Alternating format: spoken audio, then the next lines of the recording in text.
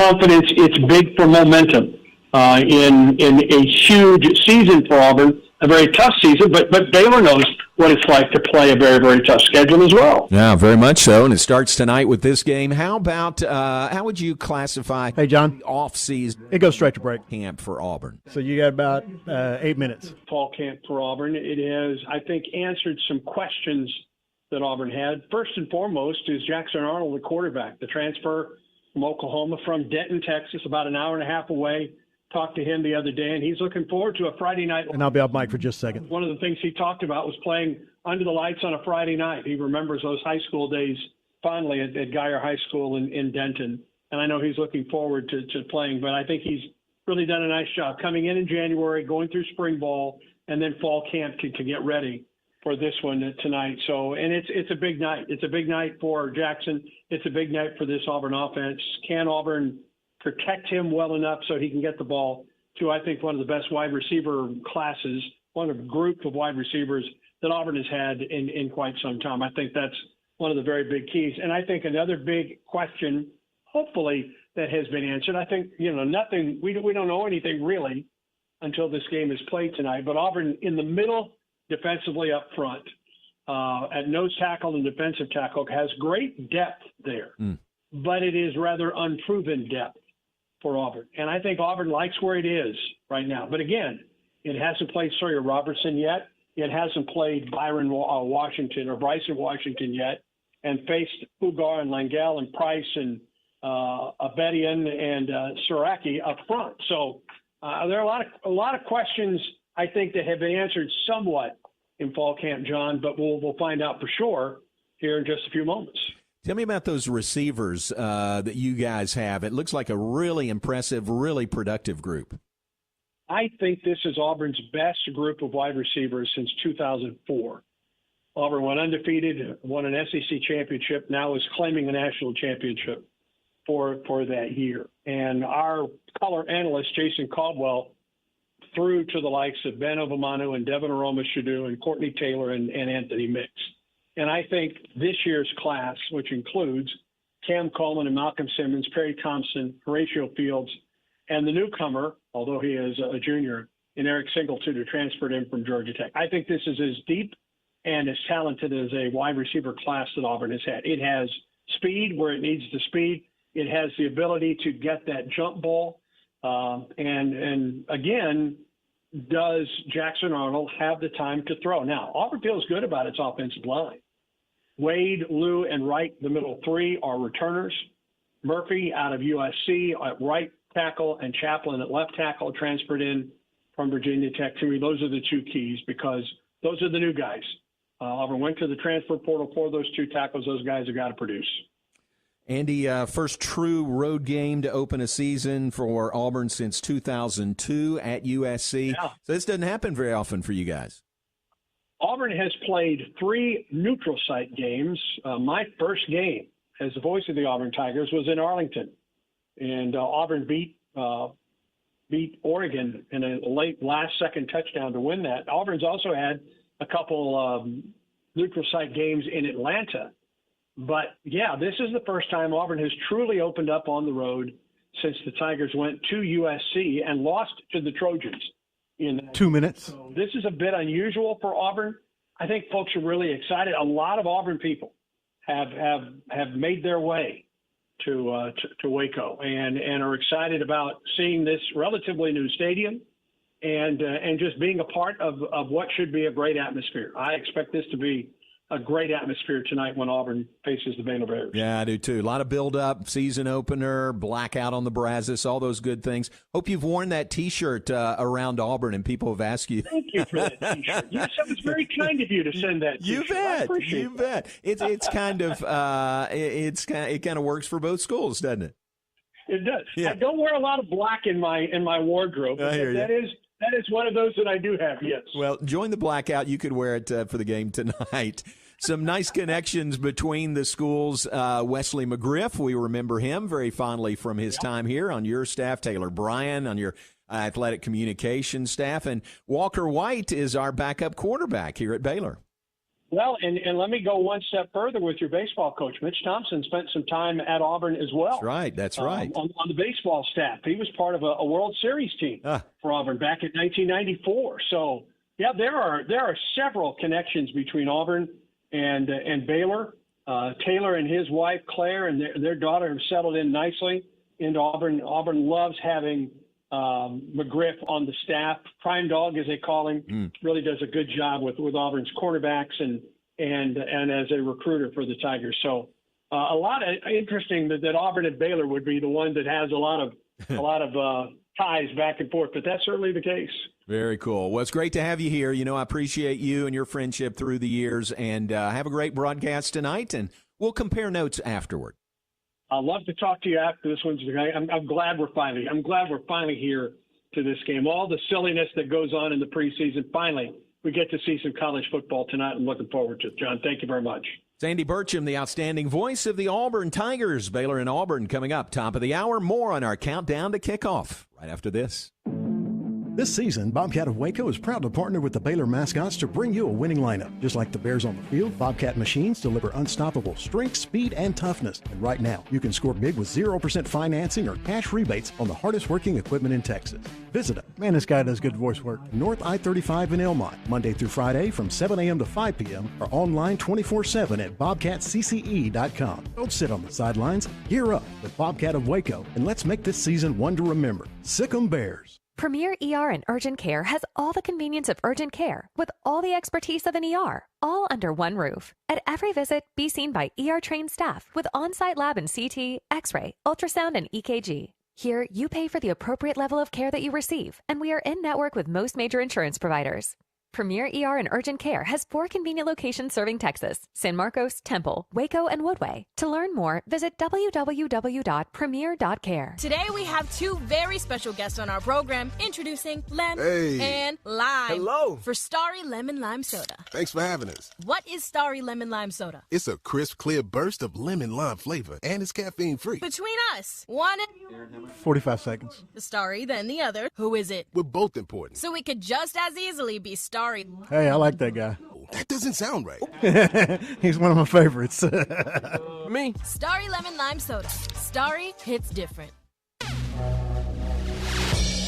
Hey Baylor fans, join us for Baylor Soccer on the Brazos. Come be a part of the action at Betty Lou Mays Field all season long and watch head coach Michelle Leonard and the Bears battle against the best in the Big 12. Score your tickets for game day right now at Baylor Bears. So we're just flipping these segments? Tickets. Okay. That's BaylorBears.com/tickets. We'll see you at Betty Lou.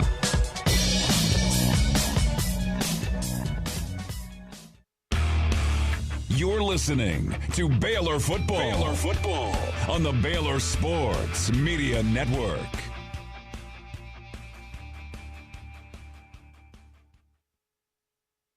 Smoked sausage of Baylor athletics. Both teams on the field warming up. We told you move to a Friday night for national television. That would be Fox National Television. And look who's in the TV booth next to us.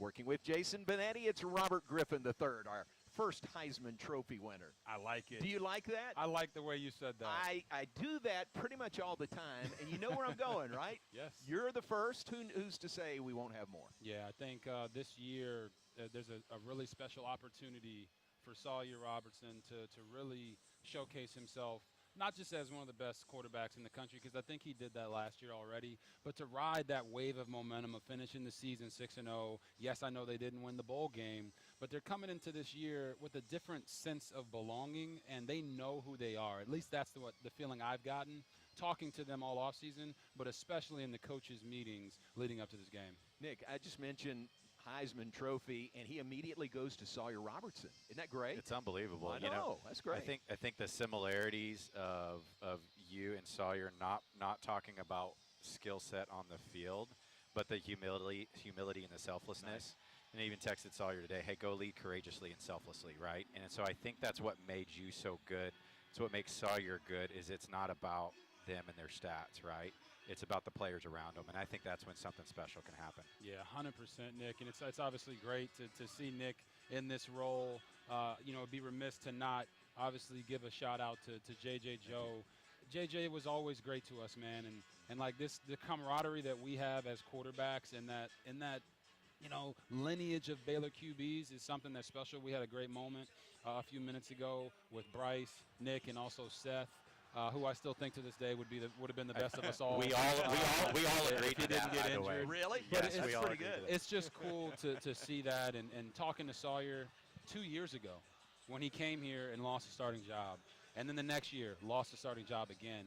To see him kind of grow into that role of knowing, no, I am one of the best, and to see him go through everything he went through with Mississippi State and Mike Leach, this is a very great crescendo moment for this Baylor football team. Dave Aranda last year, not a lot of people would say it, but I tweeted about it because I felt like if they didn't finish strong, there's a chance that Coach wouldn't be here. And his team responded, having his back, going 6-0 down the stretch.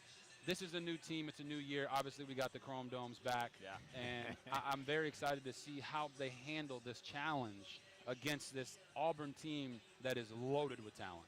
What about for both teams, Baylor and Auburn, opening against a Power 4 opponent? That doesn't happen a lot these days. It doesn't, but I think as we continue to evolve in college football, this is what it's going to become. They're looking at strength of schedule, and if you look at Baylor's schedule, I mean, my gosh, first 4 weeks, 11 Power 4 teams. It's a gauntlet. So you're going to see this more often because teams are going to have to prove in the regular season that they are worthy of being college football playoff contenders and being in those top teams.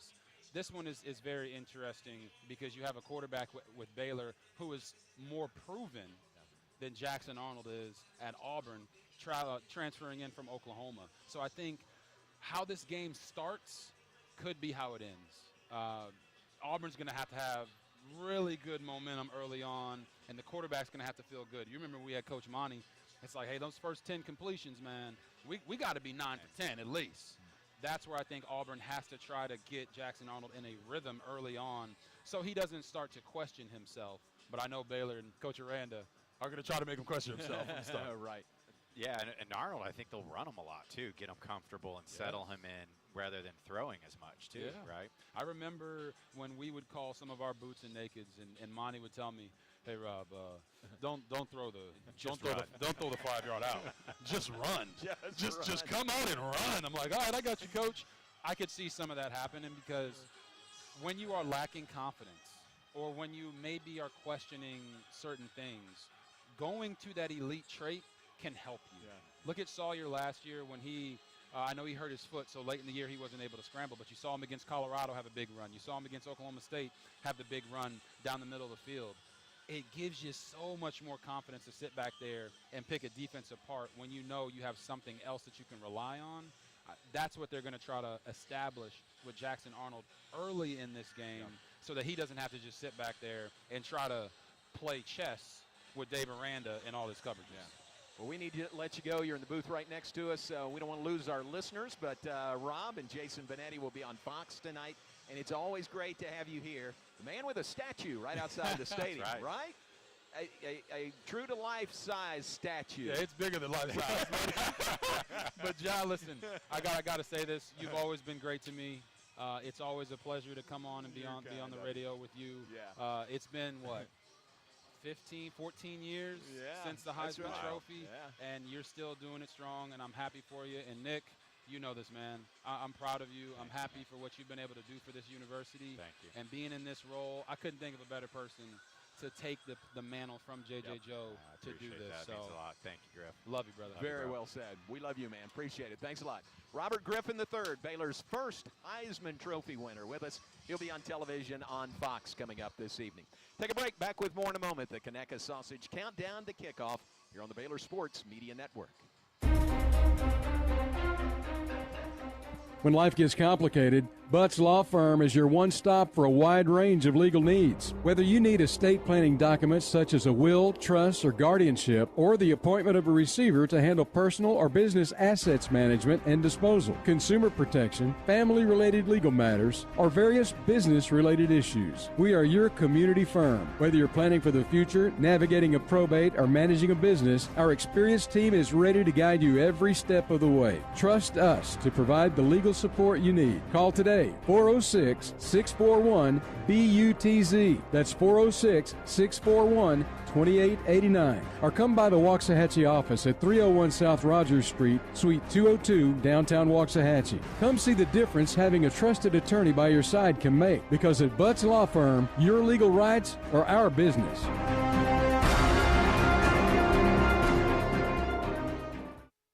Favorite jeans, favorite shirt.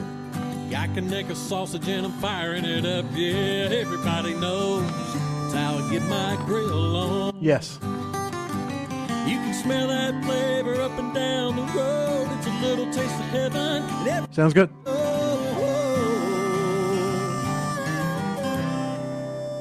That's how I get my grill on.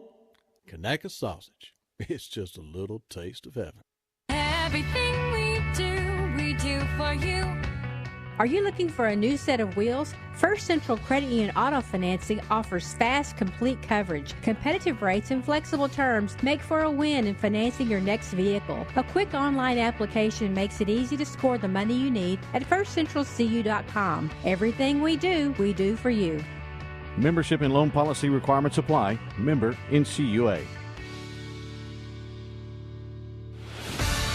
You're listening to Baylor Football on the Baylor Sports Media Network.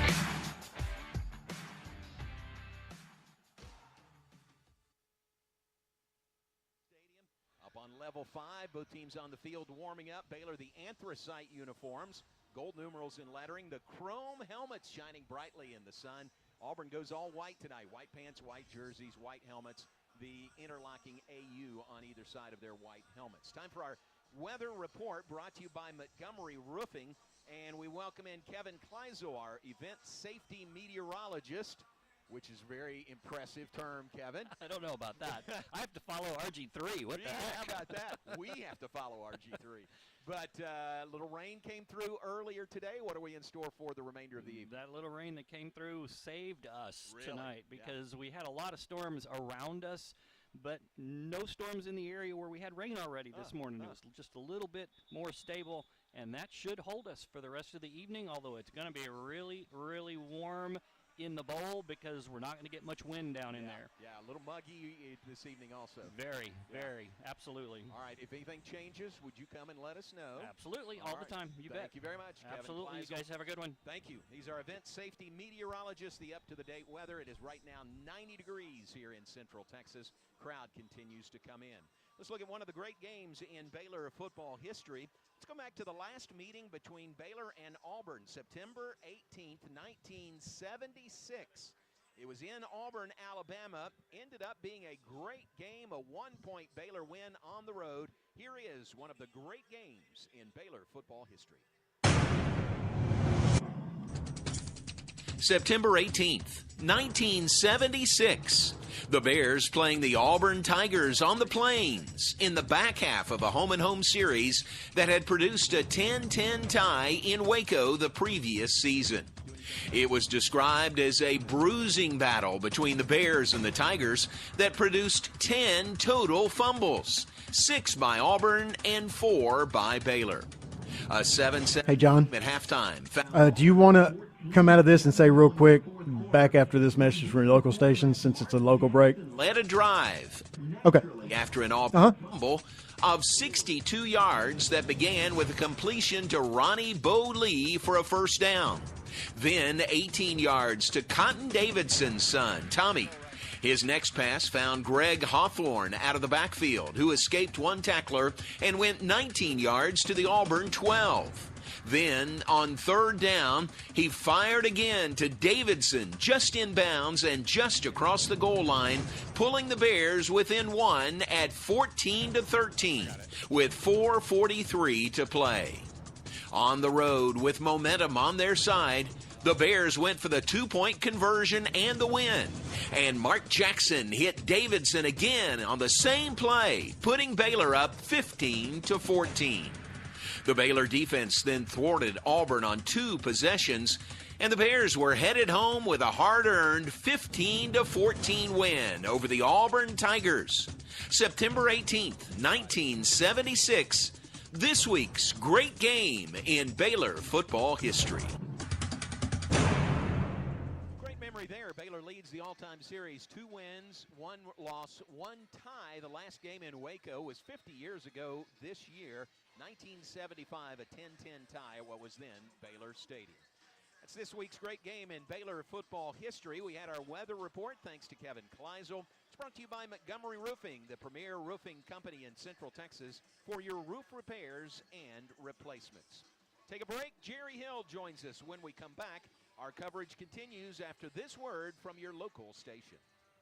If you need a trailer, Flat Rock. All right, right back, John. You covered. From light-duty single-axle utility trailers to the Big Tex tandem duals. We also carry a full line of enclosed cargo trailers. Need a motorcycle trailer? We've got them. Need a dump trailer? We've got the largest selection in the state. Oil field trailers? We carry a full line of Big Tex trailers to handle all your needs. Trailer repairs? We repair all makes and models. We'll even rent you a trailer if you need to use one for a day. Flat Rock Trailers, your #1 source for all your trailer needs. Find us at flatrocktrailers.com. Come see why Green Eye Associates is voted best in Waco year after year. Enjoy exceptional service and care from Dr. Leanne Green alongside her dedicated optometrist and staff. Receive trustworthy insights on your eye health. Enjoy the impressive variety of contacts and eyewear and work with the most experienced optical team in Waco. Don't miss the new state-of-the-art dry eye therapies that rejuvenate the eyes and face with safe, non-invasive treatments to restore comfort and quality of life. Green Eye Associates, official optometrist of Baylor Athletics. Baylor Nation rolls along with Allen Samuels Dodge, Chrysler, Jeep, Ram. Start with award-winning service and factory-trained techs. Then shop our new and used lineup from cars, trucks to SUVs, all makes and models. Running a business? We're your Central Texas headquarters for ProMaster vans, cab, and chassis and work trucks. For power and comfort, test drive the Ram 1500, the Motor Trend Truck of the Year winner again. Allen Samuels in Waco, proud partner of Baylor Athletics. Come by, let's be friends. TFNB Your Bank for Life is the official local bank of Baylor Athletics. Find out why more Central Texas are making TFNB their bank for life. Sign up for our Edge checking and savings accounts to earn interest or cash back. With 5 convenient locations and an award-winning mobile app, banking has never been easier. TFNB, your bank for life. Member FDIC.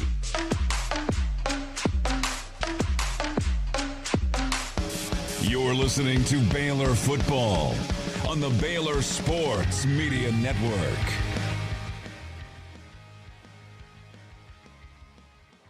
Sausage made from the finest cuts of pork, their patented blend of seasonings, and smoked over a pure hickory fire for that true hickory smoked southern flavor. Conecuh sausage is always great on the grill and perfect for tailgating. Pick up a pack and enjoy in your family's favorite recipes at any meal of the day. Conecuh sausage, a game day tradition, and the official smoked sausage of the Baylor Bears. We welcome you back and welcome in Jerry Hill, Baylor insider, our good friend, and we hope yours. And he is dressed in black. You got the memo there, and I think it's going to be a great atmosphere tonight. I do too, John. I mean, I know some fans were complaining about really all black in August, but, you know, it's not even going to be that bad. I mean, I think it's a little seasonably cooler, at least, so I think it'll be fine, and particularly when the sun goes down, you know, we'll have a great atmosphere, and I love it. I mean, you know, the anthracite jerseys, the chrome helmets, the all black in the stands. I mean, this is just a great season opener. And a great matchup, too, isn't it? I mean, to play a Power 4 school, an SEC school coming in here, I mean, this is a great matchup to open the season. Yeah, I mean, this is, you know, we've talked about it, and Nick handled it in the huddle story that he did for this week. But I think, you know, this is probably the most anticipated, most, you know, excitement for a season opener since that TCU game back in 2011. That's a long time ago, but that kicked off Robert Griffin's Heisman Trophy campaign. But even that one, TCU wasn't in a Power 4 conference, Power 5 conference at the time, but they were coming off of a Rose Bowl win.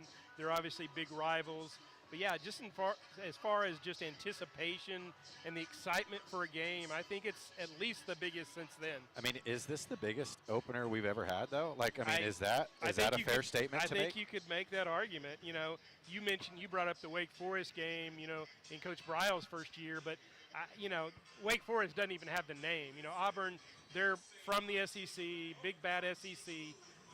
they're a name school. They've won a couple of national championships. I believe they claim like 9 national championships. So, yeah, I think in that terms, as far as the name, as far as them being from the SEC, and just everything, and where Baylor is right now compared to where they were in 2010 and 11. I mean, this is a different Baylor than we had back then. So, yeah, I think in a lot of ways this could be, and, you're in a new stadium and all that. I mean, I guess you'd have to go back to the 90s, 80s, 70s, and at that point, I mean, you look at what's on the line in college football today, there's no comparison. There really isn't. I mean, I think this is as big as it gets, and I think it's a big game for both teams. I mean, I know both of these teams have high expectations. Auburn's coming off a couple losing seasons, but I think they're very motivated to have a big year this year under Coach Freeze. Jerry, what are you most interested to see with this Baylor team tonight that we'll find out in a game that maybe we don't know yet? Yeah, I think it's on the defensive side, John. I mean, are they going to be able to get a good enough pass rush, and particularly without blitzing, are they going to be able to get a good enough pass rush to protect the secondary some? Because I think there's still some concern there, and maybe particularly in the depth that, the secondary is not maybe where you want it to be.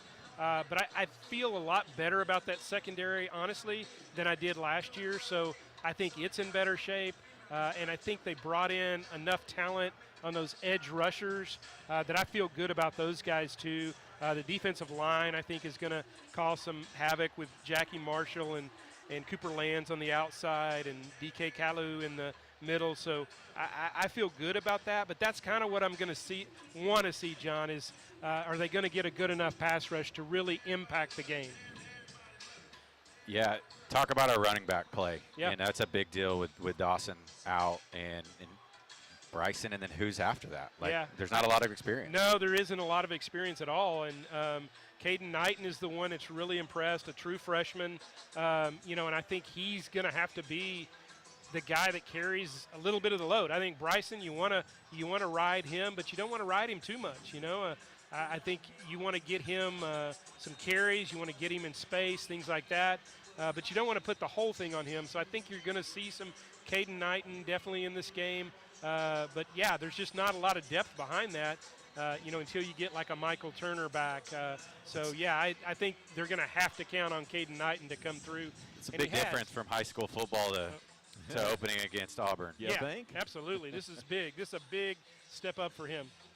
Jerry, thank you very much. We appreciate your insight. Let's compare notes after the game. All right. Thanks, guys. Thank you very much. Jerry Hill, Baylor Insider. We appreciate him. That would be Professor Jerry Hill.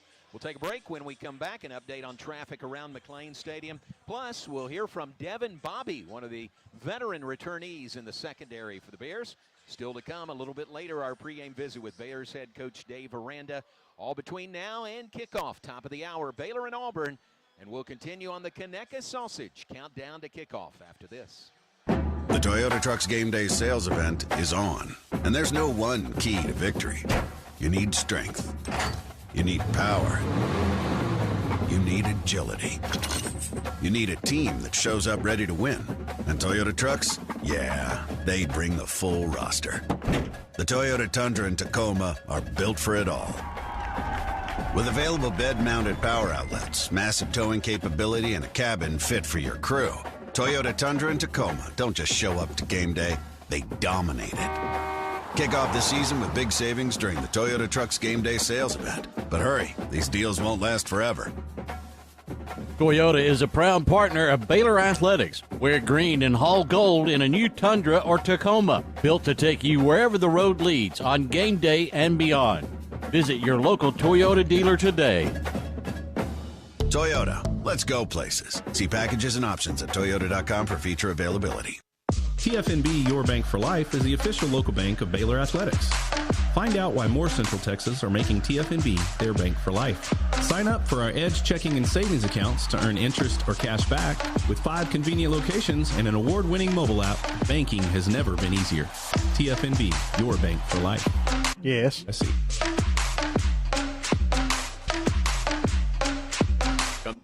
I just noticed that, too. I was just about to tell you. I was like, wait a minute. There's a break after Aranda break, end break, Alongside her dedicated optometrist. Receive trust. I know. We're going to have to work that in. Okay. Variety of contacts. Yeah. And work with the most experienced optical team in Waco. Don't miss. Okay. Our dry eye therapy Like right before kickoff, yeah. Okay. store comfort and Yeah, you have a few minutes like right at the top of the hour, right? Okay, cool. athletics. But yeah, I just noticed it almost must have been the same time. To Baylor football. Baylor football on the Baylor Sports Media Network.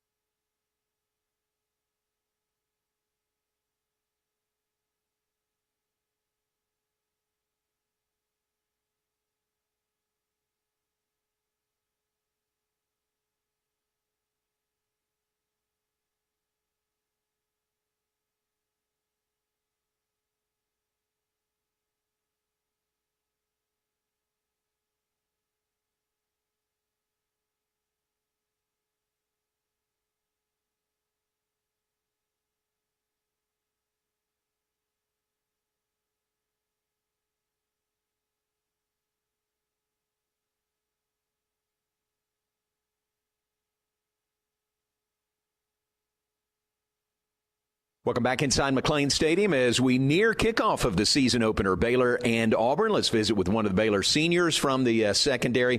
Devin Bobby is with us. So much built. Straight to the break or back to you? And through so much. Okay. Excited are you to finally get on the field tonight? Very excited. It's Minute 15 left. This whole off season, and just to be able to put a hat on somebody else is a great feeling. Good. Do you sense the excitement from the fans and, I mean, just everything, the blackout, the chrome helmets, the drone show at halftime, all that? Do you sense that? Most definitely. We see everything that goes on social media, and, we're happy that our fans are happy, and we're happy to go out there and put on the show for them. Good. You're a senior. You've been through this several times. Is there anything different this year, knowing that you guys got to be ready to go to start fast against a really good team? I won't say. I'll just say just being 1% better. That's what we've been doing.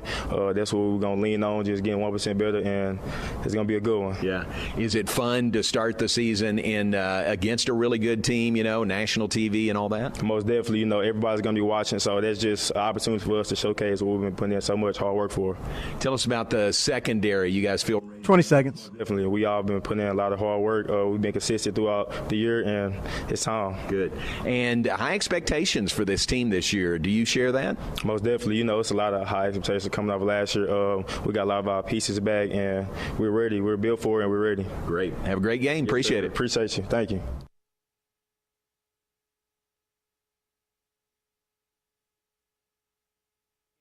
On-field level with Ricky Thompson. It is warm, Ricky. What does that equate to on the turf? Well, about an hour ago, it was 142 on the turf. Oh, man. I can tell you right now, it's not 142, but it's hot and it's humid.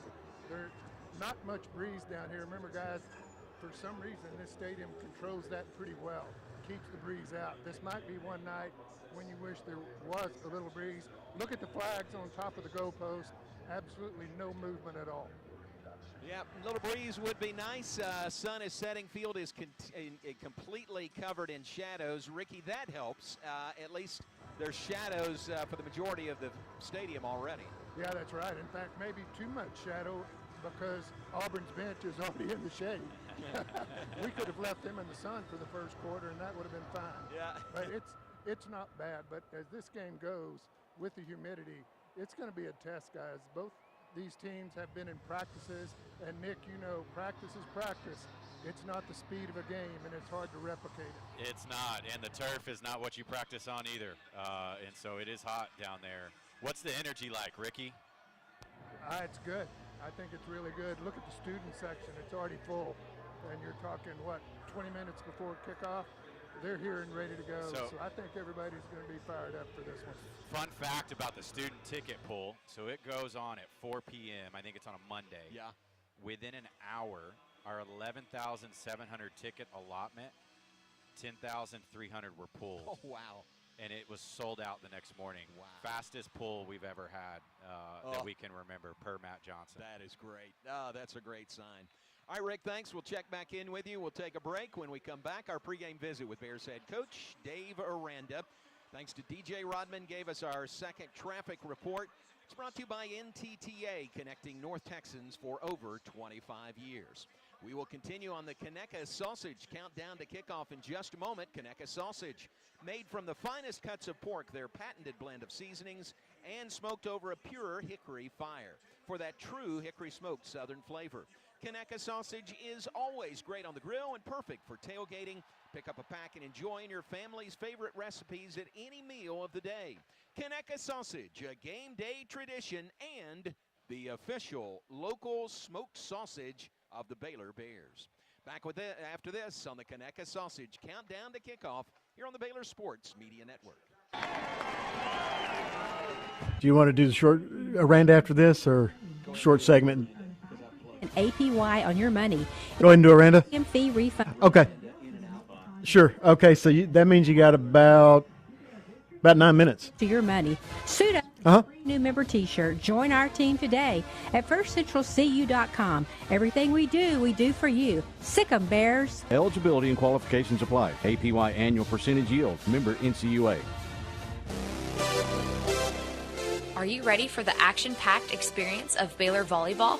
Come watch the Bears all season long at the Farrell Center as the team battles to bring home another Big 12 Conference Championship to Waco. Secure your seats at BaylorBears.com/tickets and come be a part of the action courtside. We'll see you at the Farrell Center in Sick 'em Bears.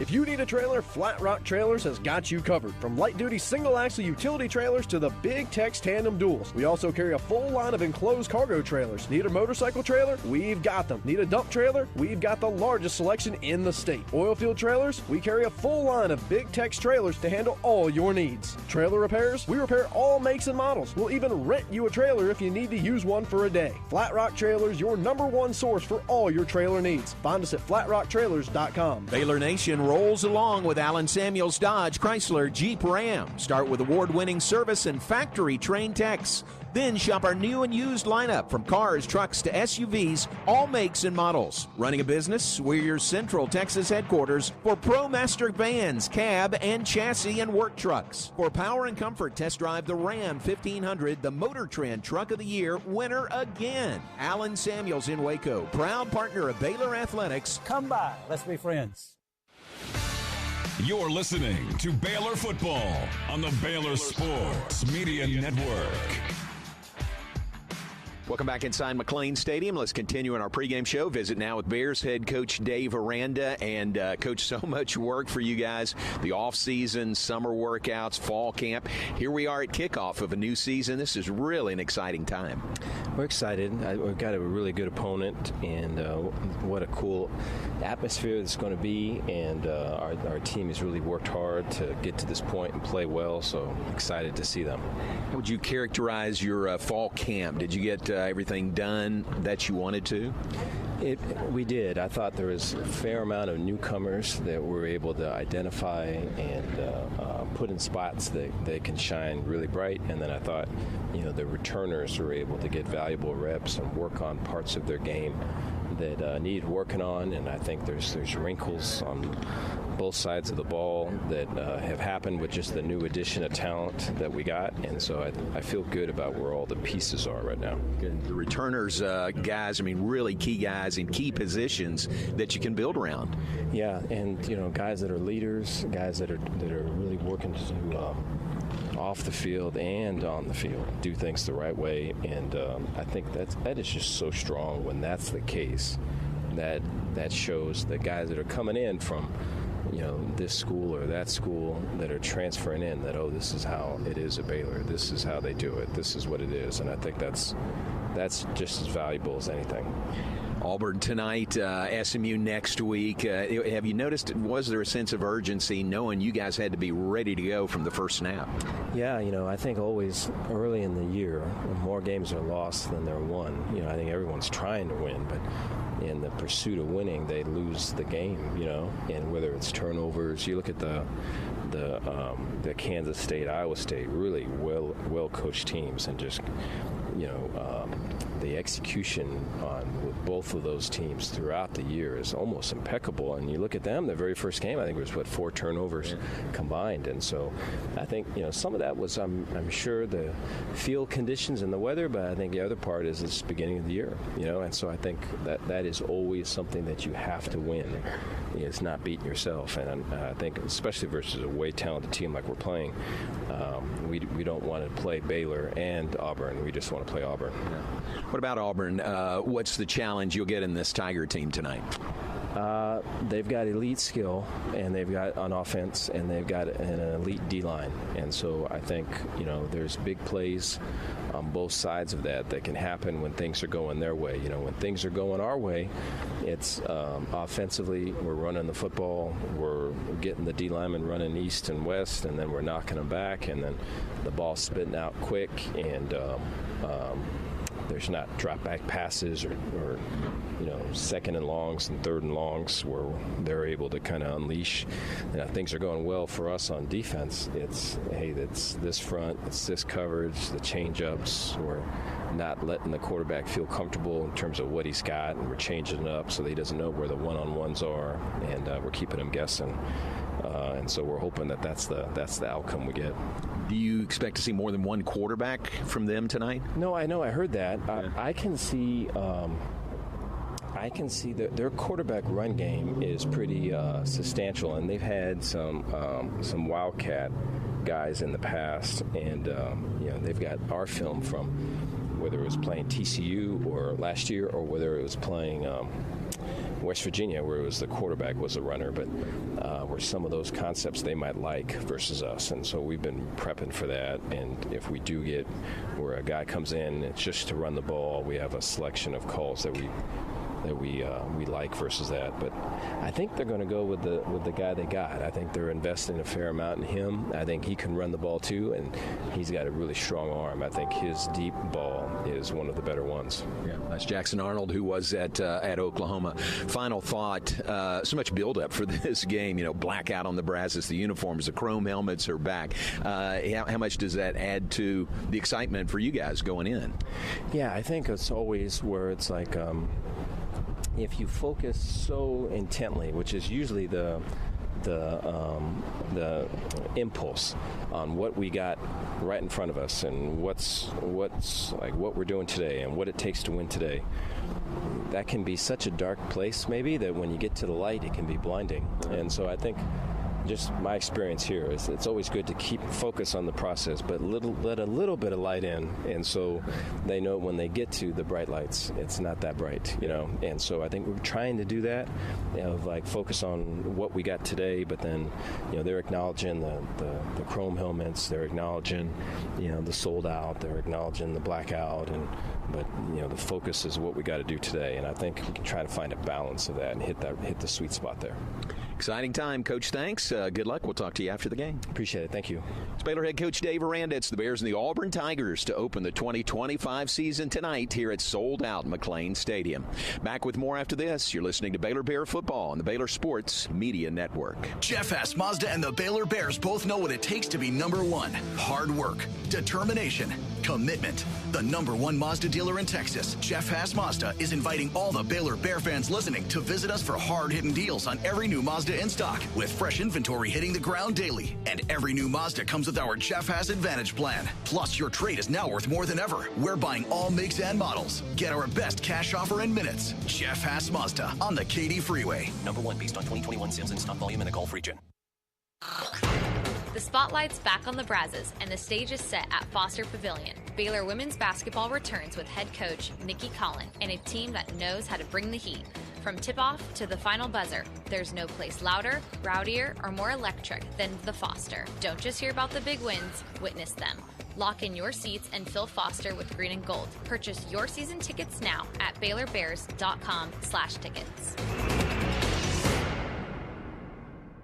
Ask for Kasasa Checking. It's our superpower. First Central Credit Union pays 5% APY on your checking account. There's no penalty in this game. Get great returns while having complete access to your cash. Get in motion with First Central's Reward Checking that refunds ATM fees nationwide. Enjoy an automatic savings feature that pays you too. It's a snap to apply online at firstcentralcu.com. Everything we you. Eligibility and qualifications apply. APY annual percentage yield. Member NCUA. Favorite jeans, favorite shirt. I can make a sausage and I'm firing it up. Yeah, everybody knows it's how I get my grill on. You can smell that flavor up and down the road. It's a little taste of heaven, and everybody knows it's how I get my grill on. Kanaka sausage. It's just a little taste of heaven. You're listening to Baylor Football on the Baylor Sports Media Network.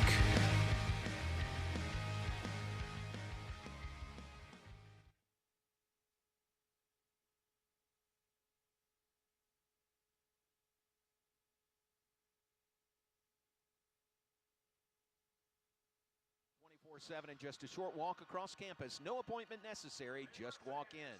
Visit premier.care to learn more. All right, Nick and Ricky, let's get your what to watch for in this game tonight. Nick, give me a player, a position, a matchup, something that would be a real key to how this game might play out this evening. Yeah, thanks. I'm going to surprise everyone here, and I'm going to talk defense. Oh, sit down. You know, biggest thing for me watching our scrimmage a couple weeks ago, our safeties are flying down. So Devin Bobby, and then you got a set of 3 guys over there at free safety, and I love the aggressive nature. But Hugh Freeze wants to exploit that. He wants to run the ball, and he wants to run the ball not just with the running back, but with the quarterback. That's when he's had his best offenses. And so if we're not careful, we're going to start crashing, and then he's going to come over top, and so it puts our corners on an island. And so we've got to be careful. I love the aggressive nature. I love the physicality, but we've got to control it and keep it tame, keep it under control. All right, very good. Ricky, how about you? I've got the offensive side, and I'm going to make it very, very simple. Sawyer Robertson. Yeah. I think he is the key to this one. I think Sawyer has to control this game. Remember, Alamo Bowl, we throw a pick 6 on the second series on a simple screen. I think Sawyer has to get it to the playmakers, has to control this game. And I think at some point, Sawyer's going to have to take off with the football and run. Yep. But if Sawyer plays well, I think we win this football game. All right, very good. Rick, thanks. Nick, thanks. That's our what to watch for in the game this evening. Here comes the Baylor line running onto the field. There is a massive pileup at the 5-yard line.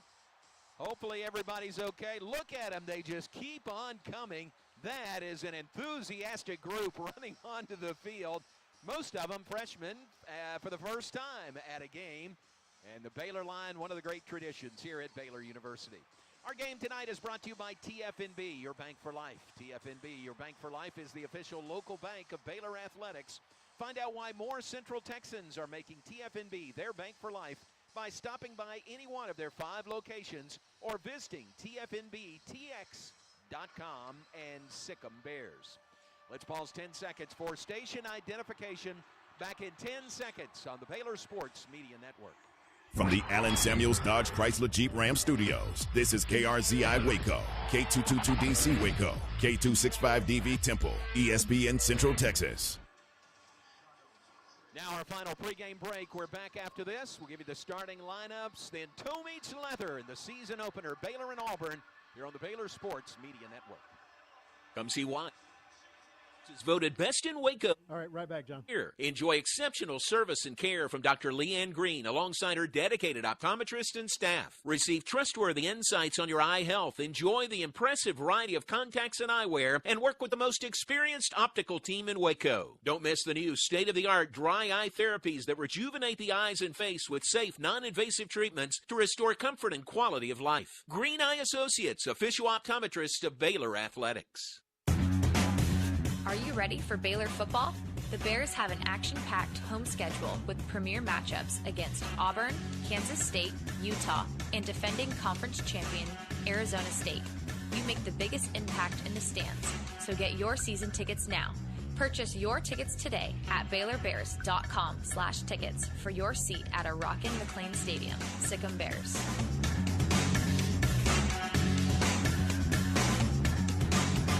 Premier ER and Urgent Care has all the convenience of urgent care with all the expertise of an ER, all under one roof. At every visit, be seen by ER-trained staff with on-site lab and CT, X-ray, ultrasound, and EKG. Here, you pay for the appropriate level of care that you receive, and we are in network with most major insurance providers. Premier ER and Urgent Care has 4 convenient locations serving Texas: San Marcos, Temple, Waco, and Woodway. To learn more, visit www.premier.care. Looking for weekend plans? Visit the Silos in Magnolia in downtown Waco. Enjoy shopping a curated collection of home goods. Yeah, everything's good. And experiencing fun for the whole family. While you're around, be sure to savor a meal at Magnolia Table, as seen on Fixer Upper and conveniently located just an 8-minute drive from the Silos. There you'll find a full menu of fresh, nostalgic dishes made to nourish. To start planning your trip and find inspiration to embrace the season at home, visit magnolia.com. This is Baylor football on the Baylor Sports Media Network. Get ready. Get ready. Kickoff is just moments away. Now, let's get back to the booth with the voice of the Bears and 2024 Chris Schenkel Award winner, John Morris.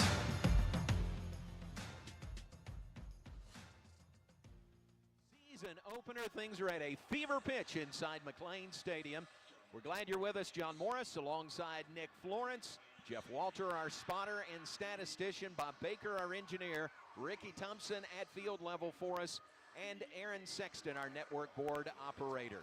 Auburn has won the toss.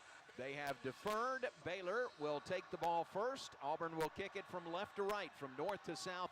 So the Bears will get the ball first to begin this game this evening, the 2025 season opener.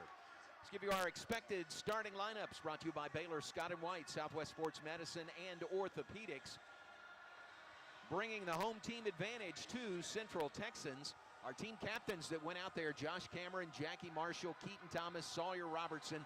That's a really good group of returnees for this Baylor team, and that is part of our starting lineups as the Bears will be on offense. First, Sawyer Robertson, the 6'4", 220-pound senior out of Lubbock, Coronado, transferred to Baylor from Mississippi State.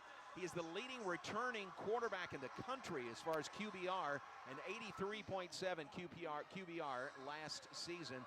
On the Maxwell Award watch list, Sawyer Robertson to start at quarterback. Bryson Washington in the backfield, a terrific freshman year, over 1,000 yards rushing last year for the then freshman from Franklin High School.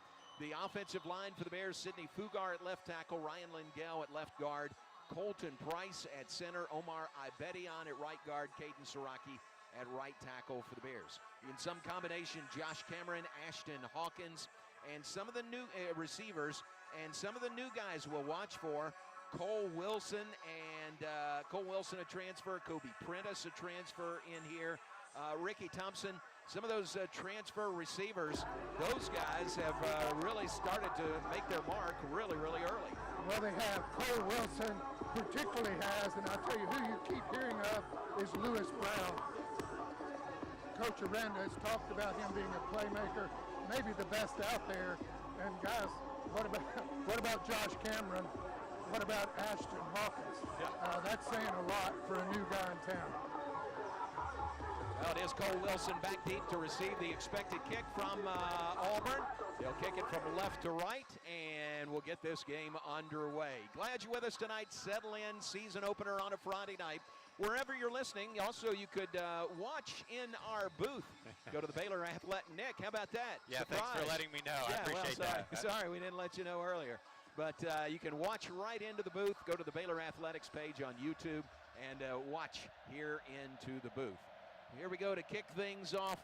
Towns Magoo will kick it off. Yes, Magoo kicking from left to right. Ball in the air. Cole Wilson will let it go just inside the pylon and out of bounds on the touchback. Baylor will begin at the 25-yard line. How about this? Cole Wilson, new to Baylor, transfer from Texas State, comes in and earns a single-digit number. Nick, that says a lot about him. Yeah, it says he's earned the respect of his teammates is what that means, that he works hard. He's the first guy out there, last guy to leave the field. That's what you want out of your receiver. You want a guy that's tough and nasty. Bears in the anthracite uniforms, gold numerals and lettering, the gold chrome helmets. They are out there at the line of scrimmage, ready to go.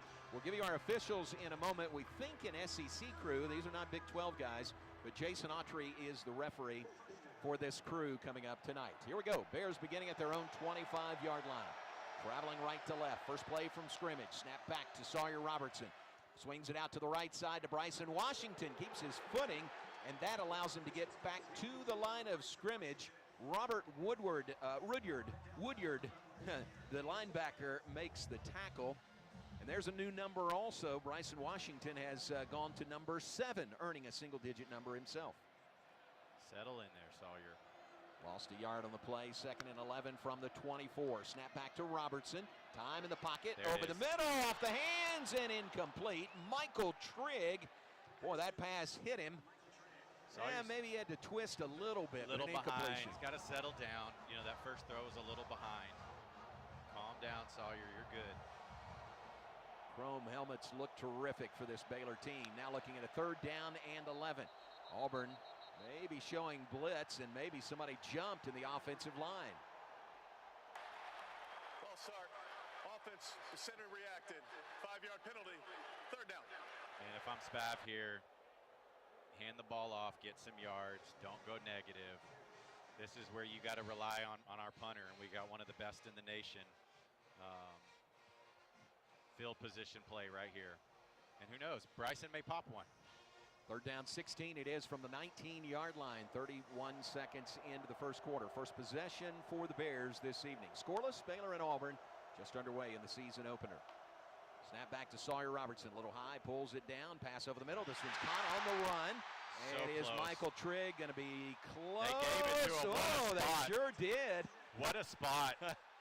To the 35-yard line for a first down, Ricky. I love it. Yeah, that's what you're talking about right there. Good play by Sawyer. Sits in the pocket, makes a good throw, great catch, and run. They're going to mark this about half a yard short, I think, guys. Yeah, they do stop play as Baylor hurried to the line trying to snap the ball quickly. It's an Alliance Bank call to the sidelines to Ricky Thompson, but now they'll stop the clock, 14-11 showing, and they will review the spot, actually. Rick, it's going to be just a tick short of the 35-yard line. Yeah, there's no question. He came down with his elbow about half a yard short. They may measure it a yard short. I'm going to be shocked if you don't go for it. I know it's early in the season on your own 35, but with that play getting you in position, I think he goes.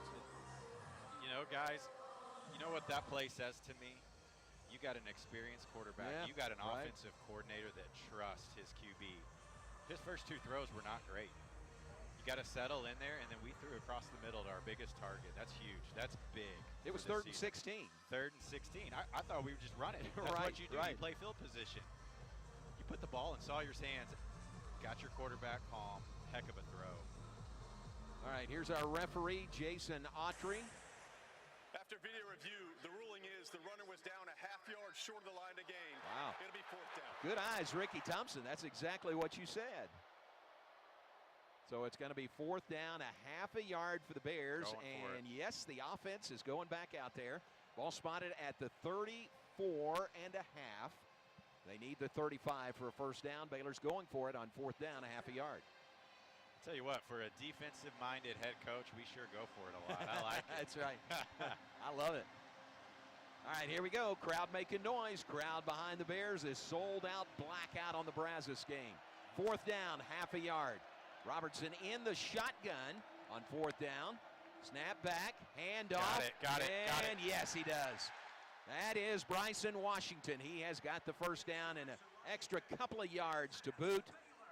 Boy, isn't that nice to see. You know, that might have been a Dawson Pendergrass carry right there, and we should remind folks Dawson is out, foot injury. He'll miss this entire season. We certainly wish him the best. But a first down there on the legs of Bryson Washington. 1st and 10 from the 37. Snap back to Robertson. Fakes the handoff. Good. Runs to the left side. Somebody's helmet falls off, and now Sawyer Robertson is down for a loss of 1. That was Colton Price, the center, whose chrome helmet went flying away. Sawyer had single coverage up top, and that's where he wanted to go. And it looked like our receiver ran a slant right into the safety. I think if he runs a fade route right there, Sawyer's letting that ball go. Wow. Instead, he had to tuck it and run, lost a yard. 1 yard, so 2nd down 11 for the Bears from their own 36. 13-16 and counting first quarter. No score, Baylor and Auburn. Washington breaks in motion. Snap back is high. It's a new center in there. Pass on a slant. That one is caught by Cole Wilson at the 45-yard line. That'll be about 2 yards short. 3rd and 2 coming up. There is one of the newcomers for the Bears, Cole Wilson, the transfer from Texas State. That's why he has a single-digit number right there. Yeah. And a quick little tempo for the Bears right to the line of scrimmage. 3rd down and 2 from the 46. 4-5 down linemen for Auburn defensively. Box is heavy.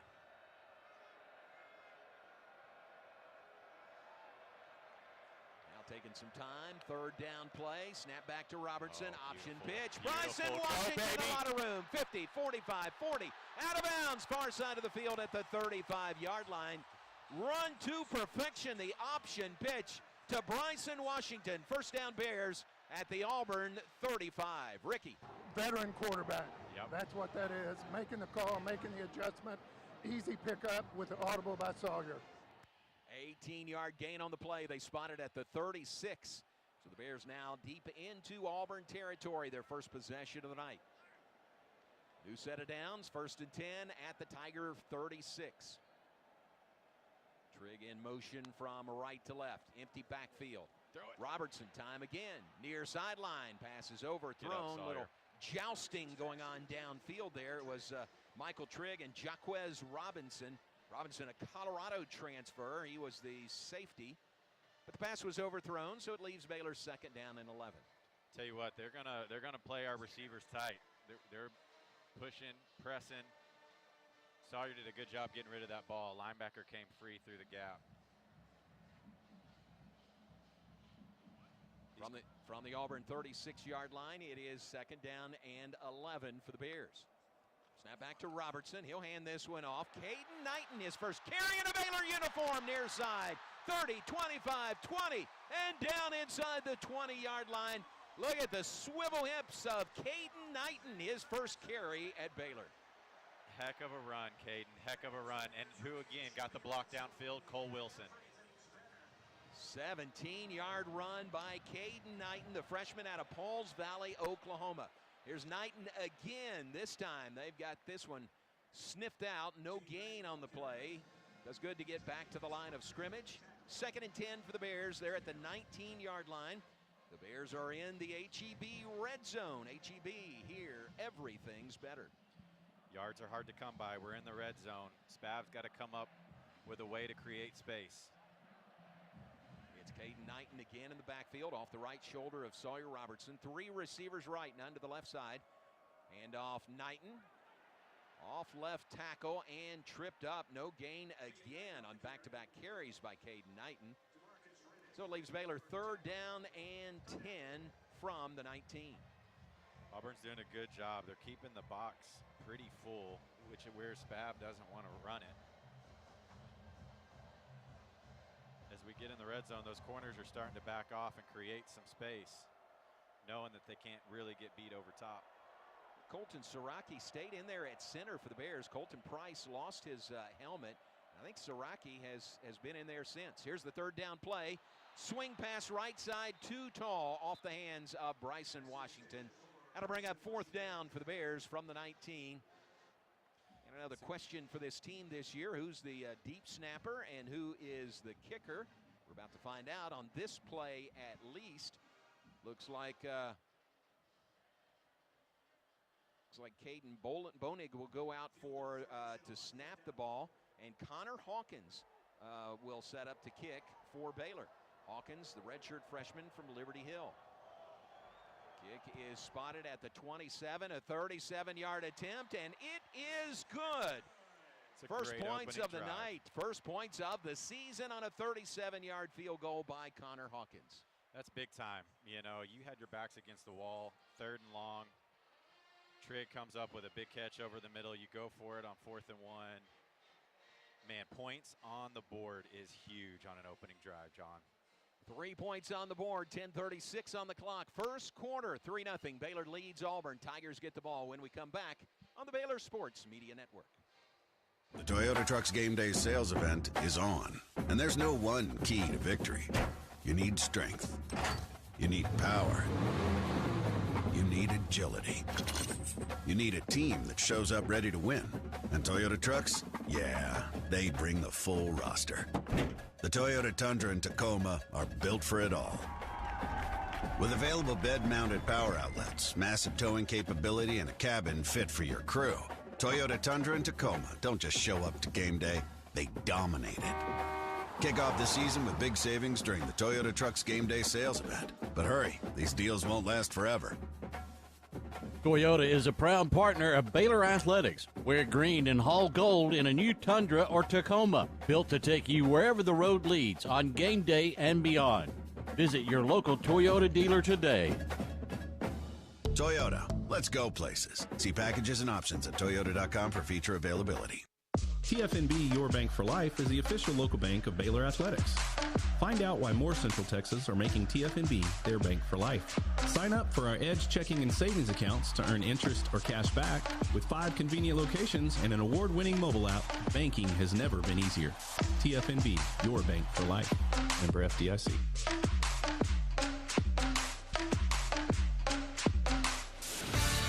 You're listening to Baylor Football on the Baylor Sports Media Network.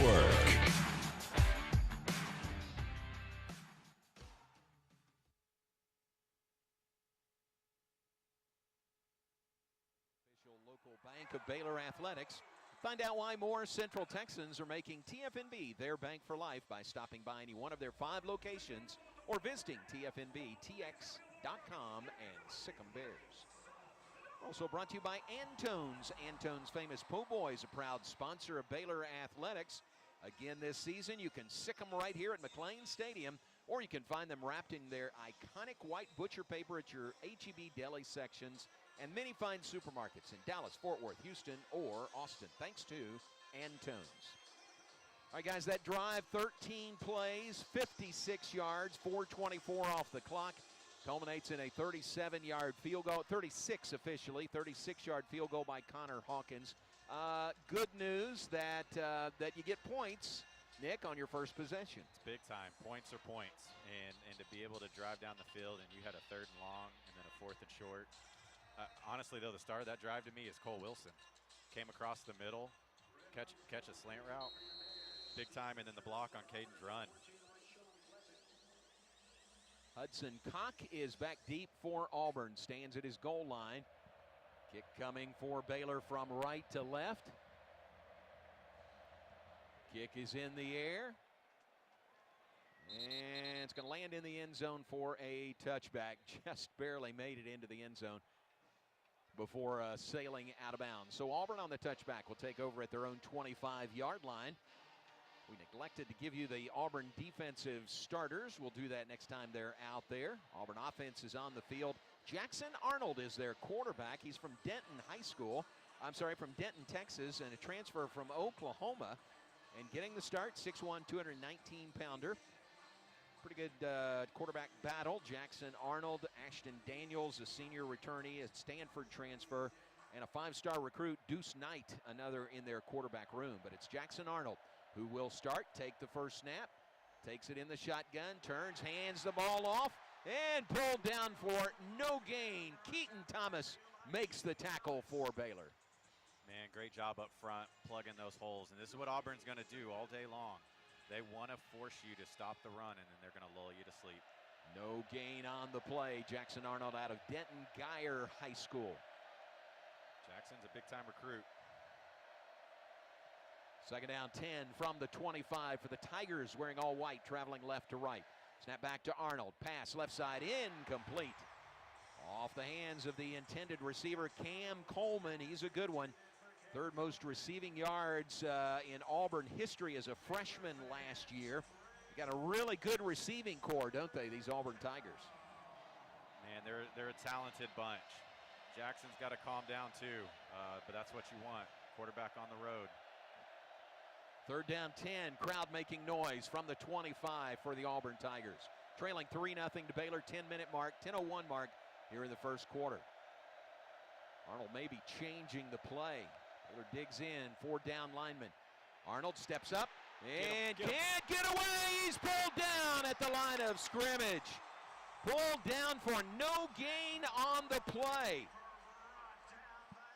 D-line coming up big, John. That is exactly what we needed. We talked about it all week.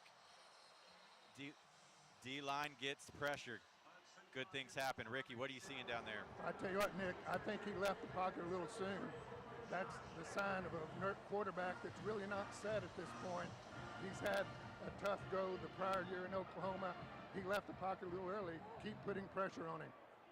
Matthew Fobbs-White with that tackle. He's the Tulane transfer who's come in and earned a starting spot. Punt is away from Hudson Cock, taken on a fair catch by Josh Cameron, was one of the best punt returners in the nation a year ago. So 3 and out for Auburn, their first possession. A 40-yard punt, and the Bears have the ball back. They'll begin at their own 35. 9:14 on the clock, first quarter, 3-0. Baylor leads Auburn on the Baylor Sports Media Network.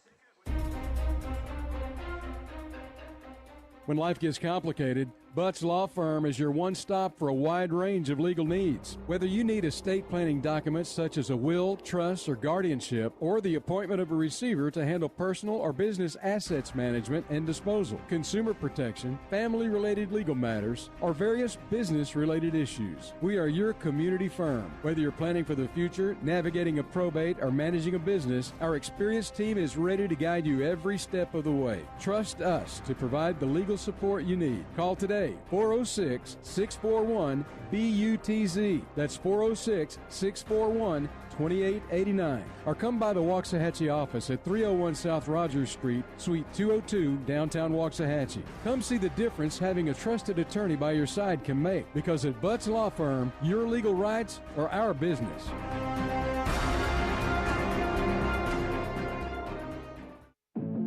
This season, Bobcat of Waco is proud to partner with the Baylor mascots to bring you a winning lineup. Just like the Bears on the field, Bobcat machines deliver unstoppable strength, speed, and toughness. And right now, you can score big with 0% financing or cash free. Man, that guy does good voice. I was just about to say, man, this guy does good voice work. Monday through Friday. I said that to Cameron earlier. He was like, who is it? I was like, oh, come on, dude. At BobcatCCE.com. Don't sit on the sidelines. Gear up with Bobcat of Waco, and let's make this season one to remember. Sic 'em Bears. Jeff Haas Mazda and the Baylor Bears both know what it takes to be number one. Hard work, determination, commitment. The number one Mazda dealer in Texas, Jeff Haas Mazda, is inviting all the Baylor Bear fans listening to visit us for hard-hitting deals on every new Mazda in stock, with fresh inventory hitting the ground daily. And every new Mazda comes with our Jeff Haas Advantage plan. Plus, your trade is now worth more than ever. We're buying all makes and models. Get our best cash offer in minutes. Jeff Haas Mazda on the Katy Freeway. Number one based on 2021 sales and stock volume in the Gulf region. You're listening to Baylor Football on the Baylor Sports Media Network.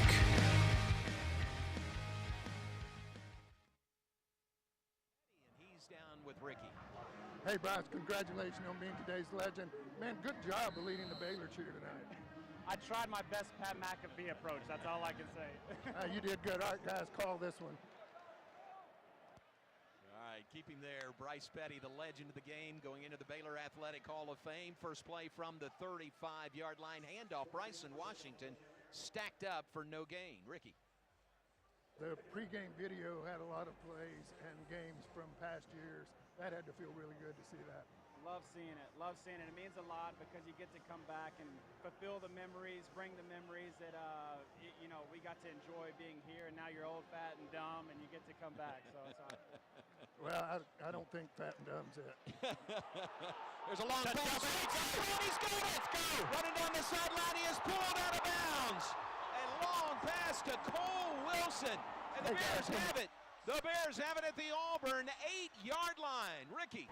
That looked like a Bryce Petty throw to me. Yeah, it did. I'm sorry? I said that looked like a Bryce Petty throw. I love seeing deep balls. That's all we used to throw. It brings the crowd into it and gets your team hyped. We love it. All right, thanks, Bryce. Thanks, Rick. Ricky Thompson, Alliance Bank call to the sidelines. Bears have it first and goal at the 8-yard line. Here's a handoff to Bryson Washington. He is to the 5. It was a 57-yard completion, Nick, from Sawyer Robertson to Cole Wilson. So Cole lined up in the inside receiver, Josh on the outside receiver. They're playing press on the outside, and you had Cole with a free release right up the seam. Heck of a scheme right there. Whew. Huge play early. Bears in the HEB red zone again. HEB here, everything's better. They've got a 2nd and goal from the 5 coming up. Stacking this box. Boy, that pass was right on the money down the sideline, wasn't it, from Sawyer Robertson. Here's the play, 2nd and goal from the 5. Handoff Washington up the middle. Keeps his balance. He gets to the 2. Let's see where they spot it. Now may spot it at the 3. Tough run between the tackles by Bryson Washington. It will be spotted at the 3. So 3rd down and goal from the 3 coming up for the Bears. I mean, guys, with how they're stacking the box and they're playing tight on our receivers, there's not a lot of space. Fake the run, release the tight end, and throw it over top. There's Coach Nick making the call from the booth. Colton Price is back in there at center for the Bears. 3rd down and goal from the 3. Snap back to Robertson. Give to Washington. Can't get away again, and he's down. No gain. Boy, they were bringing the house that time. They put Sawyer Robertson on his backside.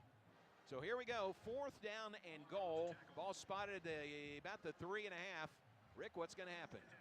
Well, the offense is still out there, so I think that tells you they're going to go. A little bit surprising from the 3.5, but why not? Still in the first quarter. Make a play, put it in the end zone. All right, here we go. Big 4th down play, first quarter. 3 receivers left, 1 right. Robertson takes the snap, looking to throw. Left side, it is tipped away, incomplete. They wanted a flag. Trigg, the intended receiver. He thought there might have been a flag. The defensive back was Champ Anthony out of Fort Worth and Tyler Junior College, one of 9 players from Texas on this Auburn roster. So Champ Anthony knocks the ball away on 4th down. Gutsy play. Baylor's, 1 of 2, I guess, on 4th downs already tonight. Man, it's tough. Spav's got to figure out some things. You know, we're spreading out. Part of me wants to bring a tight end down there and do a play action. Or with those outside receivers, if you can fake the zone and throw a slant route right over top, it's there. But they are stacking the box, and they're coming after everything up front. And we ran 3 run plays and then 2 run plays and a back shoulder throw, which is low percentage. Ball goes over on downs. Auburn ball when we come back. 3-0. Baylor leads it. 6:27 on the clock. First quarter. Our coverage continues after this word from your local station. Baylor Nation rolls along with Alan Samuels. Right back. Chrysler Jeep Ram. Start with award-winning service and factory-trained techs. Then shop our new and used lineup from cars, trucks to SUVs, all makes and models. Running a business? We're your Central Texas headquarters for ProMaster vans, cab, and chassis and work trucks. For power and comfort, test drive the Ram 1500, the Motor Trend Truck of the Year winner again. Alan Samuels in Waco, proud partner of Baylor Athletics. Come by. Let's be friends. Everything we do for you. Are you looking for a new set of wheels? First Central Credit Union Auto Financing offers fast, complete coverage, competitive rates, and flexible terms make for a win in financing your next vehicle. A quick online application makes it easy to score the money you need at firstcentralcu.com. Everything we do for you. Membership and loan policy requirements apply. Member NCUA. Come see why Green Eye Associates is voted best in Waco year after year. Enjoy exceptional service and care from Dr. Leanne Green alongside her dedicated optometrist and staff. Receive trustworthy insights on your eye health. Enjoy the impressive variety of contacts and eyewear and work with the most experienced optical team in Waco. Don't miss the new state-of-the-art dry eye therapies that rejuvenate the eyes and face with safe, non-invasive treatments to restore comfort and quality of life. Green Eye Associates, official optometrist of Baylor Athletics. And this, ready to, John, this looks like the last one of the quarter. Fir's premium ice, lightning fast. From tailgates to restaurants, construction sites, concerts, and races, Ice and Easy has you covered. Game day or work day, keep your drinks cold and your spirits bold. Ice and Easy, we deliver, you chill. Proud supporter of the Baylor Bears. You're listening to Baylor Football. Baylor Football on the Baylor Sports Media Network. White Health, the official healthcare provider of Baylor Athletics. By Toyota, Baylor fans, enter for your chance to win a Toyota Tundra or Tacoma in the Toyota Win-A-Truck Sweepstakes. Visit GulfStatesToyota.com to find out more. Toyota, a proud partner of Baylor Athletics. The 2025 Baylor football season is presented by H-E-B. H-E-B, here, everything's better. So the Bears can't punch it in on 4th down inside the 5. Auburn takes over at their own 4-yard line. First play, handoff off left tackle. Damari Austin is the ball carrier, senior out of Atlanta. We expect to see potentially 3 running backs for Auburn tonight. Damari Austin, 5'9", 214-pound senior. Jeremiah Cobb, a 5'11", 200-pound junior.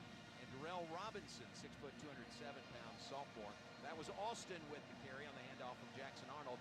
Gained about 4 yards out to the 8-yard line. Watch for a play action right here. Second down, 6, handoff again, trying to get to the outside, slips one tackle, he's got a first down. Keaton Thomas finishes him off at the 19-yard line. But again, Damari Austin gets past one man, and that's the first down of the night for the Tigers. Good bounce right there by Damari. We didn't have containment on the end. We're playing man coverage outside, and that receiver just took our receiver downfield, and there was no one out there. 1st and 10 from the 19 for Auburn. Jackson Arnold out of Denton Geyer High School. Claps his hands, takes the snap. Hands on, nope, doesn't hand it off. He kept it, runs up the middle, and takes a pretty good shot. He's going to gain 2 yards, but that was a hard 2 yards, wasn't it? That was a heck of a job by our defense flying around and getting there, because it looked like he was going to get more than that. Devin Bobby was the guy that came in from the safety spot, finished him off. Again, coming downhill fast from the safety position. Jeremiah Cobb is in at running back for Auburn. Got some confusion a little bit on defense. Tyler Turner is in there in that secondary for the Bears, the sophomore from San Antonio. Here's the play, 2nd and 8, pass deflected. Job. Cooper lands, Phoenix Jackson knocked that ball out of the air and to the ground, just reaching a big bear paw up there. To bring up 3rd down and 8, let's check in with Ricky. Yeah, this is a big play here, Nick. Then I thought let the ball go a little bit early there. He had a guy outside that was open, made his decision quickly. Got to keep the pressure on this guy the entire game. So that incompletion leaves Auburn 3rd down and 8 from the 21-yard line. Traveling left to right, trailing Baylor 3-0, 4:30 on the clock, first quarter. Season opener here from sold-out McLean Stadium. Here's the play, 3rd down and 8. Arnold fakes the handoff, stands in, looks to run. Oh, he gets away, 25-30, and slides ahead. I thought he was dead to rights back there. Jackie Marshall is down on the field and not up yet. Jackie was one of the guys back there. There were a couple that I thought were going to make a sandwich out of Jackson Arnold. Yeah, it's unfortunate. We had him right there, and that happens sometimes. Well, of immediate concern is Jackie Marshall, the defensive lineman for the Bears, who went down and has not regained his footing yet, being checked by the Baylor training staff. And that's what Hugh Freeze wants out of his quarterback, and that's what Jackson Arnold brings. He's not settled as a thrower right now, but he does not mind running the ball. That was a 10-yard pickup on that play on 3rd down and 8. Marshall gets up, limps off the field, not putting any weight on that right, right knee, right ankle, not sure what it is. Well, television is taking a timeout. Let's follow suit. Timeout on the field, 4:18 to play. First quarter, 3-0. Baylor up on Auburn on the Baylor Sports Media Network. Hi, I'm Jim Turner at Jim Turner Chevrolet in this is celebrate our 10th. This is the end of the quarter break, John. Thank you to all of our customers. Our dealership is Can you hear me, John? business to me. That's why when you come see it, John, can you hear me? whole new Chevy This is the end of the quarter break. service, we treat you like family. Come see our new Okay. Vision Center, now open to serve you even better for many years to come. Enjoy the game, then come see us at Jim Turner Chevrolet in McGregor. Together, let's drive. Do you ever scream at your screen when your 5G internet freezes? Okay, sounds good. So why not switch to Astound? Wi-Fi that just works. With Astound Wi-Fi, you'll rage less, buffer less, and live more. Lock in gig speed Wi-Fi for just $35 a month, guaranteed for 3 years. Plus, get up to a $200 Amazon gift card. Astound Wi-Fi, it just works. Visit astound.com today. This season, when Baylor scores a touchdown, raise your bear claws and swipe a free 6-piece Chicken McNuggets the next day on the McDonald's app with the purchase of $1 or more. Run it. Throw it. However they reach the end zone, your taste buds do the touchdown dance. So sick 'em, Bears. And sick your free Chicken McNuggets only at McDonald's. Offer valid only on the day after Baylor scores a touchdown at participating McDonald's. Minimum purchase of $1 required. Excludes tax. Must opt into rewards.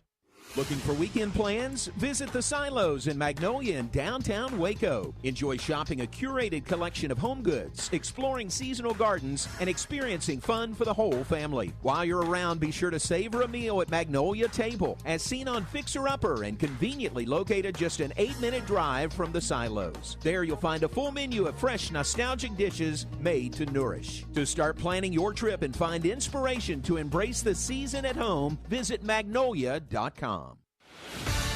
You're listening to Baylor Football on the Baylor Sports Media Network.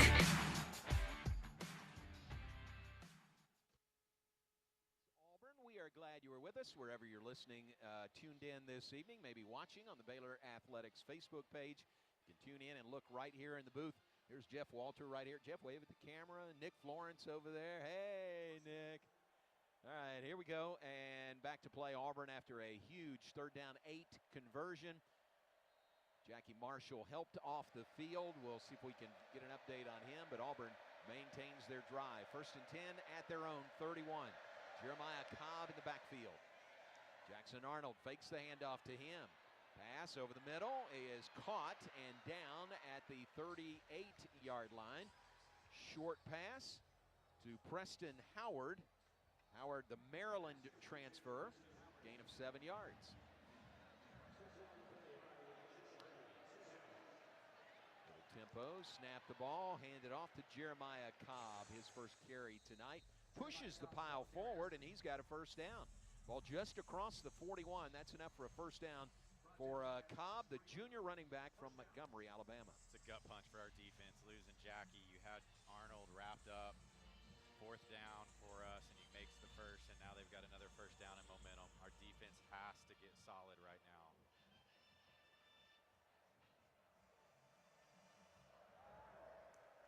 First down 10 for Auburn at the 42. It's going to be the first penalty of the night against the Tigers. I'll start offense number 76. Let's get some more of that with this crowd. First down. Yeah, that's right. Crowd effect. You know, it's a great crowd, and there is a good group of Auburn fans that are here. They are, and the Auburn band, or at least a portion of them, is here also. So we welcome those visitors from Auburn, Alabama. Baylor makes the return trip to the Plains next year. 5-yard penalty, 1st down and 15 for the Tigers. Here's another one. Back to back. That's Xavier Chaplin. Offense number 65. You will take any gift you receive like that. Down. That's big. And we got to capitalize on this. Chaplin, the Virginia Tech transfer, the only one of the starters in the offensive line for Auburn that is not a returning player. It's a veteran offensive line. Down there on those false starts. Check in. He can't hear us. We'll check in with him after this play. 1st down and 20 for Auburn. Ball back to the 32-yard line, their own 32. Baylor leading 3-0. Snap back to Arnold, hand it off. Jeremiah Cobb off left tackle, minimal gain across the 35 to the 36. Ricky, does the crowd get an assist on those 2 false starts? I don't think there's any doubt. They tried quick snap too, lineman move, but there's no doubt it's loud down here, guys. Go another tempo play, 2nd down and 15. Arnold to throw, and it is caught out on the left flat. Pass on the money, and that's a big 1st down catch by Malcolm Simmons. That's what they want to do, run, play action. That was that 3rd down? Was that 3rd and 15? Second, okay.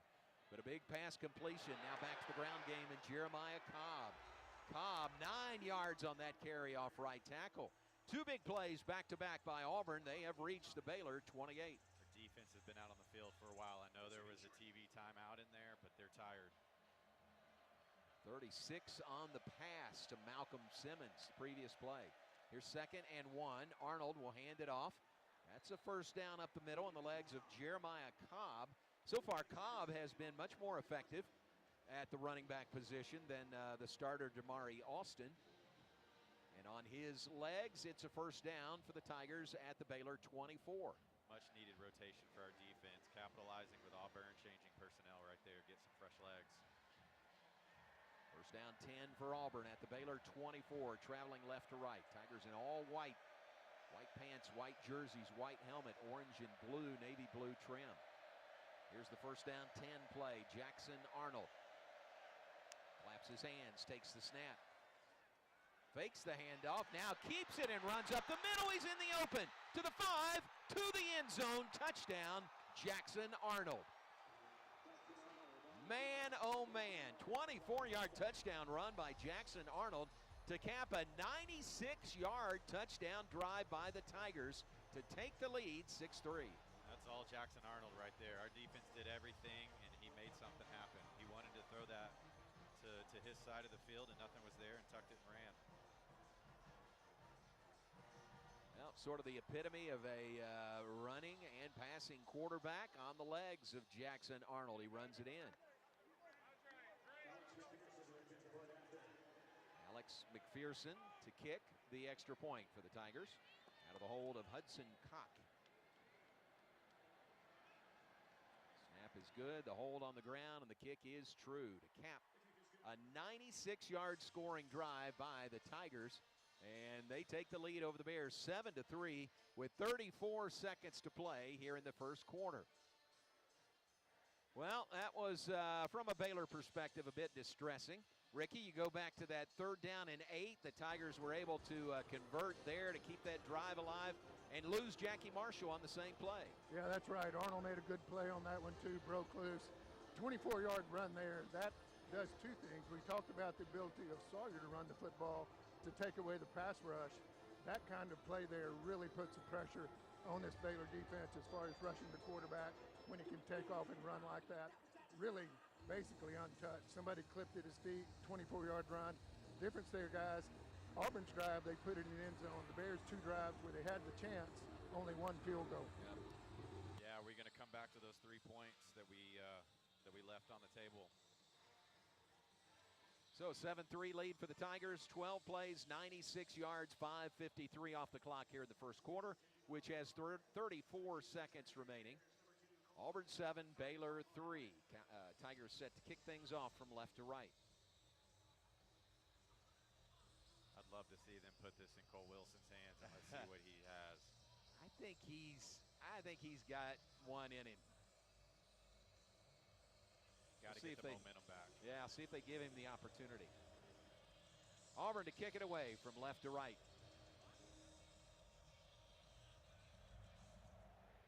Here's the kick, end over end kick. Will have a chance to return it. Takes it at the 2, center of the field.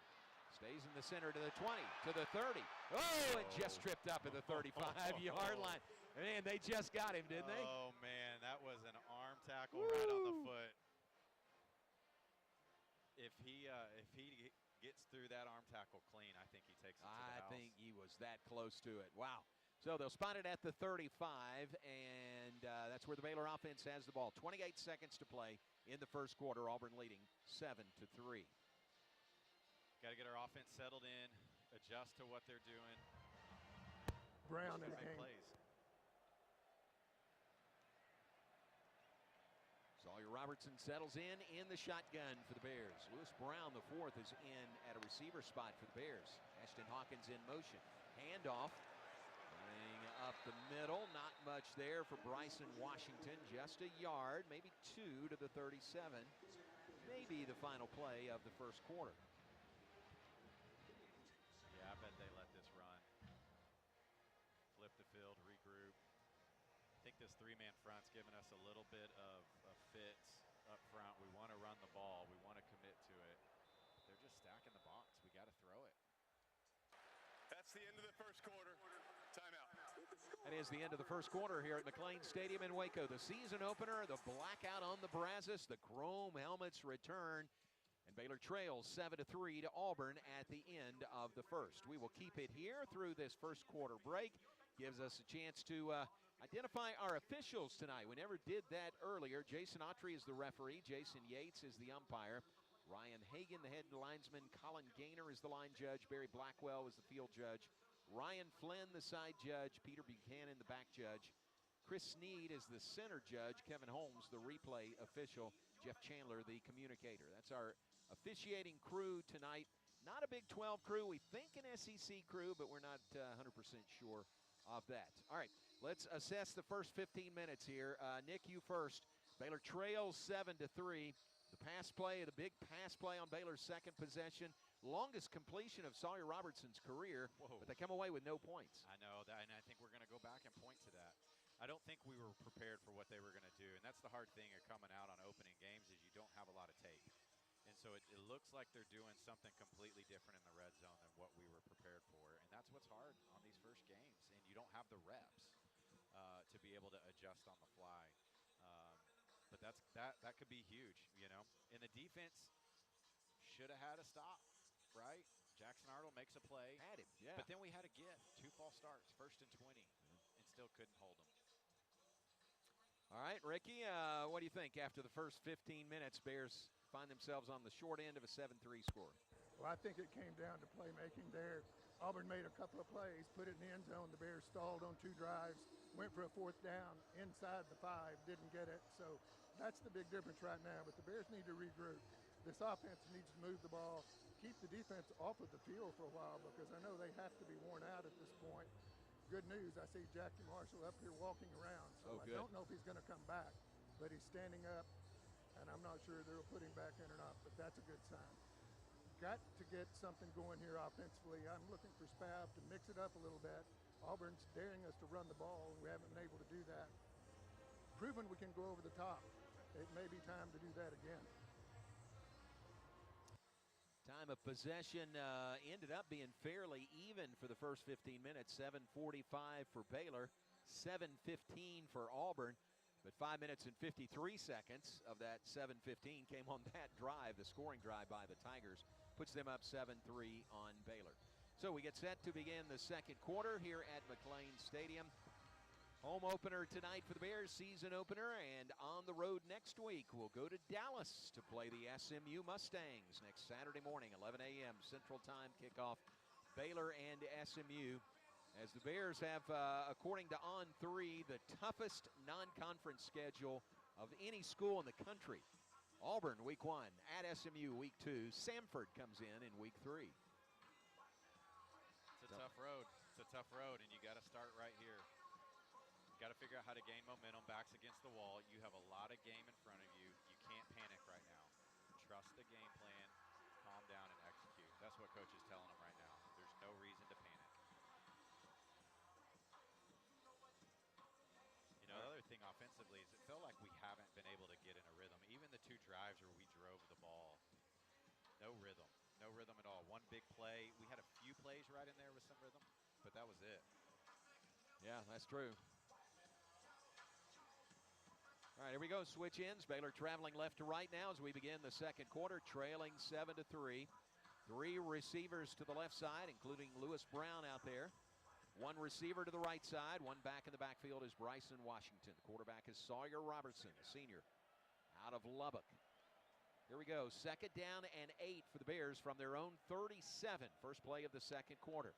Ashton Hawkins in motion, left to right. Robertson in trouble, and down he goes. Sacked back inside the 35-yard line. Looked like he was stepping up to get away from pressure, and he did for a moment, but then was pulled down, loss of 4 on the play. Yeah, where he was looking wasn't open. Their cornerbacks are winning the battle right now. Right at the line of scrimmage, and we aren't getting free releases, and it's killing us.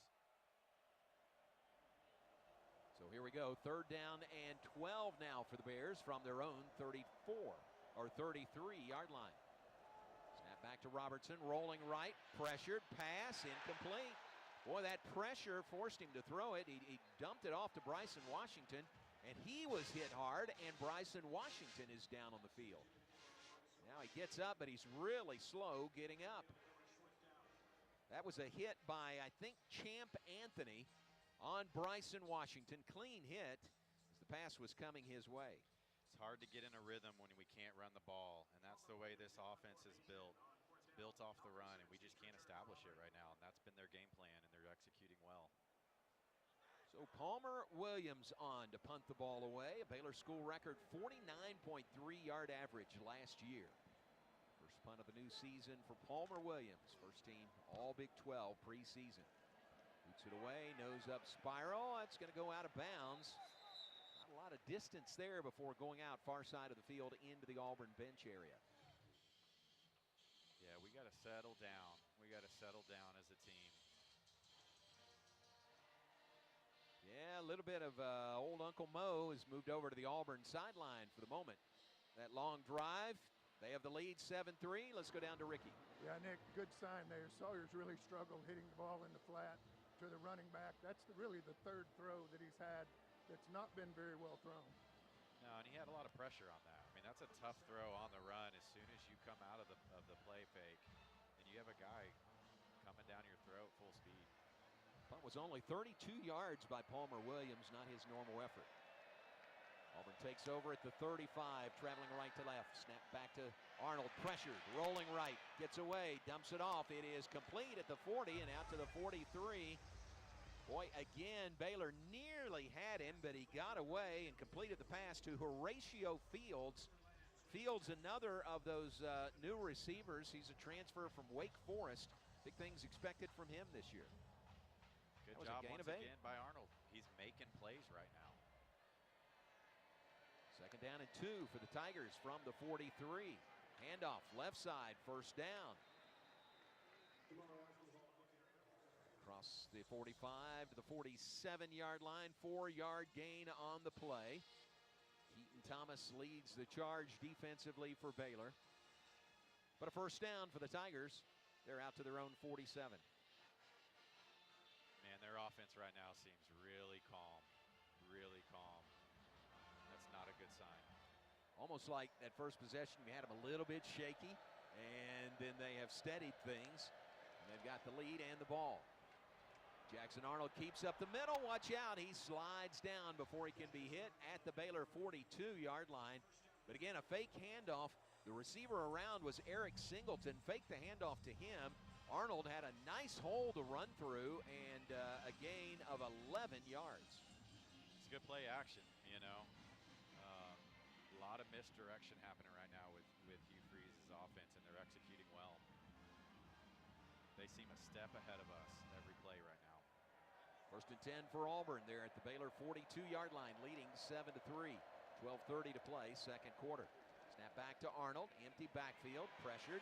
He's going to run again. He's got room again. 30, 25, and slides down. Jackson Arnold is really making the Bears pay with some of these big runs. This one to the 25-yard line, a 17-yard pickup. It's the hardest thing to replicate in practice, especially during training camp, a mobile quarterback. When you can't hit your own guy, it's so hard to replicate, and our guys are seeing a mobile, fast quarterback for the first time in live action this year. And mobile he is. Check the numbers rushing for Jackson Arnold here early in the second quarter. First down at the 25. This time hands it off to Singleton, the receiver around, running left to right, pushed out of bounds, far sideline. 64 yards rushing for Arnold. Wow. 5 yards on that carry by Singleton to the 20. Second down and 5 coming up for Auburn. Threatening to add to their 7-3 lead on Baylor here with 11:25 and counting in the second quarter. I mean, if I'm Auburn right here, you keep running it. There's no reason to throw it right now. Second down and 5. Arnold takes the snap, hands the ball off. Damari Austin sidesteps in the backfield, then charges forward, and he's got a first down at the 9-yard line. That's an 11-yard gain. They are first and goal at the 9. Let's go down to Ricky. Guys, that's another one where you almost had a play made in the backfield. Yeah. The running back does a good job of getting away from the pressure Those are the kind of plays that you need to make in the backfield to stop this running game. Instead, an 11-yard gain and 1st and goal at the 9 for Auburn. Arnold takes the snap. Give to Austin. Big hole up the middle. He pushes the pile into the end zone for a touchdown. Baylor hit him at the 2 and couldn't keep him out. He tumbles into the end zone. A 9-yard touchdown run by Damari Austin. And it's a 13-3 lead for Auburn here in the second quarter. Tell you what, man, they look fast right now, and they have a step on us every play. It's almost like we haven't had live action, you know? They've got a lot of confidence right now. So here's the try for extra point. Alex McPherson, junior out of Fort Payne, Alabama, has not missed an extra point in his career. And this one is good. He's 54 of 54 for his career and 2 for 2 tonight. And with 10:29 to play in the second quarter, our new score, Auburn 14, Baylor 3. We're back after this on the Baylor Sports Media Network. TFNB, your bank for life, is the I'll be right back, John. Baylor Athletics. Find out why more Central Texas are making TFNB their bank.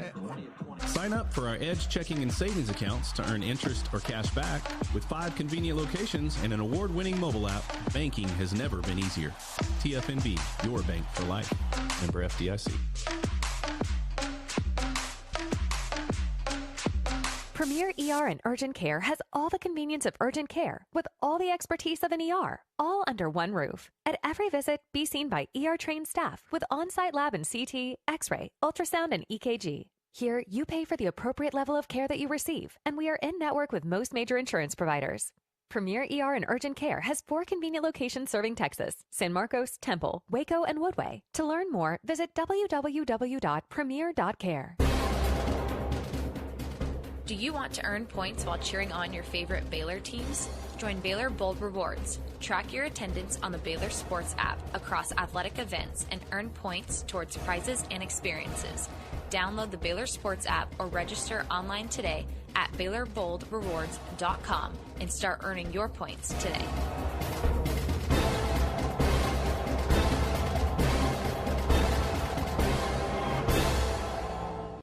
Do you ever scream at your screen when your 5G internet freezes? It's the worst. So why not switch to Astound? Wi-Fi that just works. With Astound Wi-Fi, you'll rage less, buffer less, and live more. Lock in gig speed Wi-Fi for just $35 a month, guaranteed for 3 years. Plus, get up to a $200 Amazon gift card. Astound Wi-Fi, it just works. Visit astound.com today. ID, John. You're listening to Baylor Football on the Baylor Sports Media Network. Powered by Pepsi. Hey, Bears fans, this football season, make Pepsi your go-to game day drink because it's the only drink for football watching. Pepsi, that's what I like. Proud partner of Baylor Bears football. Before play resumes, let's pause 10 seconds for station identification. Back in 10 seconds on the Baylor Sports Media Network. From the Allen Samuels Dodge Chrysler Jeep Ram Studios, this is KRZI Waco, K222DC Waco, K265DV Temple, ESPN Central Texas.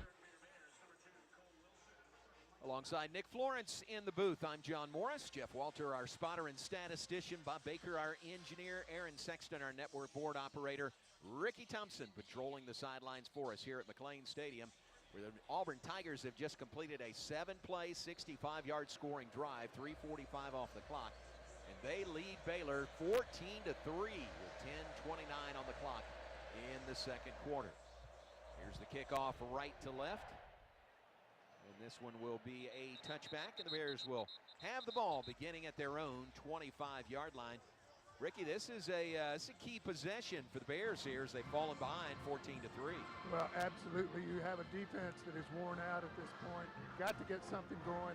Caden Knighton in at running back, by the way.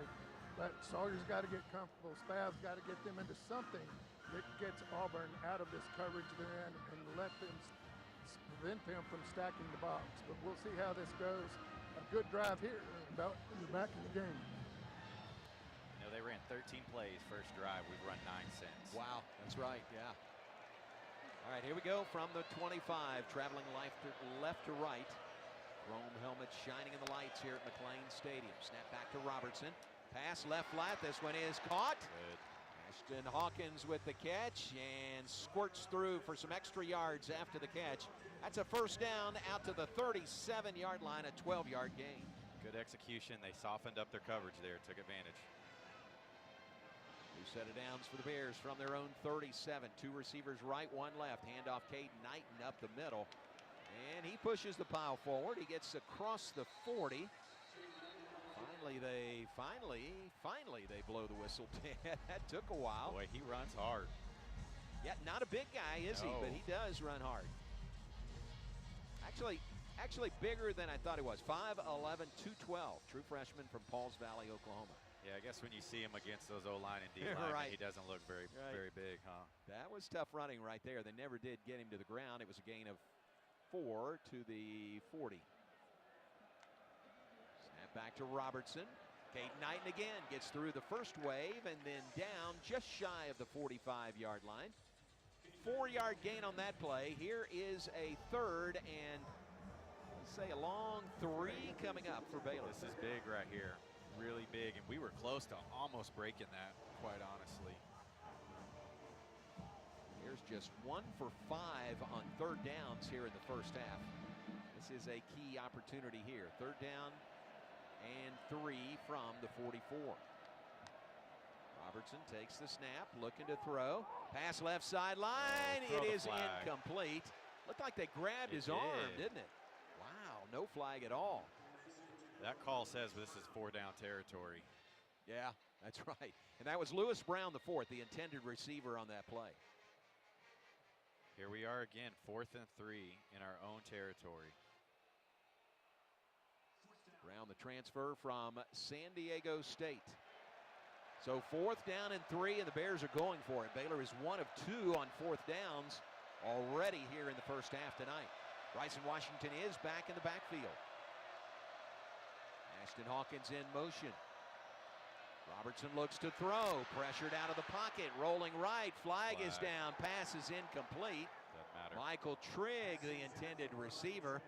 There's a flag in that offensive backfield. Usually that is not good news. Holding. Offense number 72. That penalty is declined. Result of play is a first down, Auburn. Yeah, they'll decline the penalty, and the ball goes over on downs. Bears can't convert on 4th down and 3. Tigers have the ball back with 8:43 to play in the second quarter, leading Baylor 14-3. Timeout on the field. We're back after this word from Toyota. The Toyota Trucks Game Day sales event is on, and there's no one key to victory. You need strength. You need power. You need agility. You need a team that shows up ready to win. And Toyota Trucks, yeah, they bring the full roster. The Toyota Tundra and Tacoma are built for it all. With available bed-mounted power outlets, massive towing capability, and a cabin fit for your crew, Toyota Tundra and Tacoma don't just show up to game day, they dominate it. Kick off the season with big savings during the Toyota Trucks Game Day sales event. But hurry, these deals won't last forever. Toyota is a proud partner of Baylor Athletics. Wear green and haul gold in a new Tundra or Tacoma, built to take you wherever the road. They're holding them on every pass play. Oh, really? Yeah, every time. Dealer today. Toyota, let's go places. See packages and options at toyota.com for feature availability. This season, Bobcat of Waco is proud to partner with the Baylor mascots to bring you a winning lineup. Just like the Bears on the field, Bobcat machines deliver unstoppable strength, speed, and toughness. And right now, you can score big with 0% financing or cash rebates on the hardest working equipment in Texas.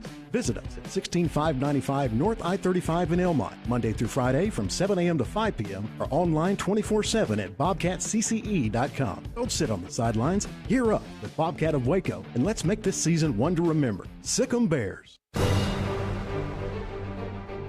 Want to be the energy our Bears need? Go gold with Baylor Athletics this season and be the gold factor across each of our sports. Wear exclusive Go Gold apparel from the Baylor Bookstore and the Spirit Shop at upcoming Go Gold dates. Stay up to date on all your golden opportunities to create an electric home atmosphere by visiting BaylorBears.com/Go Gold. Sic 'em Bears. You're listening to Baylor Football. Baylor Football on the Baylor Sports Media Network. The play, Auburn takes over after the Bears can't convert on 4th down and 3. Tigers get it. Baylor's half of the field, taking over at the 44-yard line. First play, handoff, running right and to the 37-yard line. So a 7-yard gain on that first down play. Jeremiah Cobb, the ball carrier. Our ends are doing a good job of crashing and plugging those holes, but then there's no one to contain right now. 2nd down and 3 for the Tigers at the Baylor 37. And back to Arnold. Sticks it into the chest of Singleton. Singleton was in motion going right, stopped, came back left, took the handoff. And then out of bounds on the near side. We'll see where they spot it. Devin Bobby, the tackle for Baylor. They're going to put it, that is a first down at the 32-yard line. So move the 33-yard line is where they spot it. Man, we are on our heels. Seem a step slow. Their receivers are physical right now, blocking downfield. Tigers moving the chains, driving, taking over after the Bears can't convert on 4th down. 1st and 10 at the 33. Arnold looking to throw. He's going deep. Right side. Ball's in the air. Catch is made at the 10-yard line. Cam Coleman went up and made the grab. Went down at the 10-yard line. A gain of 23, and the Tigers have 1st and goal at the Baylor 10-yard line. It's great protection up front. You know, we talked about our D-line has to get pressure, and we are not getting pressure right now. 1st and goal for Auburn at the 10-yard line. That was, let's see who that was on pass defense for Baylor. 1st and goal from the 10. Arnold claps his hands, takes the snap. LeVar Thornton was on pass defense. Pass near side. This one is incomplete. It's a good no call. They're pretty handsy on us, and we were pretty handsy there. Good no call by the refs. Bryce Kane, the intended receiver. That was Thornton again on pass defense on that play. It's an interesting call, man. Auburn hasn't been stopped yet running the ball, and then you throw a back shoulder fade on 1st and 10 from the 10-yard line. You're saying why you doing that? Yeah, I'll take it. Right. But we haven't stopped them on 3 drives now, running the ball. Leaves Auburn 2nd and 10 2nd and goal from the 10-yard line. Hands it off, this time stacked up right in the middle of that line. I think it was Jeremiah Cobb with the carry. Got only a yard to the 9.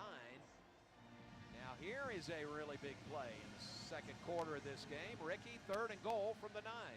Yeah, they had the best receivers, Singleton, lined up on Williams outside. And Coleman, I mean, that would have been a good go-to. You're not going to cover Singleton with a safety. Fobbs White, Trent Thomas comes back on. That defensive front, Bears stack it in there. 3rd and goal from the 9. Here's the play. Snap back to Arnold. Fakes the handoff. Rolls right. Passes right. Caught by the tight end. He's knocked out of bounds at the 3-yard line. Brandon Frazier out of McKinney, Texas, made that catch. But he was kept out of the end zone, so it is 4th down and goal from the 3 for Auburn. It's a good job right there by the defense. Creating some containment over there, playing sound football. That's a big stop to keep this a 2-possession game.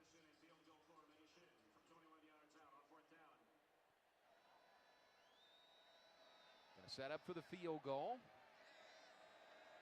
Ball is spotted just outside the 10-yard line. Good snap, good hold, and the kick is also good by Alex McPherson. McPherson, the field goal, and with 5:45 to play in the 2nd quarter, Our new score, Auburn 17, Baylor 3.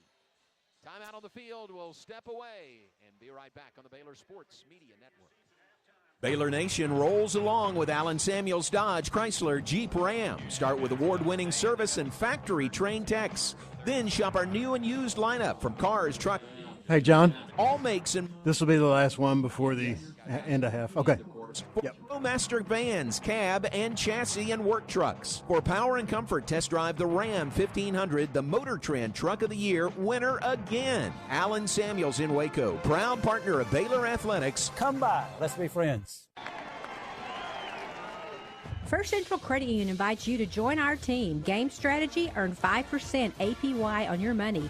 Enjoy ATM fee refunds and the ability to make deposits 24/7 at our ATMs. You can earn interest and have access to your money.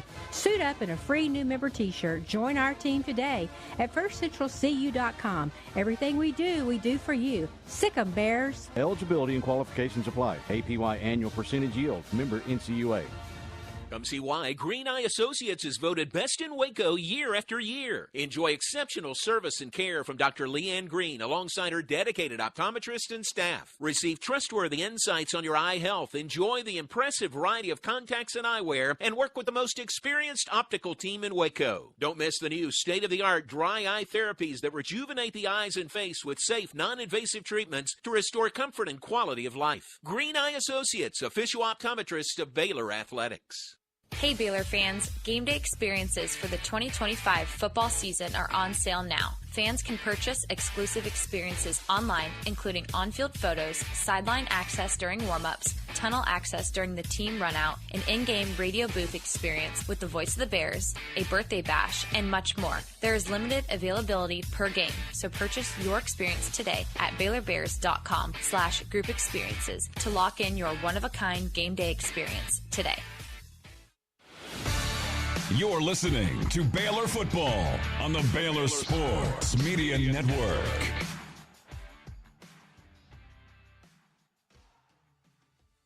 Sponsor tonight, TFNB, your bank for life.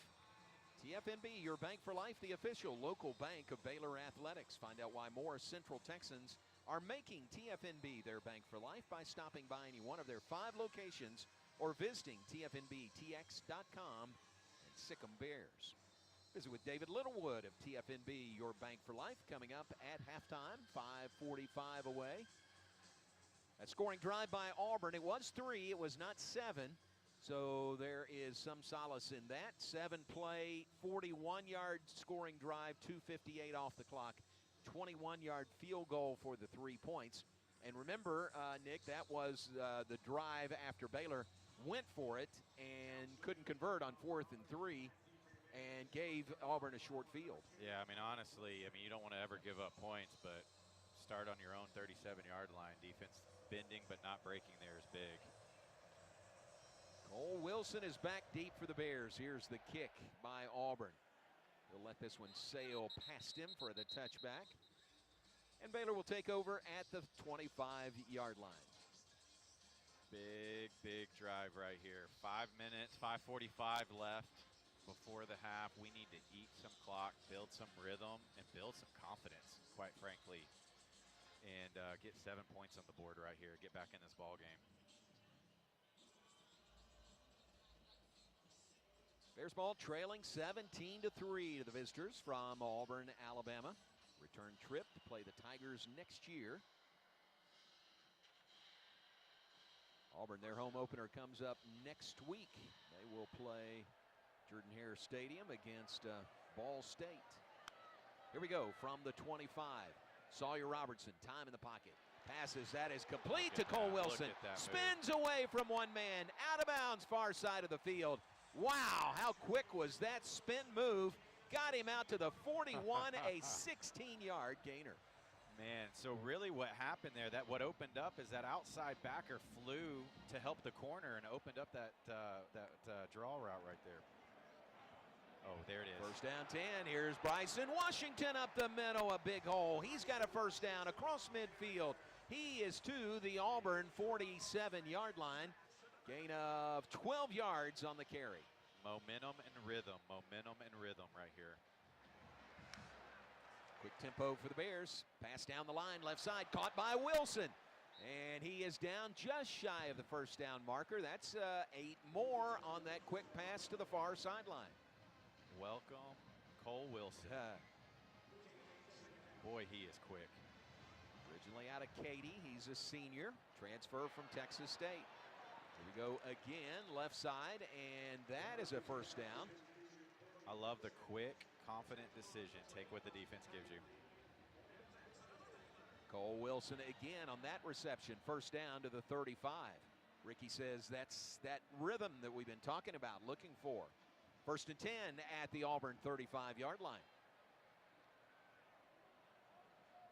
And in motion is Cole Wilson from left to right. Robertson passes right sideline to Trigg. He is hit as the ball arrives, and it's incomplete.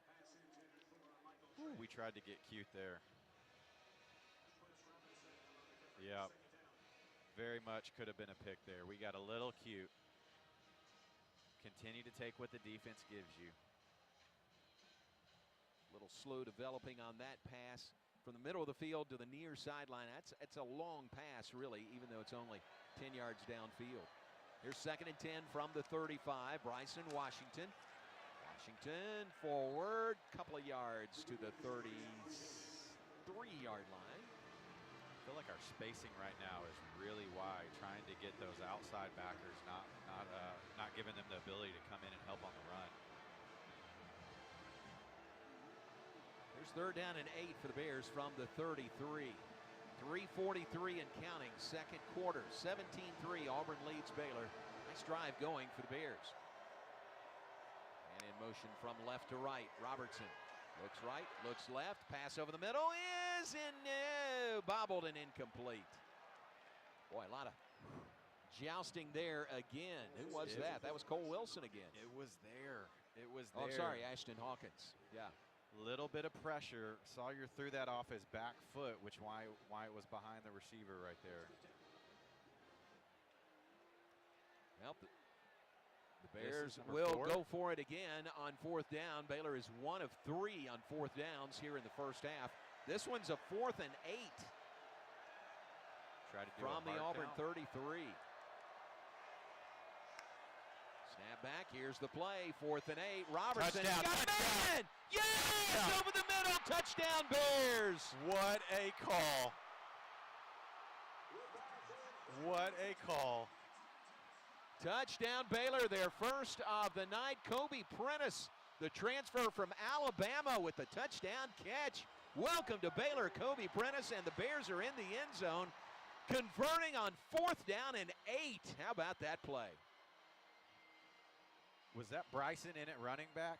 He picked up a key block there to give Sawyer time and make that throw with his feet underneath him.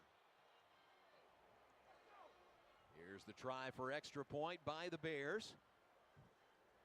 It's a nifty little 8-play, 75-yard scoring drive by Baylor. Out of the hold of Palmer Williams, the kick is good by Connor Hawkins. The Bears are back in business. 3:21 on the clock, second quarter. Now Auburn 17, Baylor 10. First touchdown of the night. First touchdown of the night by the Bears. Sponsored by McDonald's, a proud partner of Baylor Athletics. Thanks to McDonald's. It's just a seam route, right up the seam. The safety caught flat-footed. It looks like he came in like he was going to run a.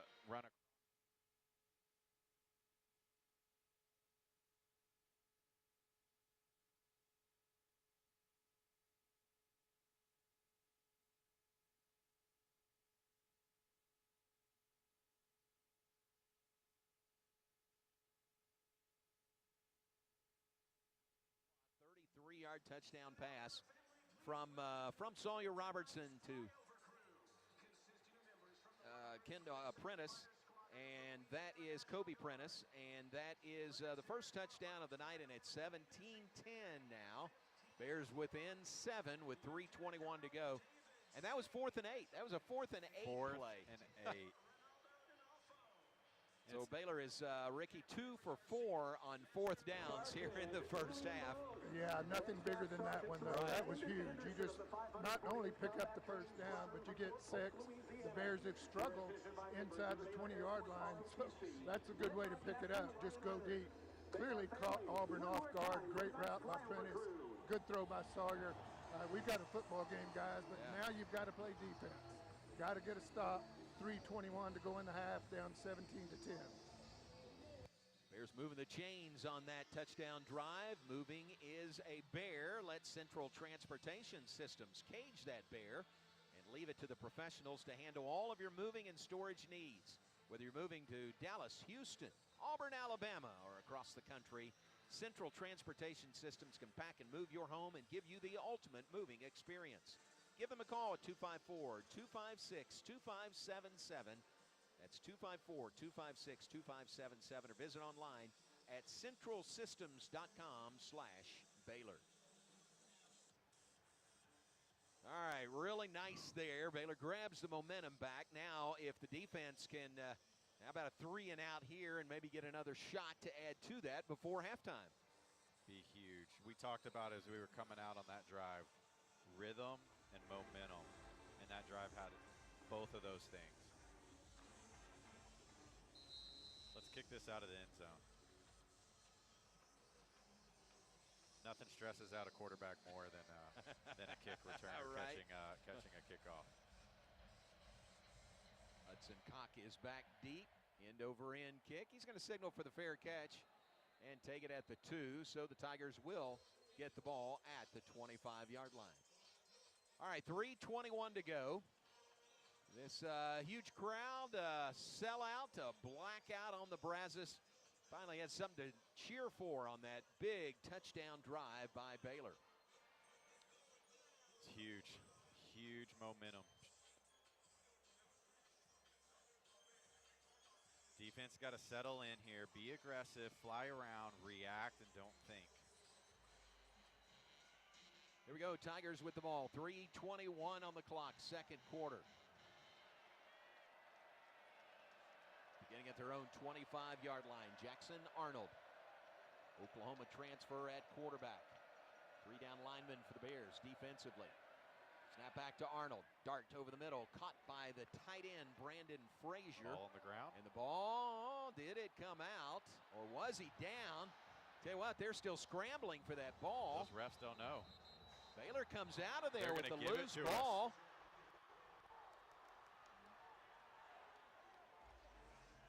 The officials are talking about it.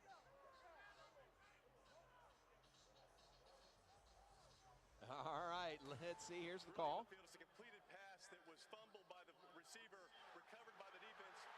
First down. Oh, it's a Big, fumble. baby. It's a turnover. That is big. Wow. It's going to be reviewed, but what's big about that is it's in our favor right now.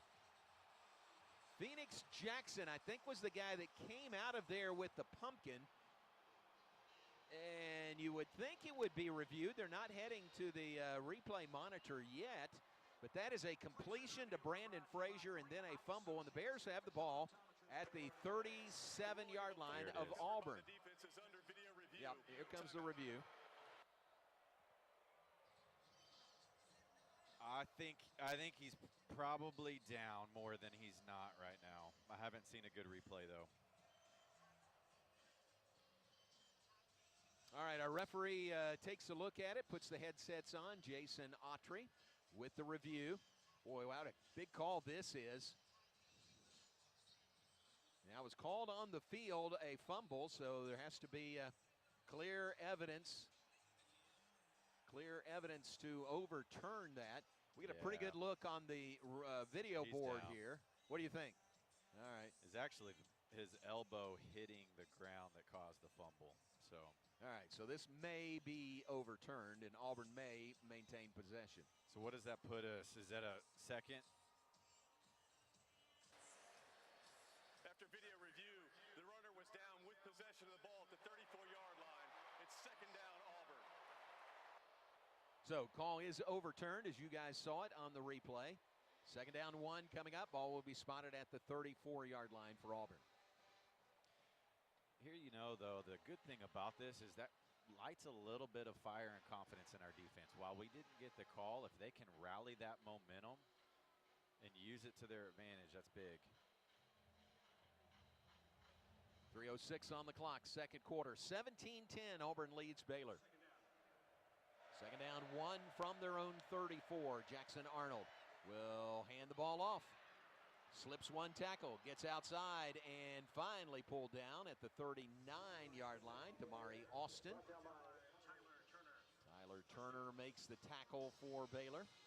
That's a big tackle if he doesn't hold on to his foot. He was holding right on there. for dear life, wasn't he? Oh, my goodness. Yeah. But it is a first down for the Tigers, 2.5 minutes and counting. 5-yard gain, 1st and 10 at their own 39. All right, D. Assignment football. No turnovers by either team in the first half. Although you could say Baylor 2 for 4 on 4th downs. Holding, come on. Here's the play, snap back. Arnold rolling right. He's going to run it out of bounds untouched. Saw a little holding going on there. I'm telling you, it's close. I think if our D-line keeps hustling, we're going to get a call here. Devontae Tesno in that defensive line for the Bears, the junior out of Killeen Ellison. 2-minute timeout comes right here. 2 minutes to go before halftime. Auburn leads Baylor 17-10. At halftime, we invite you to stay with us. Ricky will catch up with Coach Dave Aranda going in at halftime. We will give you all the first half stats. We'll check other games, other scores, and we'll visit with David Littlewood of TFNB, Your Bank for Life. That is the official local bank of Baylor Athletics and our game sponsor coming up this evening. So what's today? It is August 29th. Happens to be Walter Snap's birthday. Walter, 12 years old today, listening down in Round Rock. Are you sure listening, Jeff?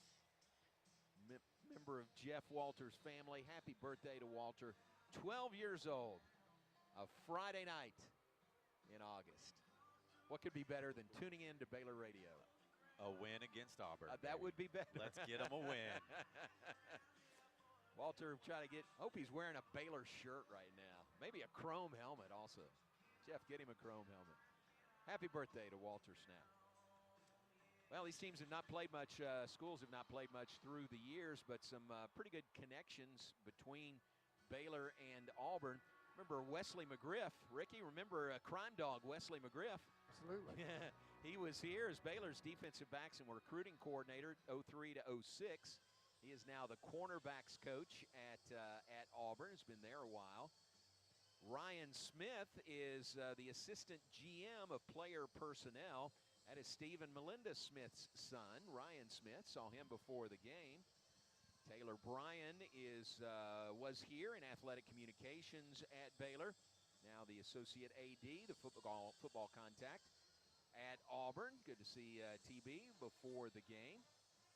How about Walker White on the Baylor roster? Walker is a former Auburn cornerback and a transfer to Auburn from Baylor. He would be Baylor's number 2 cornerback. What do you think? How much help can Walter White, who was there just last year, transferred to Baylor, how much help can he be going up against his former team? I mean, you better believe he was consulted. Yeah, I can guarantee you that. You know, and the Auburn staff knows that, right? Like it's no secret. But it's definitely helpful. You're not going to turn it down. So it's a big momentum part right here. If we can wrap this up, 2nd and 9, coming out of this 2-minute warning. You know, Cooper Lance right now is hustling. And if he keeps flying around, I'm going to call it right now. We're going to get a holding call at some point in this game. And I wouldn't mind it here. Here we are, back to play. 2-minute timeout has expired. It is 2nd down and 9 for Auburn from their own 40-yard line. 17-10, Auburn Tigers lead the Baylor Bears. Snap back to Arnold. Quarterback draw up the middle. Devin Bobby is chasing Arnold out of bounds, far sideline. Yeah, there it is. And a there late it is. flag. What was that? A late hit. Holding on the corner. Yeah, that's coming back. It'll be from the spot of the foul. It was holding. All right, the officials get their bearings there, and then we'll hear from our referee, Jason Autry. During the run, holding, offense number 3. 10-yard penalty from the spot of the foul. Repeat second down.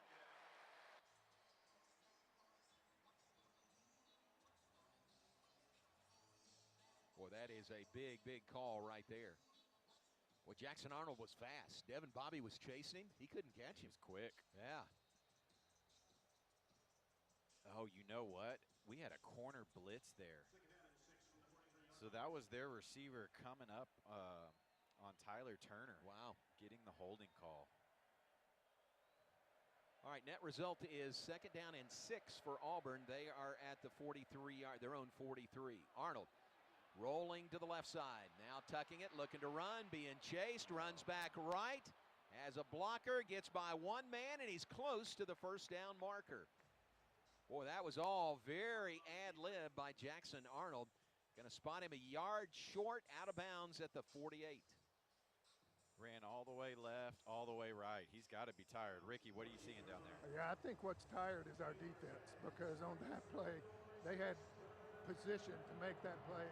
Jackson Arnold just did a great job of getting away. This defense has played a lot of snaps, a lot of long drives tonight. Big play here, 3rd and 1, 1:41 to go in the half.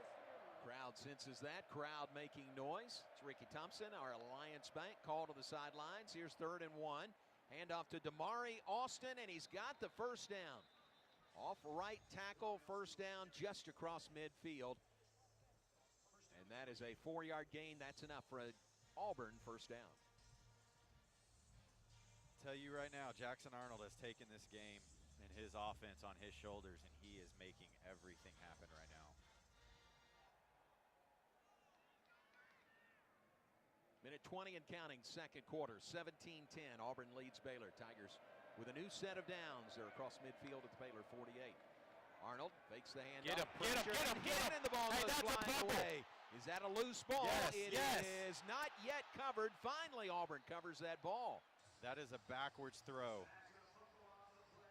So that would have been a fumble had Baylor been able to recover. They couldn't do so, but Auburn will be pushed back to the 38-yard line. 14-yard loss.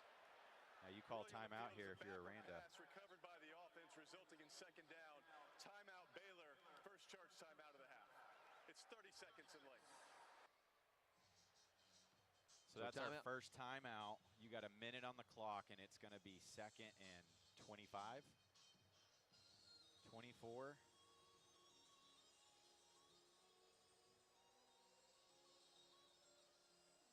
Let's check and see who got that hit that forced the backwards pass. Yep, definitely a backwards pass. All right, Ricky thinks that was Simpkins blitzing. Force that ball loose. Yeah, Fox does too. Fox shows Simpkins there. So timeout Baylor, 1:01 to play. It's the first timeout by either team here in the first half. And it is 2nd, and you guys are right, 2nd and 24 coming up. Heck of a play. Jackson never saw him. It's a great job by Simpkins. Here's the play, 2nd down and 24, back to their own 38-yard line is Auburn. Arnold pressured again, rolling right.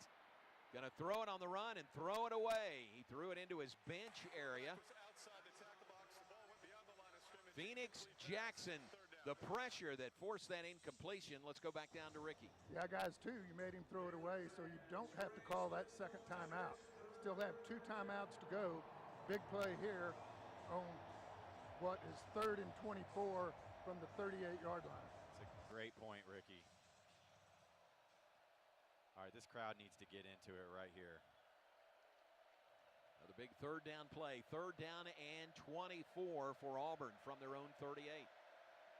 17-10, Tigers lead it. Final minute, second quarter. Handoff. There you go. And a stop. They stack him up, push him backwards. LeVar Timeout. Thornton, first man to hit him, slow him up. And Baylor's going to get another shot here. They're going to get the ball back. And another timeout by Coach Dave Aranda with 47 seconds to go before halftime. Wow. Wow. Pressure. That's That's what it. we've been talking about all That's night it. on Jackson Arnold. He's not comfortable when there's pressure. In the last two plays, we've gotten pressure, and then obviously the fumble. So timeout Baylor. Josh Cameron's going to drop back deep to receive the expected punt from Auburn. Never know, get the ball in Josh Cameron's hands and maybe see what he can do with it on the punt return. I mean, it almost feels like our defense was embarrassed that we didn't stop Arnold when he ran all the way to the left side, all the way to the right side, picked up 8 yards, whatever it was, and then they decided to just flip a switch. Hudson Cock in punt formation on fourth down. Josh Cameron deep for your Bears. So here comes the punt. Hudson Cock is the punter, an Australian. Flag is down, punt is away. Cameron, fair catch. Oh, he got hit. He wasn't hit, but he was touched. So there's a couple of flags now to adjudicate. If we're offsides, though, it's an offsetting, isn't Oh, it? is that right? Oh. It's either we lined up in the neutral zone or they don't have enough men on the line of scrimmage. Illegal formation. I don't know what else it could be. There are 2 fouls by the kicking team. The illegal formation, offense number 8 lined up in the backfield. That penalty is declined. Interference with the opportunity to catch the kick. Kicking team, that penalty is 15 yards from the spot of the foul. First down, Baylor. All right, there you go, man. That is, if you could hear our referee, Jason Autry, that it was going to work out in Baylor's favor. Bears going to have the ball at their own 35-yard line. 38 seconds to go before halftime. And 1 timeout remaining. You have to take advantage of moments like this. You have the momentum. You got the stop. You get the penalty. Offense, let's see what you can do. All right, here we go. Baylor offense back on the field. 38 seconds to play before halftime. Snap back to Sawyer Robertson. Time. Passes left sideline. Lewis Brown, the intended receiver, but knocked away, incomplete. Sawyer wants a flag right there. You know, they're playing man coverage with 2 deep and just saying, I dare you to beat us right now. If you can get a run up the middle, there's going to be nobody there. Rayshawn Pleasant was the cornerback on that play, the Tulane transfer. Just an incompletion, second down and 10. Now 33 seconds to go before halftime. Soft coverage now. Robertson takes the snap, pressured, and down he goes. Can't get away from the on-rushing defenseman. Not a lineman there. Maybe a DB coming in on him, and Sack pushes the ball back to the 30-yard line. That's what I'm thinking. Why are we calling timeout? It's going to be 2nd and 18, 3rd and 18. Keyron Crawford was the guy who got to him, and Baylor does use its final timeout there with 28 seconds to play before halftime. And a 3rd and 18 coming up. Yeah. All right, from their own 27-yard line. Using all the bullets in the chamber here in the second quarter. 17-10, Auburn leads Baylor. Game that was 17-3 at one point.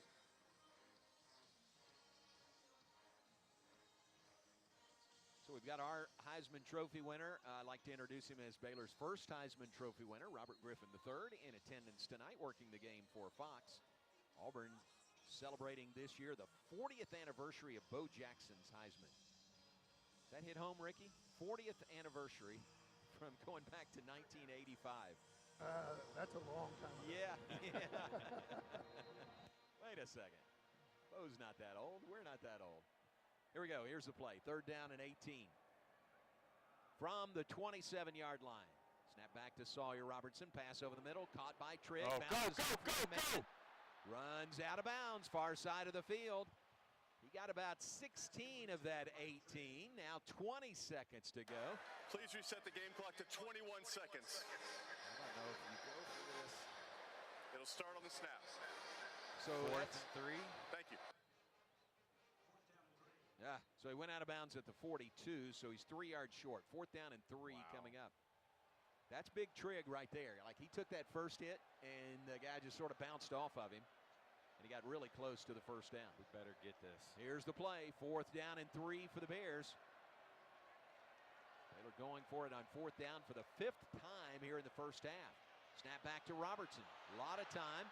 Over the middle. It's in. Almost intercepted. PI. But a flag is down. Yep. Lewis Brown, the intended receiver. Rayshon Pleasant had the interception in his hands and dropped it. But He was maybe on the pass ground. interference. Holding. Defense. 10-yard penalty from the previous spot includes an automatic first down. 14 seconds left. You got one play for sure, maybe 2 plays.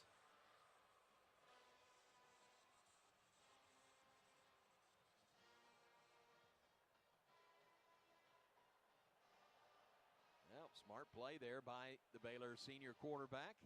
And the Bears get a first down out of it. There's automatic first down that goes with defensive holding. And the Bears have it at the Auburn 48. 14 seconds to go, no timeouts left. Robertson, pocket collapses, passes right side. And it's incomplete. That was right sideline for Cole Wilson, and he overshot him just a bit. It's about the only spot you could have put that ball, though. That ball's underthrown. You've got 2 defenders right there. It's a good miss. 8 seconds to go before halftime. 1, maybe 2 plays, barring penalties. How much Auburn range does 17, Hawkins Baylor have? 10. Yeah, we may find out. Timeout Auburn. Auburn has called a 30-second timeout as their first of the half. So Auburn will use a timeout with 8 seconds to go. Sawyer Robertson comes over to the sideline with the offense. 17-10, Tigers on top. Man, if we can get points here, how big is that? Yeah, they have flirted with disaster a couple of times this evening, and on this drive, really a couple of times also. So, yeah, if they could come away with something point-wise would be huge. Not in field goal range yet. They're at the 48-yard line.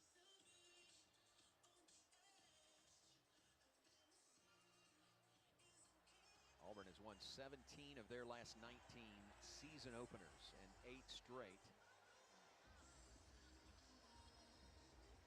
They lead here 17-10. Long way to go in this game. Boy, the halftime adjustments by both teams will be really interesting, won't they? Very interesting. Here we go. 2nd and 10 for the Bears from the Auburn 48. 8 seconds on the clock before halftime. Snap back to Robertson. Throws. Oh!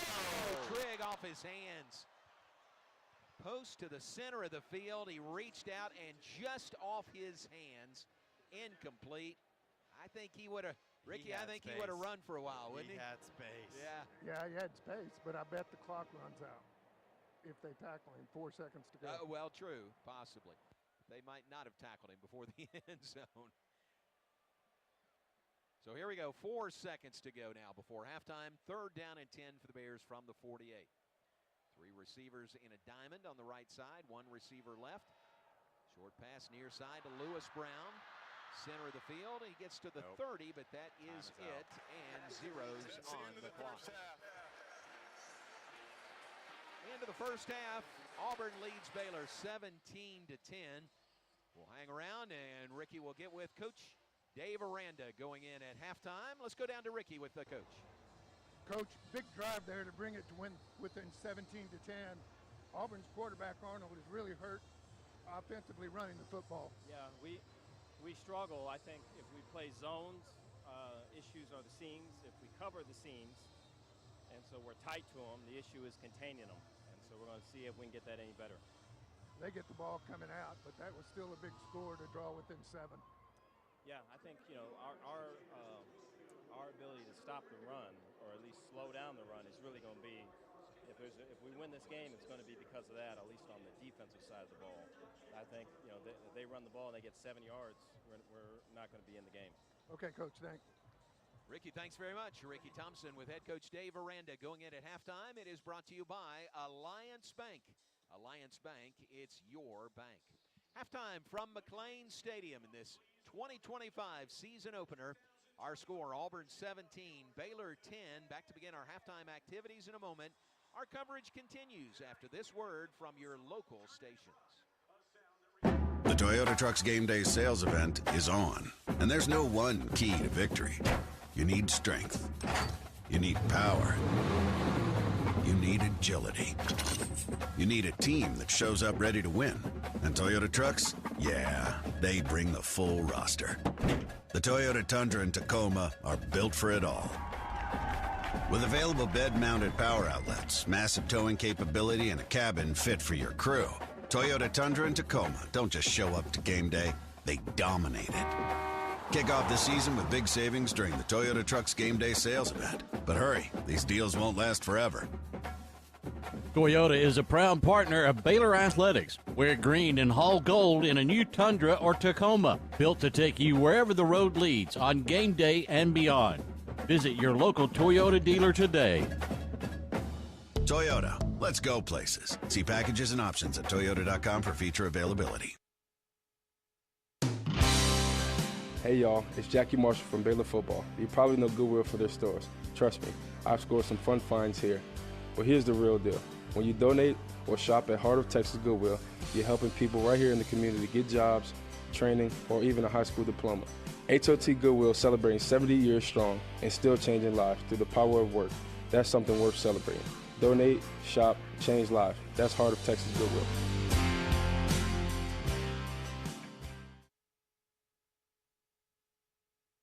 TFNB Your Bank for Life is the official local bank of Baylor Athletics. Find out why more Central Texas are making TFNB their bank for life. Sign up for our Edge checking and savings accounts to earn interest or cash back. With 5 convenient locations and an award-winning mobile app, banking has never been easier. TFNB, your bank for life.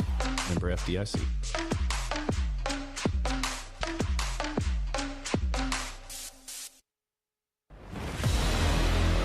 You're listening to live coverage of Baylor football on the Baylor Sports Media Network. Now, it's time for the halftime show. Stay tuned as we break down the first half, check in on scores from around the country, and more. All coming up on the Baylor Sports Media Network.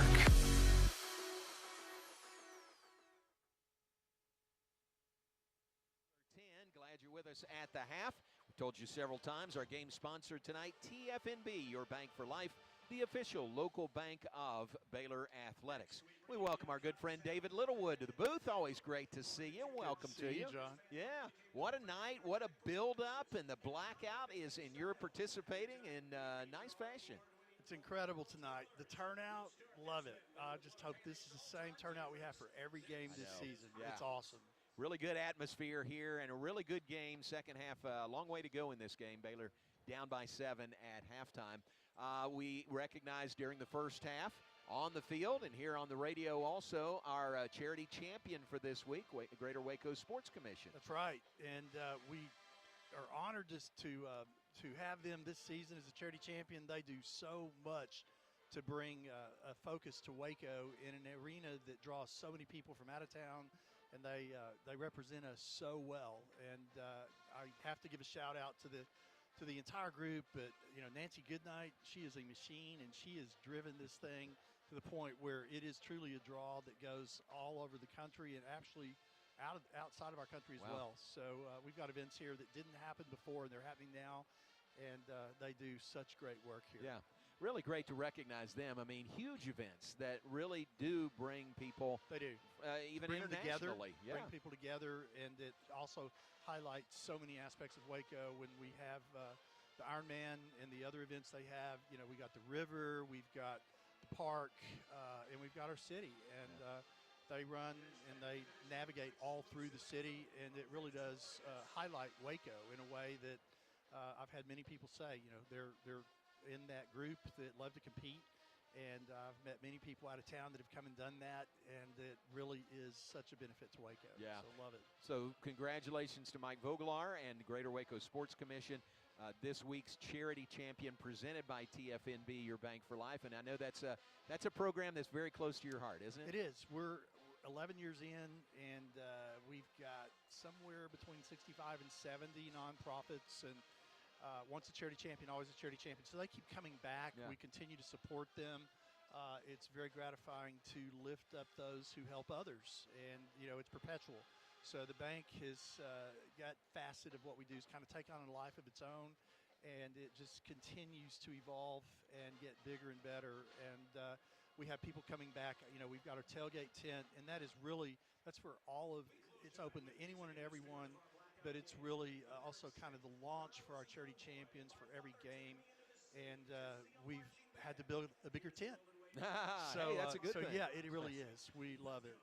I've never asked you this before, but where'd the original idea for Charity Champion come from? Well, our bank was founded in 1889, and so for our 125th anniversary, that's a bit of a milestone. We're the 7th oldest bank in Texas, and we really wanted to find a way to give back to the community that had given so much to us. I mean, we've lived through wars and depression and so much, and our bank, under its original charter, had existed for 125 years. So now we're at 136 years. And so instead of writing checks or instead of throwing a party, we decided to launch an effort to recognize those in our community that make a difference to make our community better. And I commend all the businesses, all the banks, and we continue to do this as well to support all the fundraisers that our nonprofits do. But there's not a lot of folks that are in business that are for-profit, corporate, that are actually supporting those behind the scenes. And so Charity Champions exists to highlight what the groups do and to focus on what they do, who they serve, what their needs are, and then to highlight those who work in the entities that are boots on the ground, to highlight their boards and their executive director, and then also their volunteers and those they serve. And so by focusing on all of that, it brings awareness. And so part of this presentation on the field here, we do it at the basketball games. It creates awareness for every one of these nonprofits that is huge for people to be aware of what they do, why they do it, and hopefully if it's something they're passionate about that they care about, to support. Yeah. It's ongoing, it's perpetual. There's no sunset date.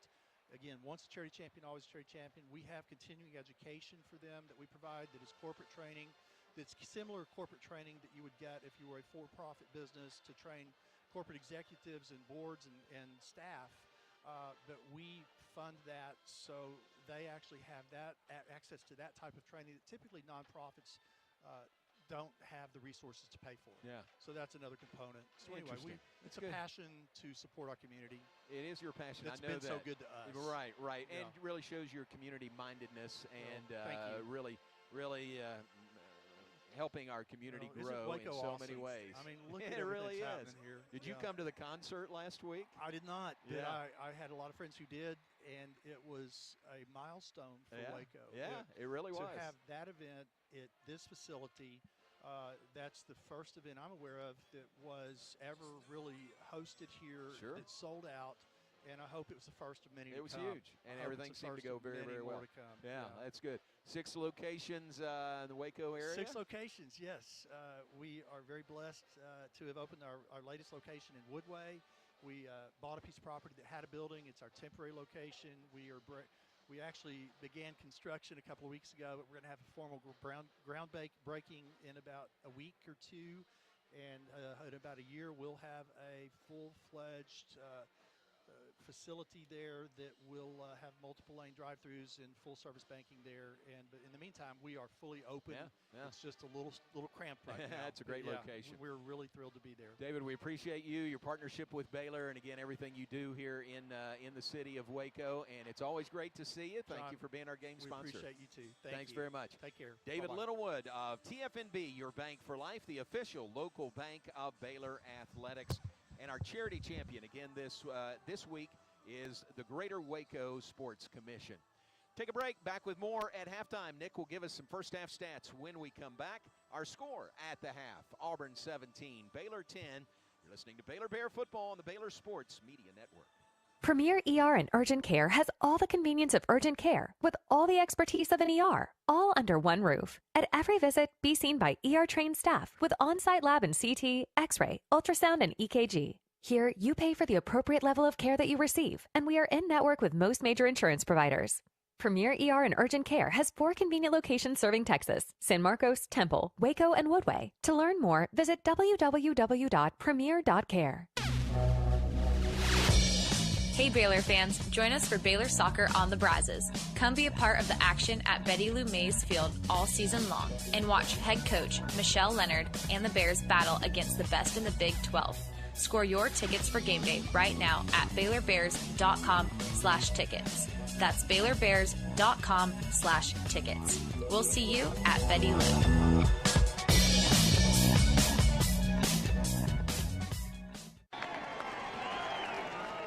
First Central Credit Union invites you to join our team. Game strategy, earn 5% APY on your money. Enjoy ATM fee refunds and the ability to make deposits 24/7 at our ATMs. You can earn interest and have access to your money. Suit up in a free new member t-shirt. Join our team today at firstcentralcu.com. Everything we do for you. Sick 'em, Bears. Eligibility and qualifications apply. APY annual percentage yield. Member NCUA.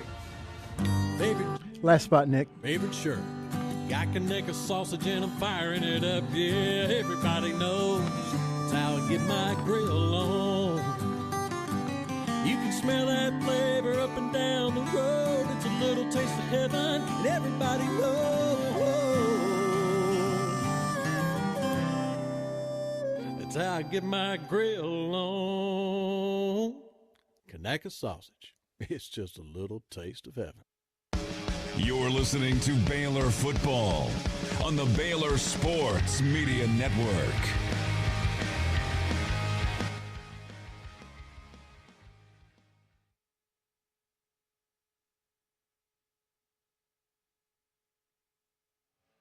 Interesting first half stats. Total yards are almost identical. Baylor Bears edging out the Auburn Tigers 240 to 238. That last play to end half definitely put us over top. The interesting route is we're doing it 2 different ways. So Auburn pass yards 79 to rush yards 159. Really, Jackson Arnold, this is his show so far in the first half. 6 of 10 for 79 yards passing. Doing a little bit there, started a little rough, came back and got some good completions, but he is running the ball extremely well. You've watched his elusiveness, or heard it, should I say, and he is the leading rusher for the Auburn Tigers. 10 attempts for 69 yards with a touchdown and his long on 24 yards. Alston is second with 9 attempts for 50 yards and a touchdown as well. Over on the Baylor side, Sawyer 11 of 23. The defense for the Auburn Tigers is doing a great job. Their corners are pressing hard and making it difficult for Sawyer and the receivers to get going. Despite that, 187 yards and a touchdown. Rushing-wise, Washington, 9 attempts on 42 yards with his long at 18, and then Knighton with a 17-yard rush for his long on that first drive to get us points. Receiving-wise, Auburn receivers, Frazier is leading with 2 catches on 15 yards. I take that back. He is not leading. Simmons is leading 1 catch, 26 yards. On the receiving side for Baylor, Cole Wilson. Welcome, ladies and gentlemen, to Cole Wilson, transfer from Texas State. 5 catches, 95 yards with a long of 57. Trigg is in second with 2 catches and 30 yards. And then I take that back. Prentice is leading with his touchdown of 33 yards, so very good catch. Time of possession is in favor of the Auburn Tigers, 16 minutes, 41 seconds to 13 minutes and 19 seconds for our Bears. Total plays, 37 for Auburn, 40 for the Bears. Interesting stat here, Auburn 14 first downs, Baylor 11, but third down conversions. Auburn is 2 for 5 and Baylor is just 2 for 9. The big piece here too is 4th down attempts. Our Bears are 2 for 4, 50% 50% on the day, with a lot of those coming in our own territory. Overall, it was a clean half, one fumble, but no turnovers. Auburn is big when they do not turn the ball over. Their percentages for winning go way up, and so that'll be a key point for the Bears for the second half in Coach Aranda's defense. As you heard him, as he left halftime, talked about being able to stop the run. Yards per play, 6.4 yards for Auburn, 6 for Baylor. That at one point was up to over almost 8 yards for the Auburn Tigers. I think they were 17 or 7.8 yards per play at one point in the first half. So overall, we just got to settle down. That's the big piece, as you heard Coach Aranda say to end half. If they're going to run the ball, they're going to commit to it. Again, Jackson has 10 attempts passing, and so for our defense, we've got to settle in and stop the run. Yep. And that's the big piece of the puzzle for us. All right, very good. We got 30 minutes to play. We'll be back with more at halftime in a moment. We'll look at other games going on last night, tonight, and tomorrow, and Monday in the Big 12. We'll look at all that when we come back. Our score at halftime, Auburn 17, Baylor 10. Back with more after this on the Baylor Sports Media Network. TFNB Your Bank for Life is the official local bank of Baylor Athletics. Find out why more Central Texas are making TFNB their bank for life. Sign up for our Edge checking and savings accounts to earn interest or cash back. With 5 convenient locations and an award-winning mobile app, banking has never been easier. TFNB Your Bank for Life. Member FDIC.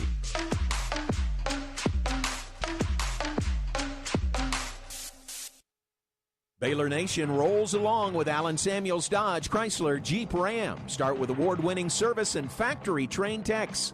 Then shop our new and used lineup from cars, trucks to SUVs, all makes and models. Running a business? We're your Central Texas headquarters for ProMaster vans, cab, and chassis and work trucks. For power and comfort, test drive the Ram 1500, the Motor Trend Truck of the Year winner again. Allen Samuels in Waco, proud partner of Baylor Athletics. Come by, let's be friends.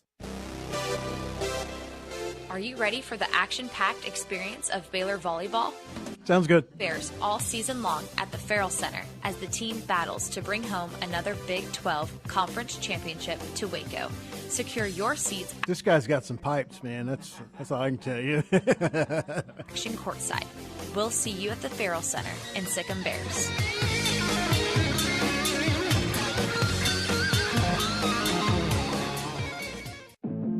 This season, Bobcat of Waco is proud to partner with the Baylor mascots to bring you a winning lineup. Just like the Bears on the field, Bobcat machines deliver unstoppable strength, speed, and toughness. And right now, you can score big with 0% financing or cash rebates on the hardest working equipment in Texas. Visit us at 16595 North I-35 in Elmont, Monday through Friday from 7 a.m. to 5 p.m. or online 24/7 at bobcatcce.com. Don't sit on the sidelines. Gear up with Bobcat of Waco, and let's make this season one to remember. Sikkim Bears. You're listening to live coverage of Baylor football on the Baylor Sports Media Network. Stay tuned as we rejoin the voice of the Bears, John Morris, live from the booth as we get set for all of the second half action with the Baylor Bears. Coming up on the Baylor Sports Media Network. Auburn 17-10. We'll check in with Ricky Thompson in just a moment. Here are other games going on tonight in the Big 12. Kansas leads Wagner 39-7. Jayhawks playing their second game in the reimagined David Booth Memorial Stadium after a big win last week, 31-7 over Fresno State. Jayhawks about to go 2-0. Georgia Tech and Colorado are playing tonight in Boulder, and that is a 13-10 Georgia Tech lead, 10:25 to play in the third quarter. Two teams who tied or shared a national championship in 1990, Georgia Tech and Colorado. Games from last night, UCF won over Jacksonville State. It was tight, but the Knights won 17-10. Scott Frost in his re-debut at UCF. Oklahoma State won over UT Martin 27-7. Houston won over Stephen F. Austin 27-0. Nebraska beat Cincinnati in Kansas City. Tight game, 20-17 was the final score. More games coming up tomorrow. Robert Morris at West Virginia. Iowa State hosting South Dakota. K-State and North Dakota. Texas Tech hosting Arkansas, Pine Bluff, BYU, and Portland State. Arizona State in northern Arizona, and Big 12 After Dark, Hawaii at Arizona, and Utah at UCLA. Then the weekend continues, the long Labor Day weekend continues and concludes with TCU at North Carolina on Monday night in Chapel Hill, North Carolina, and that will wrap up week 1 in the Big 12 of college football. A lot of teams, a lot of games, a lot of big opportunities for Big 12 football this weekend. And that includes Baylor at Auburn. Ricky, what are you looking for as we get set to begin the third quarter? Well, I think maybe the offense found some footing. I think the defense now has to prove they can stop Auburn. They need to do it on this first series, get the ball in the Bears' hands, only down by 7 here in the third quarter. Long time to go, guys, and you're just down by 7. At one point, it looked like the Bears might go down 21-3. Had a big stop defensively, then the big fourth down touchdown play on 4th and 8. They're in this ball game. You just got to get a stop here and see what happens. All right, maybe the start of this third quarter will kickstart the Bears to a tremendous second half. Baylor will kick off from left to right to the Tigers. Auburn leads it 17-10. Here we go. Kick is away. And it will be sailed over the head of the kick return man and out of bounds, or out of the back of the end zone, and start at the 25-yard line for Auburn. So the Tigers take over, beginning at their own 25-yard line. Nick gave you all the stats from the first half. Jackson Arnold rushing 10 carries for 69 yards. And he was really dangerous and had some big runs for the Tigers. That also included 6 of 10 passing for 79 yards in the first half. Big series right here, defense. See what adjustments made at halftime. Here we go, beginning at their own 25. Snap back to Arnold. Fakes the hand. No, he will hand the ball off. Running off right tackle is Damari Austin. Austin, 9 carries for 50 yards and a touchdown in the first half. On this carry, it is a 4-yard gain to the 29. It's good patient running by Damari there, honestly. Waited for a little bit, got some yards, but our defense stayed settled, stayed where they were, hit the gaps well. Got to limit yards here. Brings up second down and 6. No Jackie Marshall on the field for the Bears. Down with an injury earlier. Handoff. There's Damari Austin again. Weaves his way, slips one tackle. He's out to the 38-yard line with the carry. Nice gain of 9 yards on that carry by Damari Austin. Back-to-back carries for the senior tailback. We've got to get some penetration into the backfield. Right now, it's man-on-man, and we're not getting any penetration to create havoc back there. The late stations allow you to identify yourselves following this play. Austin again across the 40 to the 41. 3-yard gain. Let's pause 10 seconds for station identification on the Baylor Sports Media Network. From the Allen Samuels Dodge Chrysler Jeep Ram Studios, this is KRZI Waco, K222DC Waco, K265DV Temple, ESPN Central Texas. Second down 7 for Auburn from their own 41-yard line. 2 receivers right, 1 to the left side. I'm looking for a pass here. 1 second and 7, 1 back in the backfield. Damari Austin moves from the right side to the left side of quarterback Jackson Arnold. Then he's positioned back on the right side. And here's the snap. Fakes the handoff to Austin. Arnold's going to run up the middle. Has a hole. He's still on his feet. Veers out to the right side and down right at midfield. Boy, Jackson Arnold has been so dangerous tonight running the football. That's a first down out to the 50-yard line. I think his speed is shocking our defense right now. I don't think we were prepared for how quick he was going to be. He's getting north and south, and then he turns completely 90 degrees and still outruns our guys. 9-yard gain on that play to midfield on the legs of quarterback Jackson Arnold. So first down and 10 from the 50. First possession, third quarter. Auburn leading 17-10. Handoff again. New back Jeremiah Cobb with the carry. Wraps up the ball with both arms and gets just inside the 45-yard line. Kylan Reed, the tackle for Baylor. Again, we're not getting stops. We're not getting stops for short gains here. I mean, that's 6 yards right there. A little simple off-tackle play. 2nd and 4 for the Tigers. Nose of the ball just inside the Baylor 45-yard line. 3 minutes gone in the third quarter. Arnold takes the handoff. He's going deep. Right sideline. Pass is batted away. What a nice defensive play.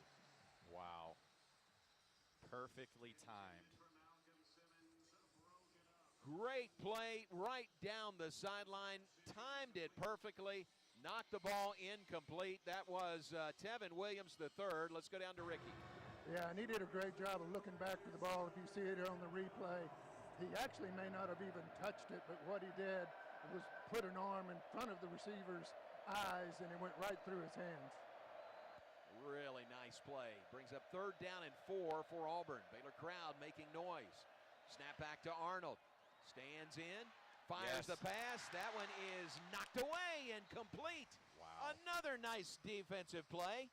And Ricky, almost an interception. Yeah, it was. I couldn't tell who that was that dove for the football there at the last minute. But what a great play. Almost a pick. Guys, that's a huge stop. 2 big pass stops. I'm really surprised Auburn started throwing the football. They were running the ball at will at that point. That was Caden Jenkins, wasn't it? It was Caden Jenkins who knocked the ball incomplete, almost knocked it to one of his teammates. So here is a punting situation, an apparent punting situation on 4th down and 4. All just inside the 45-yard line. Snap back, flag down, left-footed punt is away. Cameron runs away from it. Trying to... I think we're offsides too. Oh, punter walked off clapping his hands. So that'll be a first down. It was 4th and less than 5. Here's the call.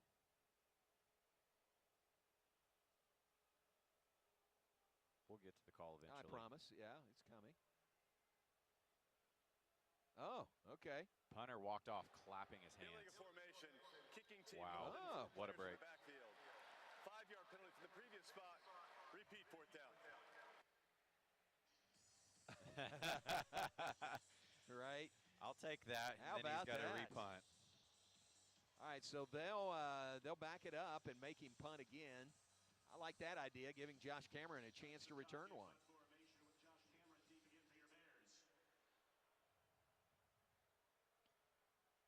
I'll take a return or just kick it in the end zone and let's get a touchback. Cameron, the senior out of Cedar Park. Punt is away. End over end punt. Fair catch called for, taken by Cameron. No chance to return that one. And they'll spot it right about the 10, maybe just inside the 10-yard line. That's where the Bears take over their first possession of the third quarter. Timeout on the field, 11:23 to play, third quarter. Our score, Auburn 17, Baylor 10. Bears have the ball when we come back on the Baylor Sports Media Network. TFNB Your Bank for Life is the official local bank of Baylor Athletics. Find out why more Central Texas are making TFNB their bank for life. Sign up for our Edge checking and savings accounts to earn interest or cash back. With 5 convenient locations and an award-winning mobile app, banking has never been easier. TFNB, your bank for life. Member FDIC.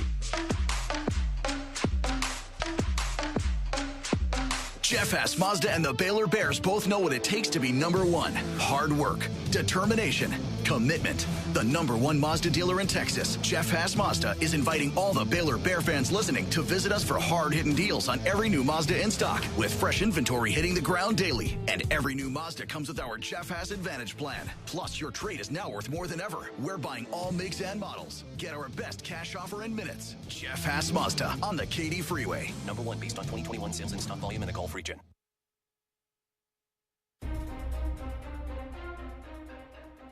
When life gets complicated, Butts Law Firm is your one-stop for a wide range of legal needs. Whether you need estate planning documents such as a will, trust, or guardianship, or the appointment of a receiver to handle personal or business assets management and disposal, consumer protection, family-related legal matters, or various business-related issues, we are your community firm. Whether you're planning for the future, navigating a probate, or managing a business, our experienced team is ready to guide you every step of the way. Trust us to provide the legal support you need. Call today today. 406-641-BUTZ. That's 406-641-2889. Or come by the Waxahachie office at 301 South Rogers Street, Suite 202, downtown Waxahachie. Come see the difference having a trusted attorney by your side can make, because at Butts Law Firm, your legal rights are our business.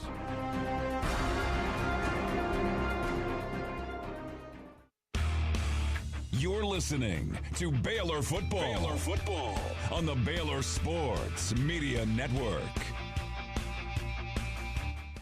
Baylor football season is presented by HEB. HEB, here everything's better. We're brought to you by Toyota. Baylor fans, enter your chance to win a Toyota Tundra or Tacoma in the Toyota Win-A-Truck Sweepstakes. Visit GulfStatesToyota.com to find out more. That's GulfStatesToyota.com. Toyota is a proud partner of Baylor Athletics. We're brought to you by Baylor Scott & White Health, the official healthcare provider of Baylor Athletics, and by Pepsi. Hey, Bears fans, this football season, make Pepsi your go-to game day drink because it's the only drink for football watching. Pepsi, that's what I like. Proud partner of Baylor Bears football. Here we go, Baylor's first possession of the third quarter, down 17-10, 11:23 on the clock. Bears begin at their own 10-yard line. Sawyer Robertson out of an empty backfield over the middle, caught by Trigg. Trigg gets by one man, two men, and then stacked up. And he's not down yet. Look at Trigg. Wow. How about that? Finally down at the 27-yard line. That is a tremendous job of Trigg of keeping his feet and ultimately getting, 17 yards on the play. Tell you what, everyone sees that and that hustle and that intensity. Defense on the sideline sees that. That's what you need to spark a team right there. First and 10, Baylor at their own 27. Handoff, Bryson Washington, and nowhere to run for Washington off the right side.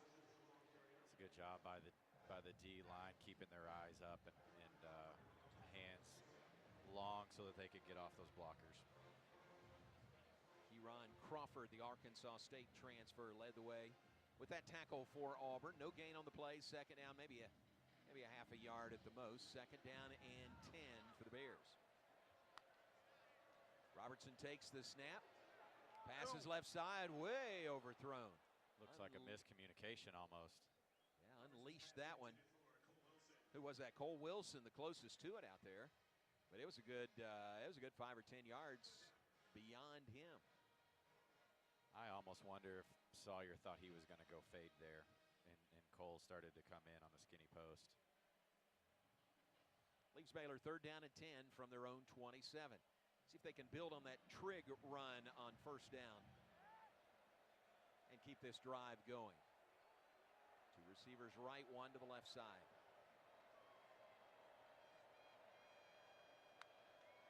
On the right side, that's Trigg. Here's Robertson. Pass batted down at the line of scrimmage. I think he was going for Cole Wilson, center of the field, but it's incomplete. And Ricky, it's fourth down. Yeah, it may have been going to Josh Cameron. I think he was standing in the middle, wide open at about 10 yards deep on a 45 or the 40.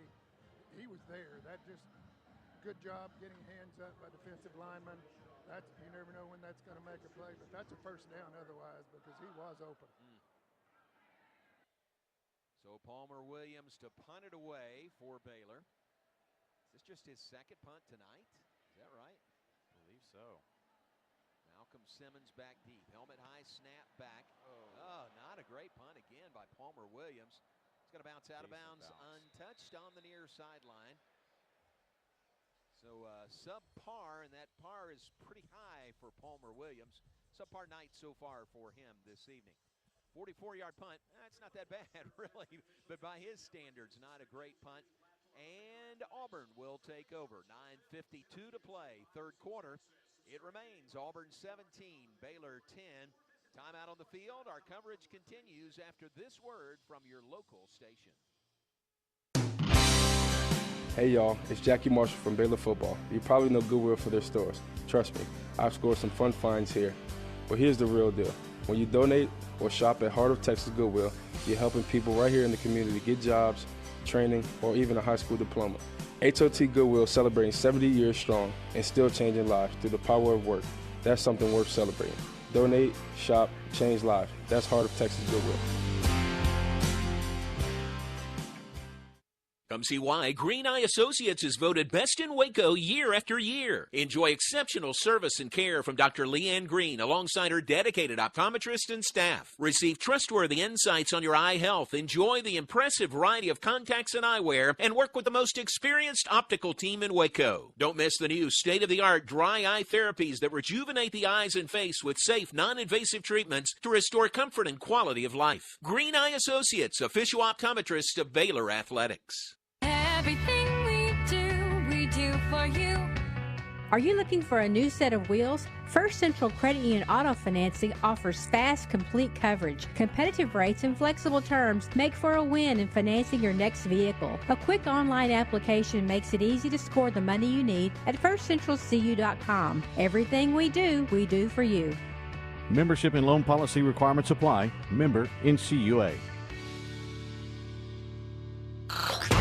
The spotlight's back on the Brazos, and the stage is set at Foster Pavilion. Baylor women's basketball returns with head coach Nikki Collin and a team that knows how to bring the heat. From tip-off to the final buzzer, there's no place louder, rowdier, or more electric than the Foster. Don't just hear about the big wins, witness them. Lock in your seats and fill Foster with green and gold. Purchase your season tickets now at BaylorBears.com/tickets.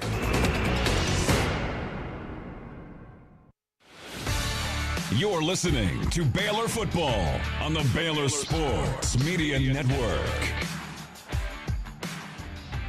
Auburn football following the Baylor punt. Tigers have it at their own 29-yard line. 9:52 to play, third quarter. Tigers leading 17-10 over the Bears. Total offense this point in the game, 269 for Auburn, 258 for Baylor.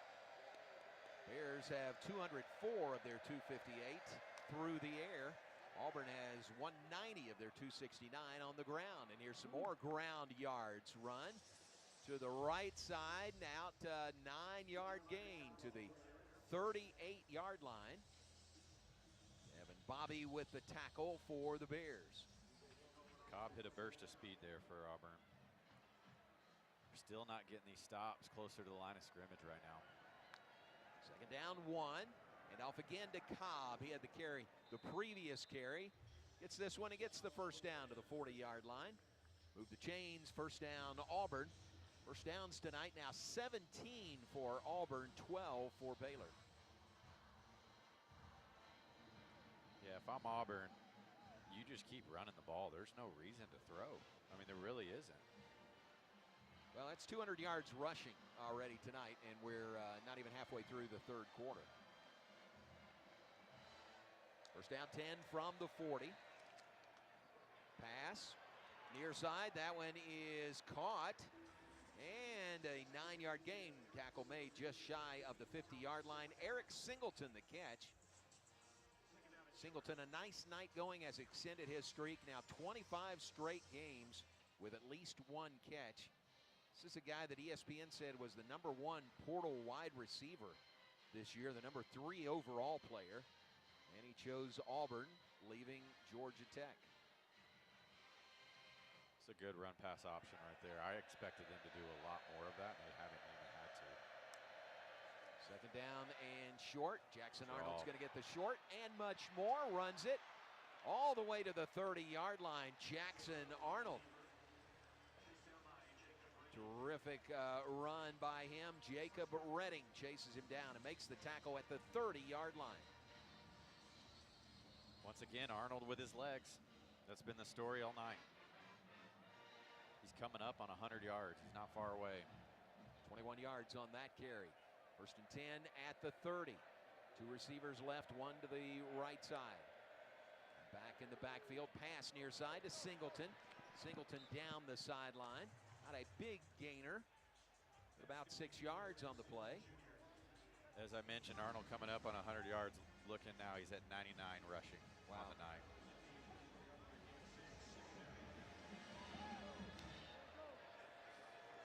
Here's a handoff again. That is Damari Austin. Good fake there by Arnold. Couldn't tell if he'd handed the ball off or was keeping it. Austin is 10 yards downfield. He's to the 14-yard line. 1st and 10, Auburn in the red zone. 7-minute mark, third quarter. Pass near side to Singleton. Singleton hit hard and bumped out of bounds. Ricky, let's go down to Ricky. Yeah, they've lined up that way 3 plays in a row, and you've got one corner out there covering two receivers with the safety in the middle of the field. You can throw it every play if they're going to cover like that. Good call, Rick. Pick up a 5. 2nd down and 5. They can get a first down at the 4-yard line. Auburn driving, looking to add to their 17-10 lead.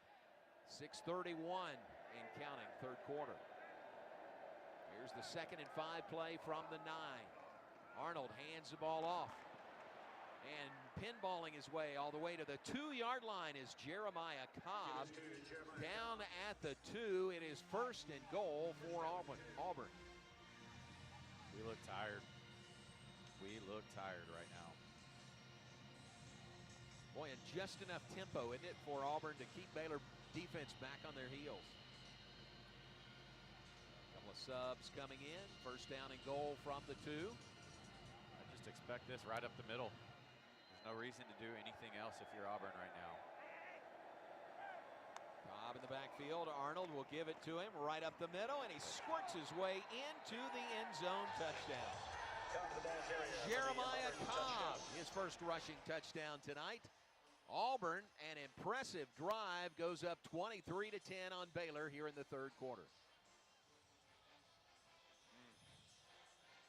You know, it's interesting, that first drive they had coming out of the half, they did some traditional pass plays and ended up needing to punt. Their pass plays here were pseudo run plays. So I would argue they ran the ball the entire drive. That's right. 9-play, 70-yard scoring drive, 4:12 off the clock in the third quarter. Alex McPherson to kick the extra point. He puts it on the board. And with 5:40 to play in the third quarter, our new score, Auburn 24, Baylor 10. We'll take a timeout and be right back to McLean Stadium in Waco. 24-10, Tigers lead the Bears on the Baylor Sports Media Network. Hey Baylor fans, game day experiences for the 2025 football season are on sale now. Fans can purchase exclusive experiences online, including on-field photos, sideline access during warm-ups, tunnel access during the team runout, an in-game radio booth experience with the voice of the Bears, a birthday bash, and much more. There is limited availability per game, so purchase your experience today at BaylorBears.com/group experiences to lock in your one-of-a-kind game day experience today. Baylor Nation rolls along with Allen Samuels Dodge Chrysler Jeep Ram. Start with award-winning service and factory-trained techs. Then shop our new and used lineup from cars, trucks to SUVs, all makes and model. Okay. Business, we're your Central Texas headquarters for ProMaster vans, cab, and chassis and work trucks. For power and comfort, test drive the Ram 1500, the Motor Trend Truck of the Year winner again. Allen Samuels in Waco, proud partner of Baylor Athletics. Come by, let's be friends. Do you ever scream at your screen when your 5G internet freezes? It's the worst. So why not switch to Astound? Wi-Fi that just works. With Astound Wi-Fi, you'll rage less, buffer less, and live more. Lock in gig speed Wi-Fi for just $35 a month, guaranteed for 3 years. Plus, get up to a $200 Amazon gift card. Astound Wi-Fi, it just works. Visit astound.com today. This season, Bobcat of Waco is proud to partner with the Baylor mascots to bring you a winning lineup. Just like the Bears on the field, Bobcat machines deliver unstoppable strength, speed, and toughness. And right now, you can score big with 0% financing or cash rebates on the hardest working equipment in Texas. Visit us at 16595 North I-35 in Elmont, Monday through Friday from 7 a.m. to 5 p.m. or online 24/7 at bobcatcce.com. Don't sit on the sidelines. Gear up with Bobcat of Waco, and let's make this season one to remember. Sic 'em Bears. You're listening to Baylor Football on the Baylor Sports Media Network. 24-10, Auburn leads Baylor, 5:40 to play, third quarter here at McLean Stadium. For the most part, stands still very full here tonight. Still plenty of time. Bears have just given up a 70-yard touchdown drive. Actually, they changed that to 71-yard touchdown drive by the Tigers. to go down by 2 touchdowns. Second time tonight, Bears have trailed by 2 touchdowns.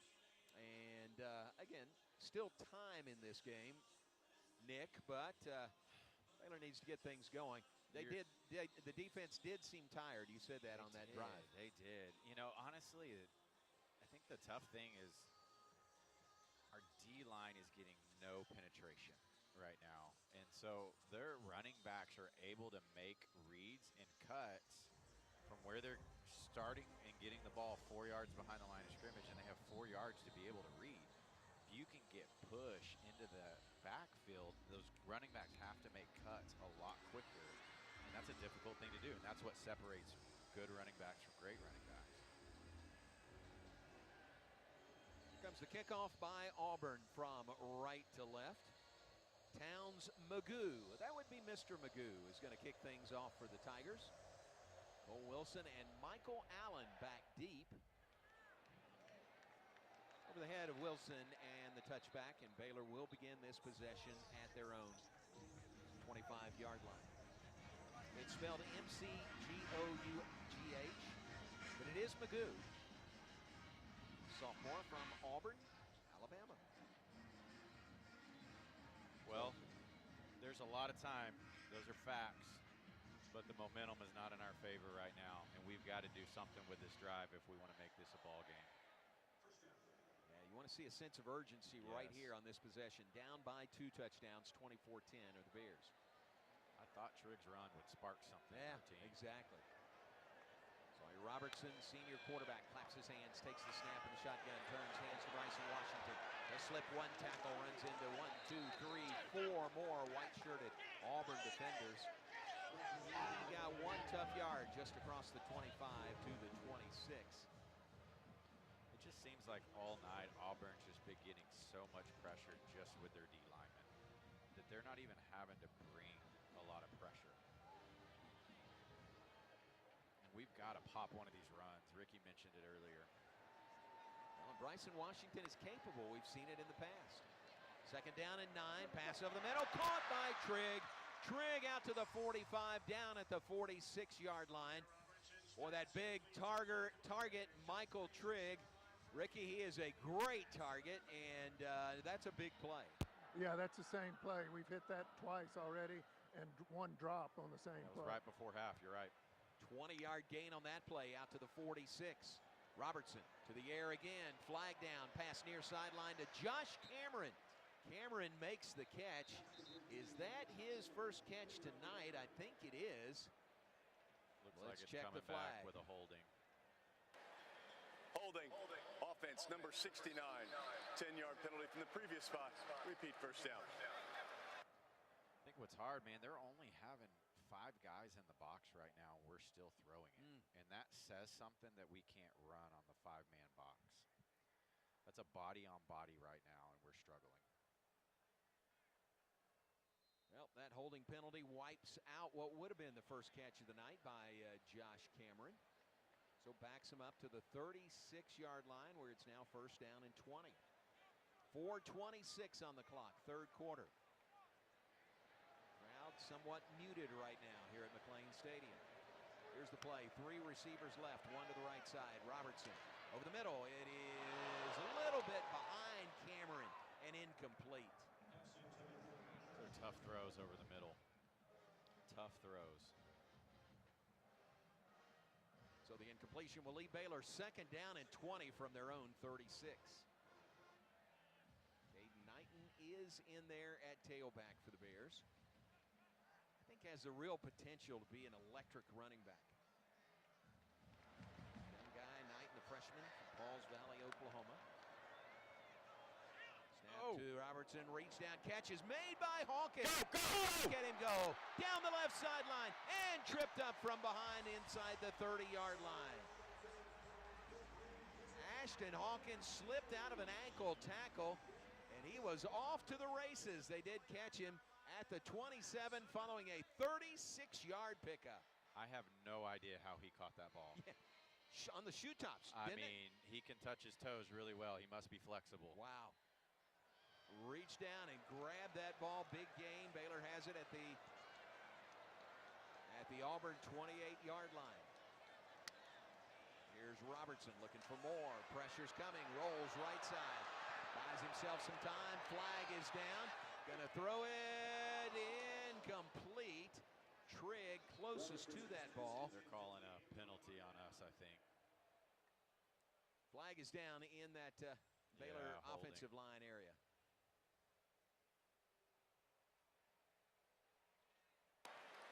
Holding, offense number 22. 10-yard penalty, repeat first down.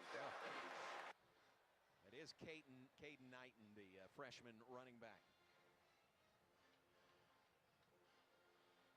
Yeah, that was a heck of a catch by Ashton. Ricky?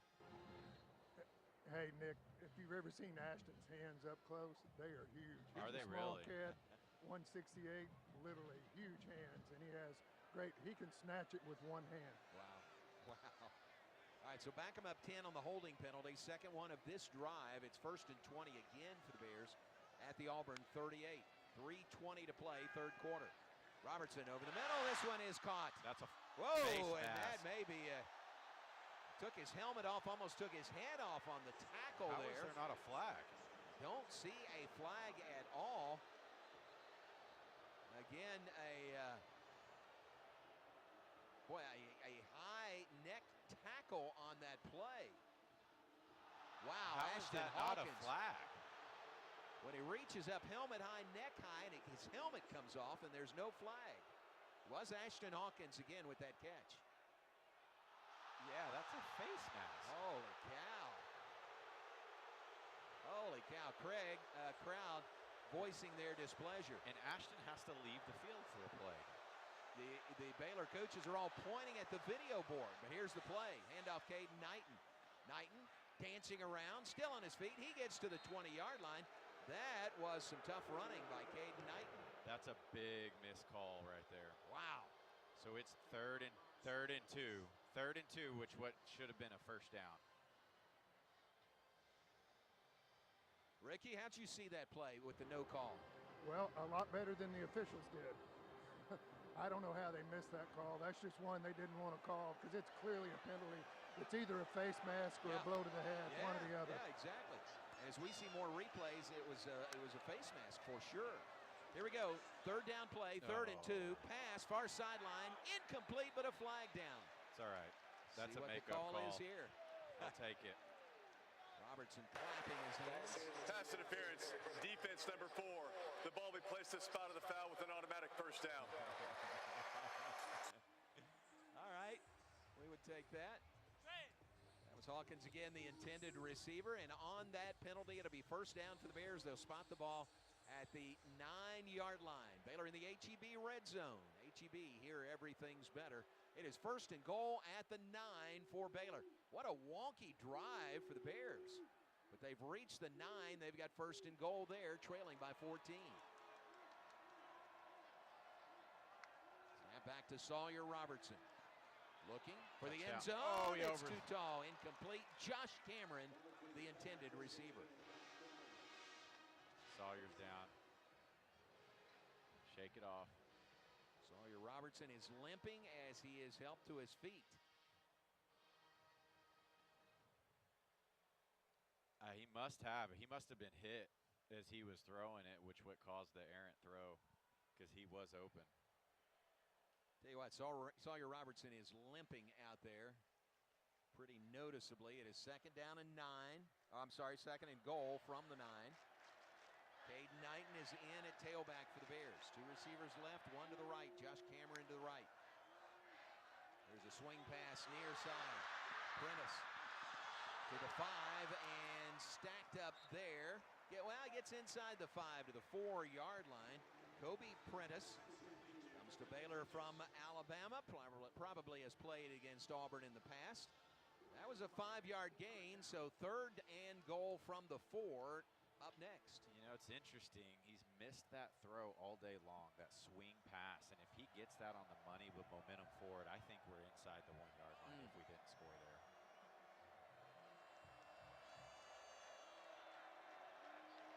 Here we go, 3rd down and goal from the 4 for the Bears. Knighton in the backfield. Robertson takes the snap, looks left, looks center. Pass over the middle, batted down at the goal line, incomplete. That's a heck of a play by that backer. DeMarcus Riddick.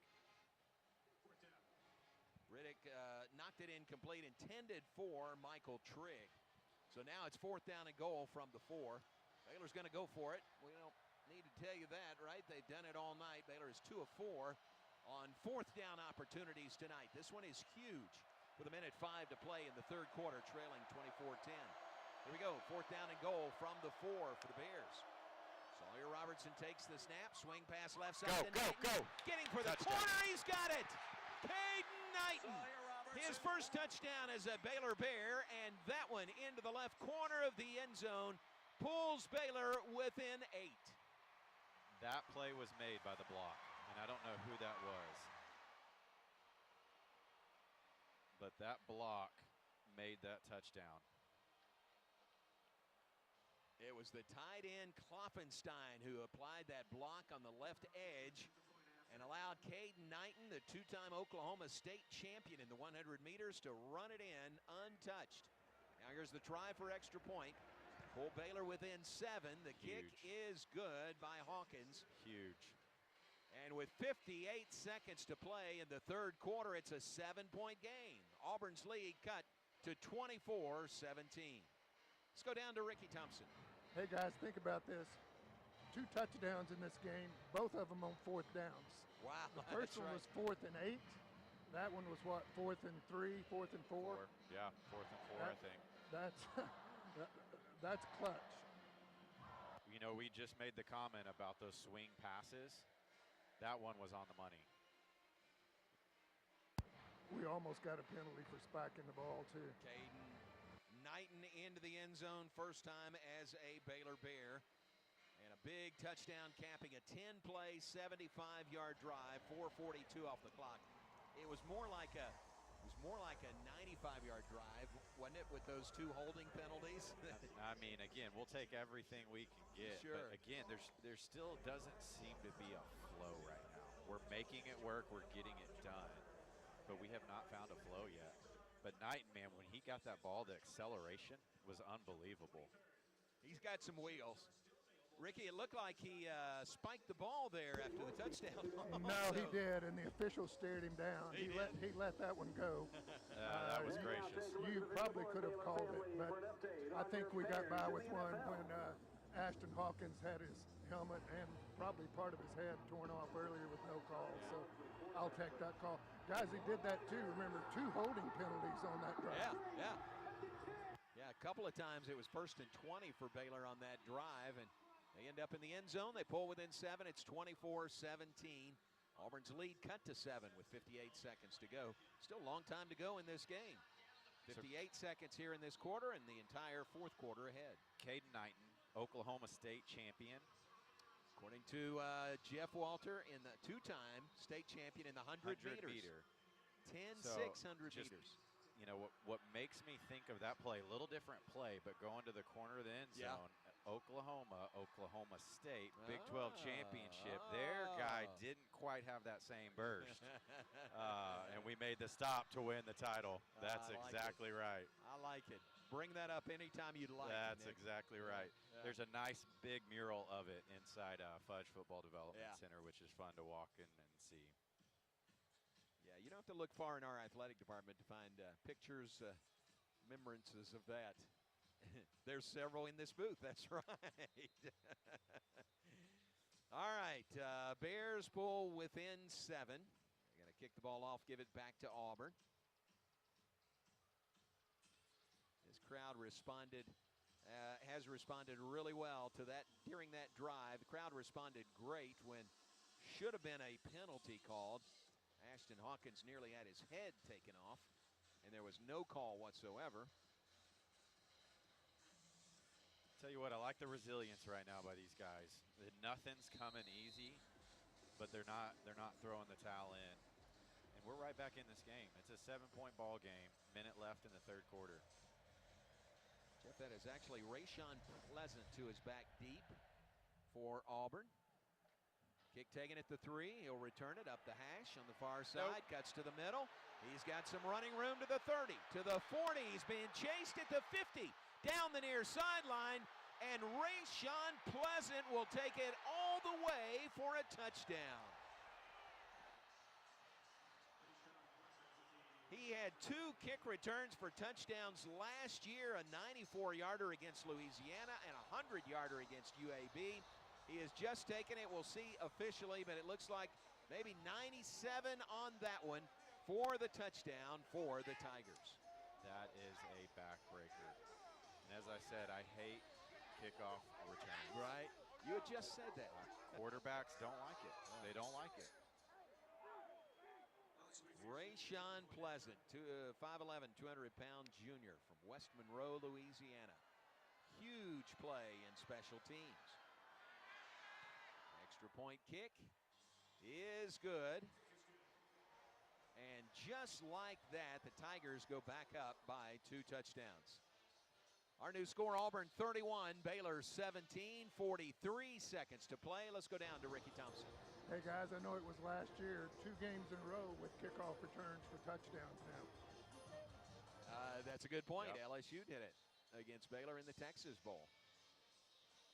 Man, oh man, he showed some speed there too, didn't he? We were talking about Caden Knighton's speed, but Pleasant showed some real speed on that kick return. Oh, that's a gut punch. Yeah, you work so hard on that drive, overcome a couple of holding penalties, and punch it in, pull within 7, and then one play, and Auburn's back up by 14. It's a chance to respond. Adversity. Ricky, when you get a chance, I'd love to know what the temperature on that sideline is like right now. Are guys' heads high? Are they staying positive? What's the mojo on the sideline? Well, there were some heads that fell on that one. You could see it when he broke loose, but all of that will depend on this drive. I think that if you don't produce something here, then heads could hang because you've really gotten back in the ball game. 7-point game, a quarter to go, and then you give a kickoff return for a touchdown.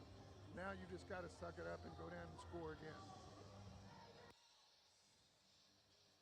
Or maybe return the favor. I think Cole Wilson is capable of doing the same thing. He's back deep for Baylor.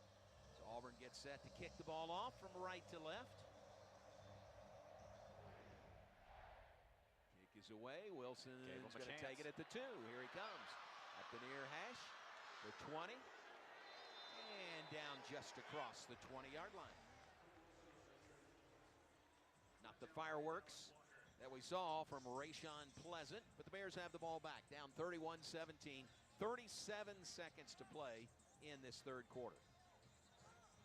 Well, just like we talked about on the last drive, we're in the same situation all over again. Yeah, that's true. We've got to get points here. We've got to get a touchdown. I was about to tell everyone, go get your popcorn and your pretzels. We've got a fourth quarter that's going to be tight. Let's see if we can get back to that same mentality. Pull within 7 here quickly. Here we go, Bears from the 21. Down 31-17. Sawyer Robertson going deep far sideline. It's incomplete. He overshot Cole Wilson. That was about 20 yards, 25 yards upfield. Yeah, Sawyer just hasn't felt settled all night with the coverages they're doing. Playing a lot of man, but with a lot of safety over top help, and it just makes it challenging.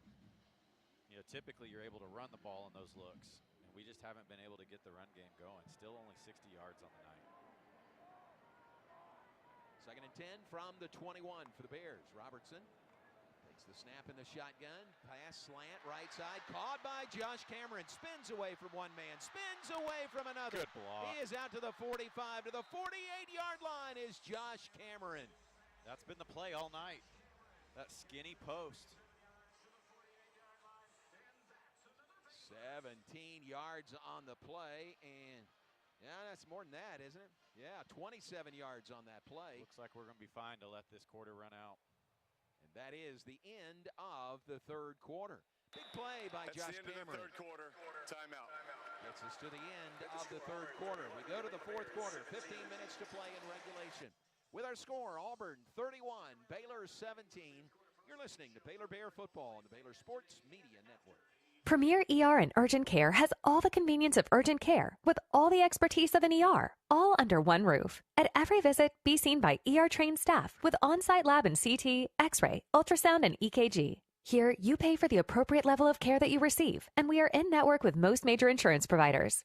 Premier ER and Urgent Care has 4 convenient locations serving Texas: San Marcos, Temple, Waco, and Woodway. To learn more, visit www.premier.care. Looking for weekend plans? Visit the Silos in Magnolia in downtown Waco. Enjoy shopping a curated collection of home goods, exploring seasonal gardens, and experiencing fun for the whole family. While you're around, be sure to savor a meal at Magnolia Table, as seen on Fixer Upper and conveniently located just an 8-minute drive from the Silos. There you'll find a full menu of fresh, nostalgic dishes made to nourish. To start planning your trip and find inspiration to embrace the season at home, visit magnolia.com. Do you ever scream at your screen when your 5G internet freezes? It's the worst. So why not switch to Astound? Wi-Fi that just works.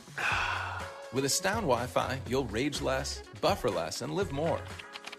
Lock in gig speed Wi-Fi for just $35 a month, guaranteed for 3 years. Plus, get up to a $200 Amazon gift card. Astound Wi-Fi, it just works.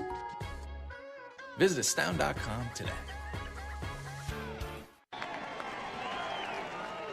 First Central Credit Union invites you to join our team. Game strategy, earn 5% APY on your money. Enjoy ATM fee refunds and the ability to make deposits 24/7 at our ATMs. You can earn interest and have access to your money. Suit up in a free new member t-shirt. Join our team today at firstcentralcu.com. Everything we do for you. Sick 'em, Bears. Eligibility and qualifications apply. APY annual percentage yield. Member NCUA. You're listening to Baylor Football. Baylor Football on the Baylor Sports Media Network. On to the fourth quarter at McLean Stadium, season opening game. Baylor trailing Auburn 31-17. On to the fourth we go. Hang in here with us, folks. There's still 15 minutes to play in this game. But boy, I tell you, that kick return for a touchdown is just a killer, isn't it? I mean, it just takes the wind out of your sails. It does. You built some momentum. You got yourself back in the ball game. And then before you can hardly get your helmet off and sit down and take a sip of water, there's a touchdown. And it is a backbreaker. Officially, that was a 98-yard kickoff return by Rayshon Pleasant. 98 yards for the touchdown after Baylor had driven down and scored in 10 plays to pull within 7. Auburn goes right back up by 14. But the Bears have the ball now, and let's see how this drive progresses as we switch ends and move to the fourth quarter. I think very few people, again, have left. Some of the numbers through 3 quarters tonight. Total offense, 241 yards by, total offense, 340 for Auburn, 369 for Baylor. Baylor's 309 passing, only 60 yards rushing on 20 carries. Auburn almost the reverse of that, 241 rushing and 99 passing. Sawyer Robertson's 18 of 36 on the night for 309 yards and 2 touchdowns. A lot of yards, total yards, but only 17 points for the Bears right now. Bryson Washington, 11 carries, 44 yards. Trigg, 11 catches for 67. Cole Wilson, 9 catches. No, I'm sorry. That's targets. Good cut, good cut, good cut. There's Bryson Washington, right side. Oh, turn on the Jets, Bryson Washington. There's a He flag. is down at the 1-yard line. Wow, he burst through, and he was caught and tackled at the 1. Holding, it's coming back, Oh, my goodness, a flag at the 50-yard line. What a cut. Holding, offense number 85. Oh, my goodness. 10-yard penalty from the spot of the foul. Repeat first down. Oh, how big is that? Tackled the guy. Oh, man, and what a cut. He made that cut and went full speed north and south. There's that speed we were talking about with Bryson Washington when he gets in the open field. Gosh, that would have been huge. But it's all coming back, holding penalty. And Baylor has had some really tough holding penalties in this game tonight. Is that Klopfenstein again? That's what he said. He said 85. So they spot the ball back at the 40. Oh, it's a backbreaker. Well, Baylor right in the position they like. First down and 20 again. Clear it, next play. Clear it, next play. Washington comes off to the near side. Here's the play. First and 20 from their own 40-yard line. Robertson passes right sideline, overshot his man. Trigg, the intended receiver. And it's interesting. I'd go back to that same look. Motion the back out. You've got no one in the box. Run a draw with Sawyer. We ran that so much last year. It's wide open when the look we just had. Second down 20 from the 40-yard line. 3 receivers right, 1 to the left side, 1 back in the backfield. Sawyer Robertson takes the snap, pass over the middle, caught by Trigg. Trigg at the 50 and upended at the 44-yard line. Well, they needed 20 yards. They got 18 of it on that play. You know, it's similar to Auburn, man. They're running it all day long. That play has been there all night long. We need to keep coming back to it. So third down and 2 for the Bears now. They have reached the Auburn 44. Box is full. 2 receivers to either side. Knighton in the backfield. Robertson off his back foot. Throws right sideline. It is caught. Cole Wilson has the catch at the 24-yard line. Nice adjustment to the ball. And that's a first down for Baylor at the 24. I tell you what, Cole Wilson is having a night.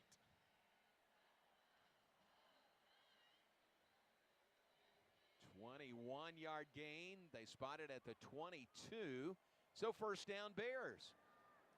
Early stages, fourth quarter. Baylor trailing 31-17.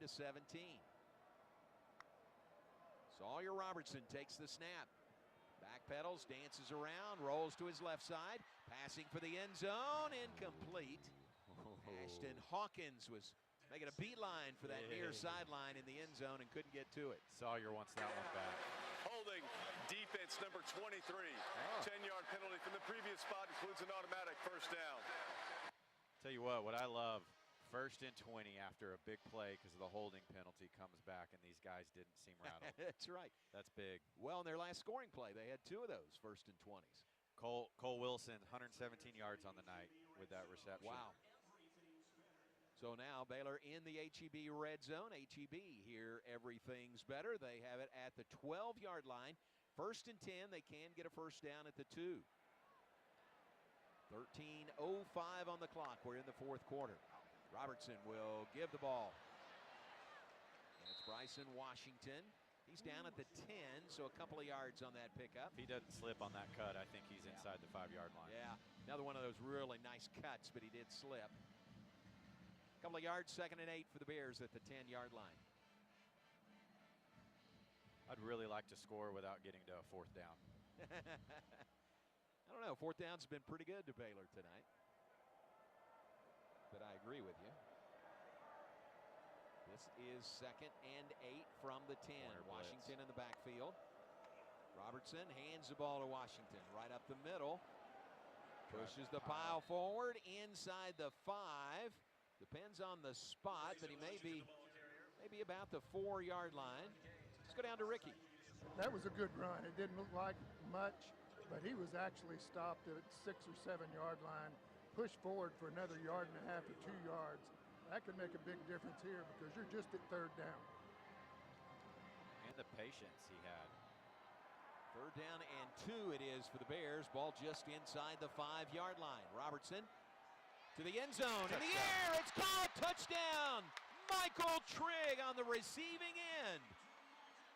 The Bears back in the end zone. Touchdown, Baylor. I think that's the same play when we went for it on 4th down in the back shoulder throw. Touchdown, Baylor, to pull within 8 with the extra point to come. Michael Trigg on the receiving end of this touchdown catch. Wow. That's the same play we went for it on 4th down earlier and didn't get it. Wow. Sawyer put a little air on it that time. Here comes The try for extra point by Baylor. Connor Hawkins puts it on the board. And with 11:48 to play in the fourth quarter, our new score, Auburn 31, Baylor 24. Bears back within 7. Timeout on the field. We're back after this word from Toyota. The Toyota Trucks Game Day sales event is on, and there's no one key to victory. Yes. You need strength. You need power. You need agility. You need a team that shows up ready to win. And Toyota Trucks, yeah, they bring the full roster.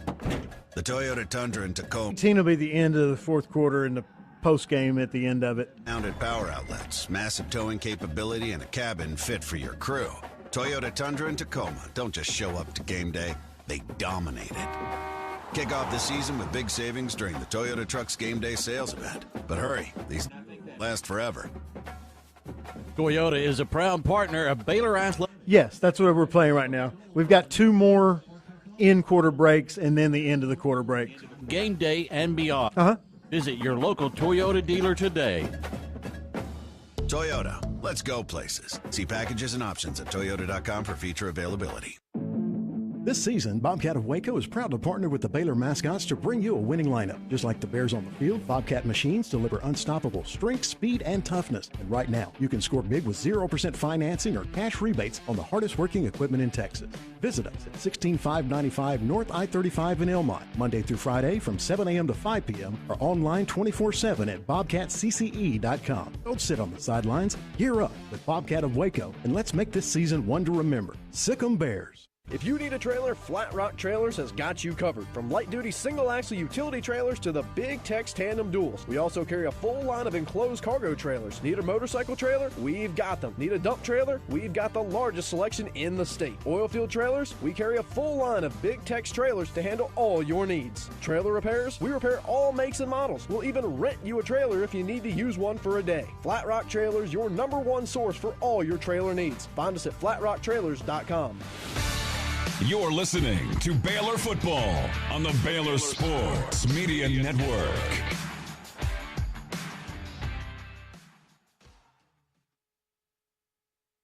seconds on the Baylor Sports Media Network. From the Allen Samuels Dodge Chrysler Jeep Ram Studios, this is KRZI Waco, K222DC Waco, K265DV Temple, ESPN Central Texas.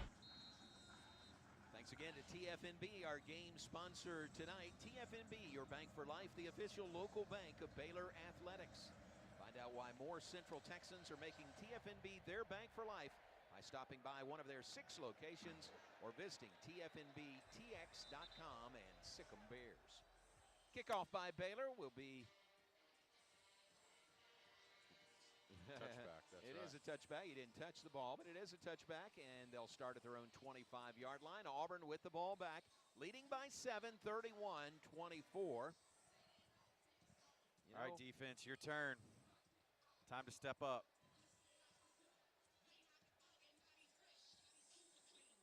Cooper lands in that defensive front for Baylor. Let's see who else is out there for the Bells defensively. Devontae Tesno. Baylor's played without Jackie Marshall the majority of this game. Here's a snap back to Jackson Arnold. Handoff. Good. And the back runs right into the waiting arms of Keaton Thomas. Thomas, senior linebacker for the Bears.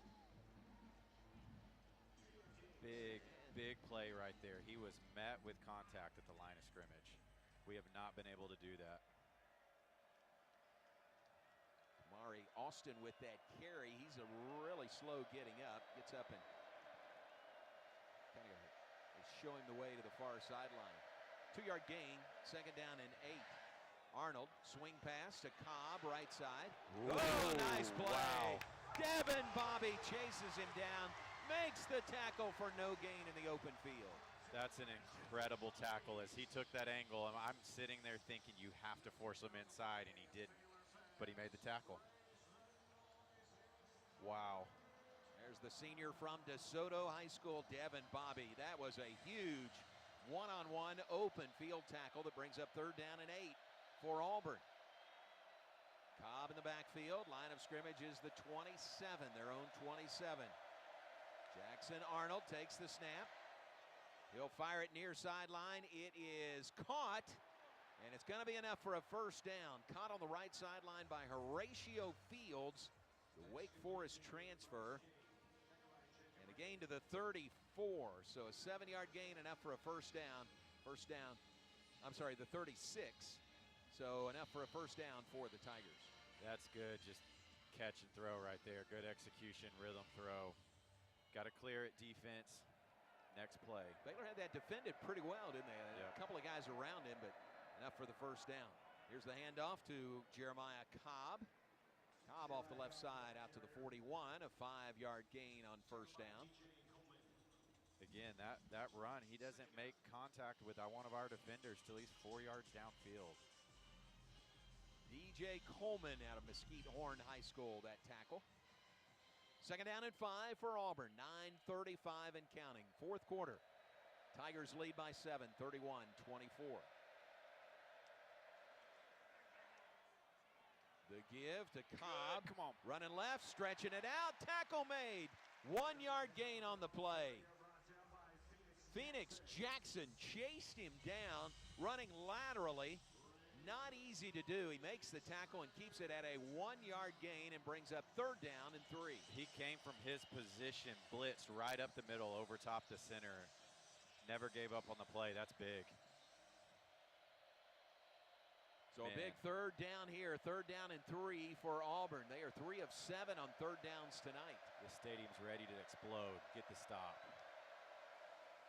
Snap back to Arnold, fakes the handoff, looking to run. Got him. Oh, a flag is down. We'll check the flag, but they've got him for a 2-yard loss. Read beautifully by that Baylor defensive front. What do you do here if you're Aranda? Holding defense on an eligible receiver. Oh. 10-yard penalty is added to the end of the run. Automatic first down. Good grief. Correction, it's from the previous spot with an automatic first down. Oh, after a huge stop, would have forced Auburn to punt the ball away, but defensive holding extends the drive and gives new life to Auburn. Oh. Well, we have had some holding penalties tonight. Here's one on the defensive side. Automatic first down goes with that. Now first down at the Baylor 47-yard line. 8:30 on the clock, fourth quarter. Give to Cobb. Cobb is hit hard. Short gain to the 45. You know what? DJ Coleman involved in that tackle again. Again, contact made at the line of scrimmage. Only picked up 2.5, 3 yards. And Jeff corrects me, that was another back. That was Darrell Robinson, Connecticut transfer. We haven't seen him much, if any, tonight. Might have been his first carry this evening. Empty backfield. This is where you look for that draw.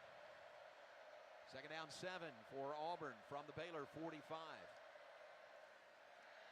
Here he goes, looking to run. Jackson Arnold looks for a hole. Baylor closes it rather quickly at the 40-yard line. So he got 4 yards to the 40. And here's another third down and 3 for the Tigers. Interesting play call there. They did the QB draw. Started with an empty backfield and just brought the running back in to bring another guy back in the box. It was cleaner with the empty backfield. Big third down opportunity. Auburn 3 of 7 on third downs tonight. From the Baylor 40, Baylor crowd making noise. Would be a huge stop for the Baylor defense. Jackson Arnold takes the snap a little bit high. He's going to keep it. He's going to run up the middle. Ooh, it's very, very close. I think he's got it. He's got the first down. Jackson Arnold just enough with the run up the middle to keep the drive alive. He's hurting. He took a shot on that one. Lowered his shoulder and took a shot. So remember that play. They get the first down, but is Jackson Arnold 100% after that play? Here we go from the 36 now. New set of downs for the Tigers. First down and 10. 6:24 to play. Handoff. Jeremiah Cobb is back in there.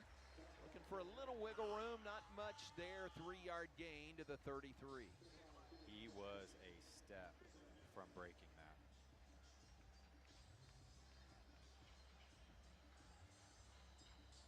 Got to get another stop here. Got to get contact again with the running back in the backfield or right at the line of scrimmage and make it a 3rd and 5. Cobb in the backfield, 2nd down and 7 for the Tigers. They're at the Baylor 33-yard line, leading 31-24. 4th quarter. Cobb again, right side. Can't get to the outside. Bears get him on the ground at the 30. Phoenix Jackson again on the tackle. We're calling his name a lot. 3-yard gain leaves Auburn at 3rd down and 4. All just inside the 30. Here's another of those 3rd down opportunities. The crowd is ready to go crazy again. Let's get a stop here. Force Auburn to make a decision. 3rd down and 4 for Auburn. Knows the ball just inside the 30. 5:06, 5:05 to play. Handoff. Damari Austin. And he's going to be short. He'll be about a yard short. It looks like he gets to the 32. Kick a field goal or they go for it? Yeah, good call. They're definitely going for it. They have not They're lining gone up for quick. it. They hadn't gone for it on 4th down tonight. Just don't jump. But that short yardage packed in offensive line. Auburn will call timeout. Timeout by Auburn, first of the 2nd half. So this would be about a 45-yard field goal if they were to kick it.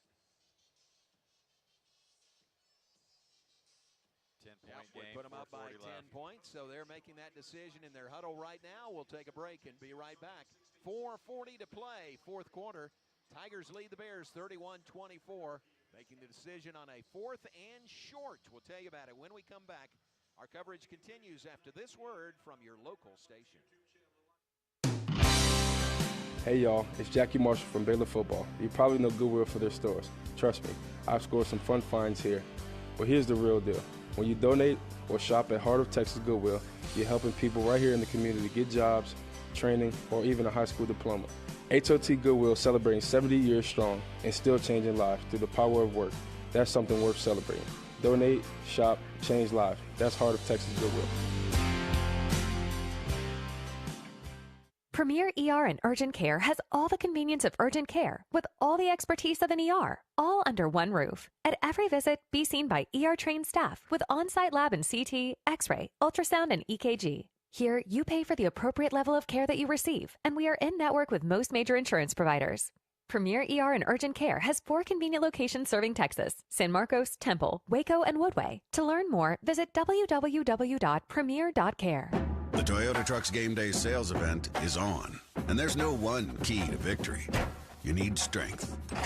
You need power. You need agility.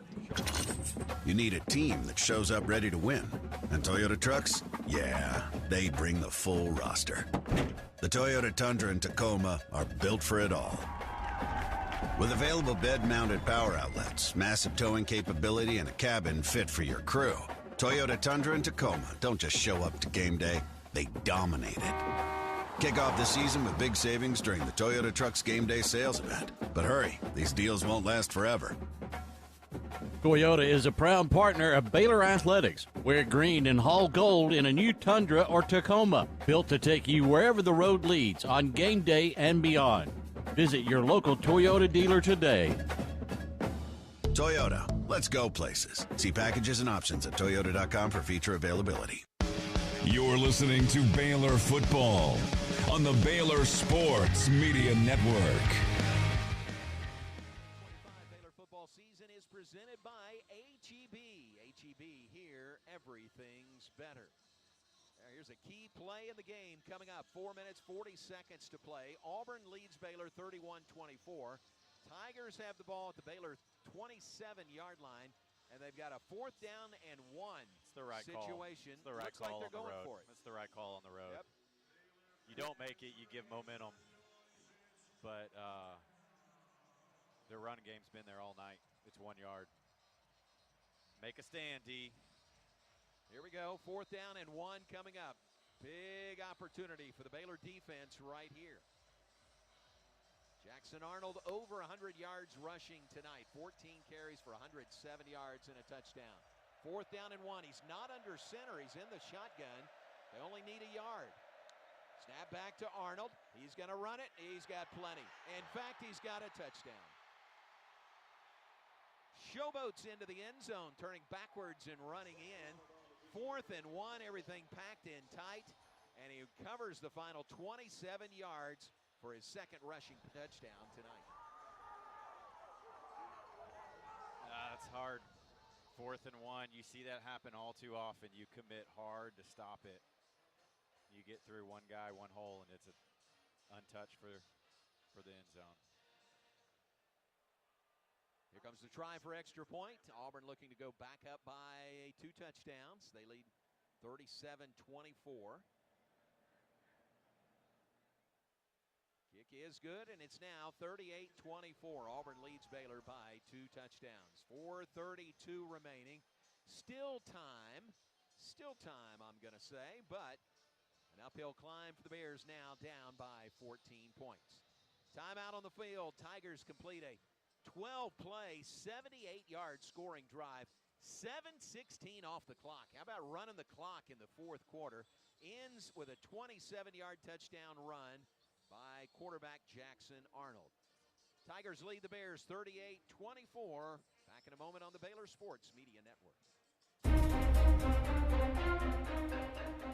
When life gets complicated, Butts Law Firm is your one-stop for a wide range of legal needs. Whether you need estate planning documents such as a will, trust, or guardianship, or the appointment of a receiver to handle personal or business assets management and disposal, consumer protection, family-related legal matters, or various business-related issues, we are your community firm. Whether you're planning for the future, navigating a probate, or managing a business, our experienced team is ready to guide you every step of the way. Trust us to provide the legal support you need. Call today, 406-641-BUTZ. That's 406-641-2889. Or come by the Waxahachie office at 301 South Rogers Street, Suite 202, downtown Waxahachie. Come see the difference having a trusted attorney by your side can make, because at Butts Law Firm, your legal rights are our business.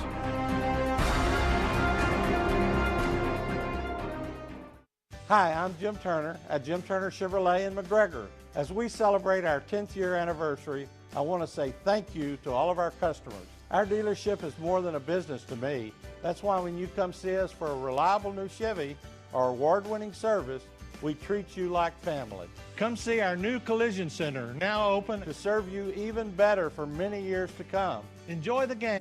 Come see us at Jim Turner Chevrolet in McGregor. Together, let's drive. This season, when Baylor scores a touchdown, raise your bear claws and swipe a free 6-piece Chicken McNuggets the next day on the McDonald's app with the purchase of $1 or more. Run it. Throw it. However they reach the end zone, your tape. Then you get a play where you know it's going to be him and you still can't stop him. Bears. And like everybody in the stadium knew he was going to run the ball. And he scores a touchdown on the play. Participate in McDonald's. Minimum purchase of $1 required. Excludes tax. Must opt into rewards. You're listening to Baylor Football. Baylor Football on the Baylor Sports Media Network. 2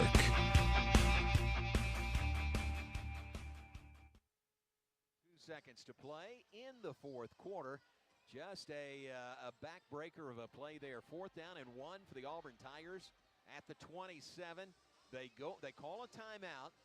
I don't know if they ever seriously considered kicking or if they were going for it all along, but they do go for it. And Nick, Jackson Arnold runs it in for a touchdown from 27 yards out.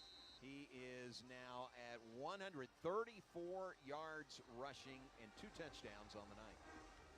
It's been a killer. It's a great play call. Bring in motion and then play fake right off of it. Everything moves fast. Towns Magoo to kick things off for the Tigers. Cole Wilson is back deep. Touchback, and Baylor will begin at the 25. 4.5 minutes to go, 4:32 to be exact. Baylor does have 3 timeouts remaining. Stranger things have happened. But they need to score and score quick here. And then get a stop and get the ball back. That's all you have to do. Tigers up by 14, 38-24. You make it sound so easy. I like it. You know. Let's make it look easy. Yeah. Sawyer Robertson tonight, 21 of 40, 351 yards, 3 touchdowns, no interceptions, no turnovers by either team tonight. Bringing a guy late. Yeah, really Not late. even ready. The middle of that defensive front is wide open. Here's the play from the 25. Robertson to throw. Near sideline, overshot. Ashton Hawkins, incomplete. Yeah, felt like, again, on 2 different pages there. Got a Auburn defender down on the field. You know, I'm not saying he's doing this at all, but there's a new rule this year about faking injuries to stop the clock, give yourself a break, kind of buy a free timeout. I'm not saying he's doing that at all. This guy looks like he is. He does look like he's hurt. Yeah, with his leg.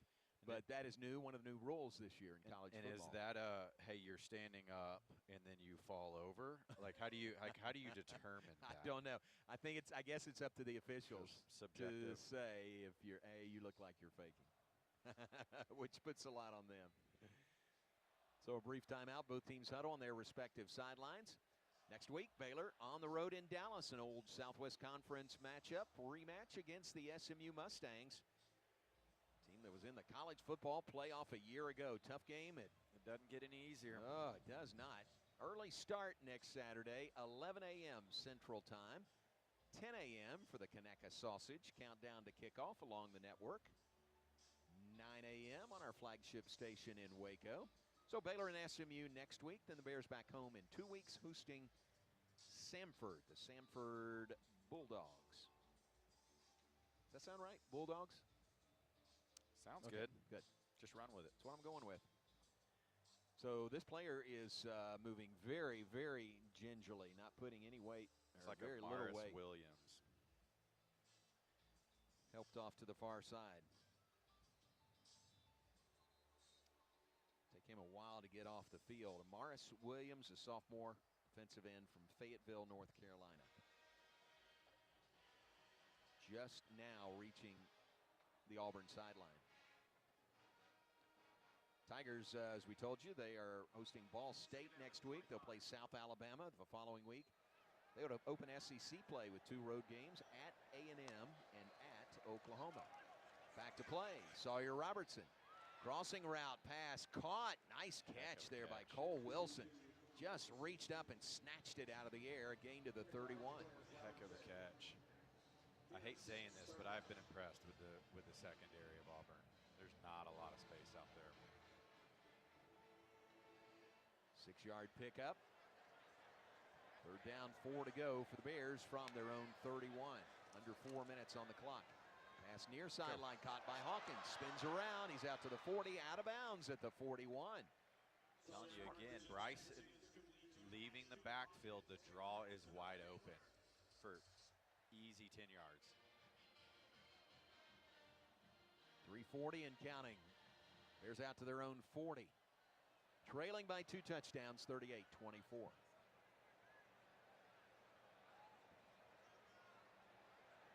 Three receivers to the left side, the short side of the field, 1 to the far side. Robertson, short pass. Cole Wilson's got it. Got a blocker. Out to the 50 and out of bounds. Almost looked like an audible from Sawyer right there. So 11 yards on that play. A step into Auburn territory at the 49-yard line. Good rhythm on this drive, though. I like it. You do got to have a sense of urgency, though. Under 3 minutes to play. 1st and 10 at the 49 for the Bears. Robertson over the middle is incomplete, but a flag is down. Trigg, the intended receiver. They're going to say twisted Trigg. Pass interference. Defense number 5. 15-yard penalty from the previous spot. Includes an automatic first down. Correction. The bully placed the spot of the foul with an automatic first down. So Jaquez Robinson, the safety, guilty of pass interference. They will spot it at the 30. of Auburn. Sawyer did his best to stay in there too, but he got pressure on that. Here's the play, first down and 10 from the Auburn 37 for the Bears. 2:50 to play, fourth quarter. Pressure on Robinson. Flag. Pass incomplete. Short off the hands of Bryson Washington. We got another holding penalty. Holding, offense number 68. 10-yard penalty, repeat first down. More of a tackle than a hold. Well, we can say for certainty Baylor has been in this position before. First and 20. And we got a touchdown. That's true. The last time we were in this position. Backs the ball back to the 47 of Auburn. Baylor traveling right to left, trailing 38-24. Now 2:43 to play. Maybe Prentice in motion, left to right. Pass over the middle off his back foot is caught. Coming to the near side is Josh Cameron. Spun around and out of bounds at the 20-yard line. Tell you what, nice. That is a name we have not called much tonight. Nice yards after the catch by Josh Cameron. 27-yard gain. Looks like there's a referee timeout on the field.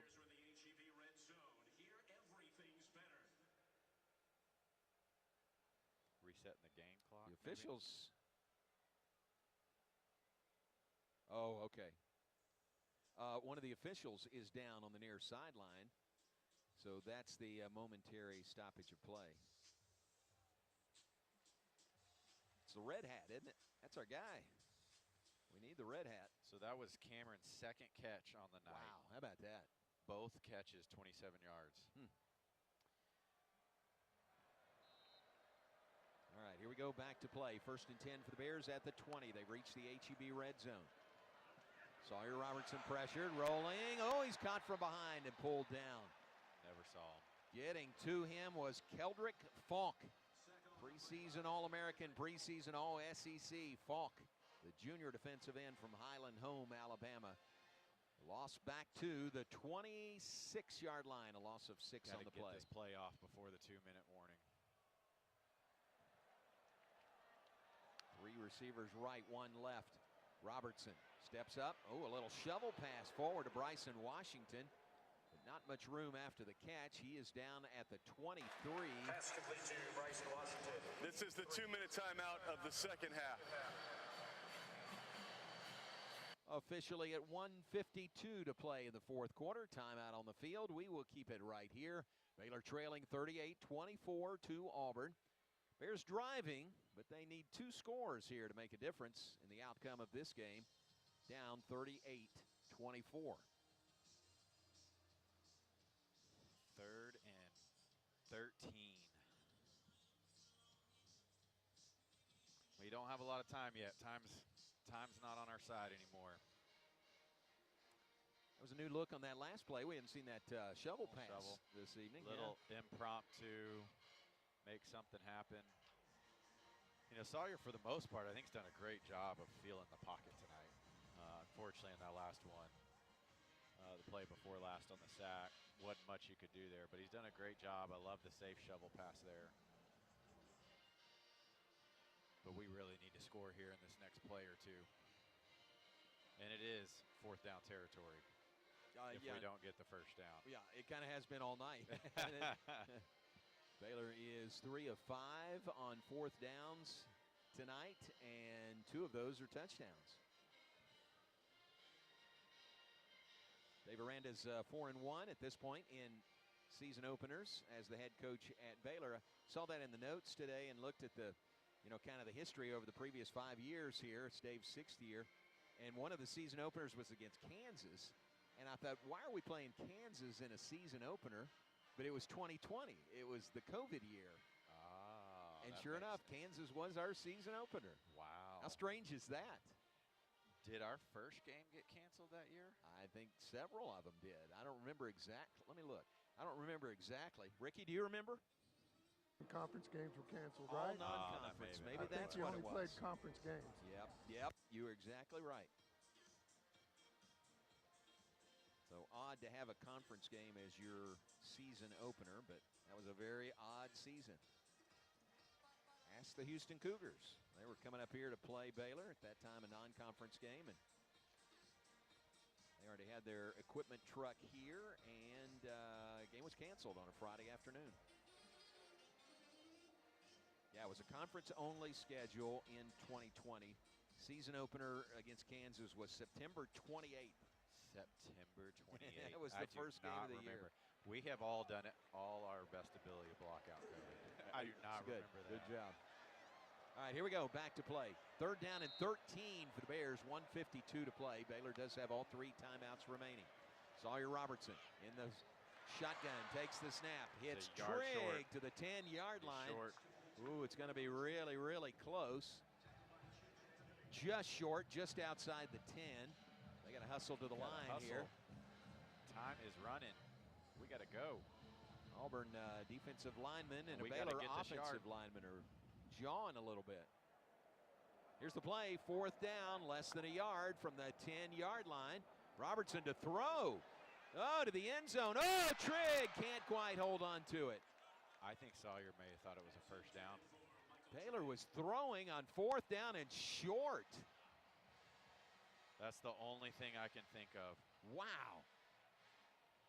Auburn comes storming off the sideline celebrating. There's still a minute 17 to play. It does, for the most part, ice it for the Tigers. Really strange there. 4th and, Ricky, it was less than a yard, wasn't it? No, it was 4th and maybe half a football. Okay, that close. And you throw for it, and it's incomplete. And that's how this game is going to end. Minute 17 to play. Auburn up 38-24. Wow. Trigg almost came up with the catch. Diving in the back of the end zone, couldn't hold on to it. Jackson Arnold, still not under center. Going to take the snap in the shotgun. And the ball off.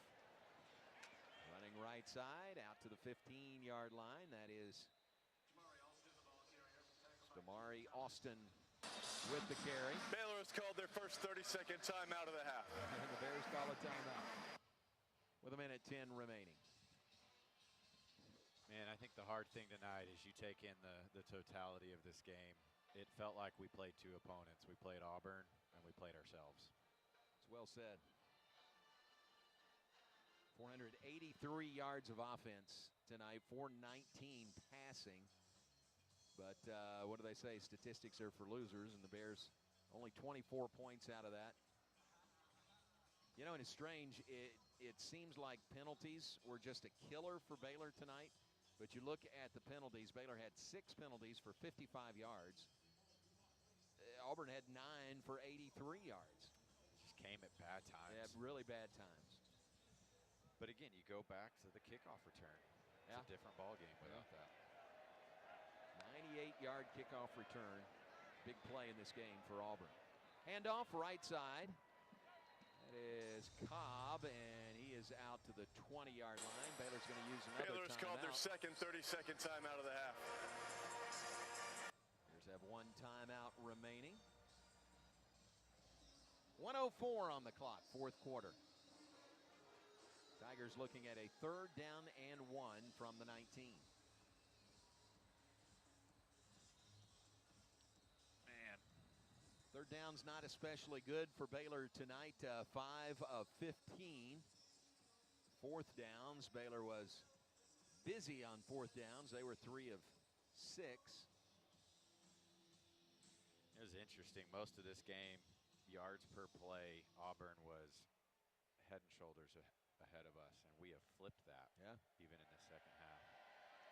Here's the play, 3rd down and 1 from the 19. Jackson Arnold looks to run. He's got the 1st down. He slides down after getting the 1st down yardage to avoid a hit. So that'll move the chains. Baylor has another timeout if he wants to use it, and looks like they will not.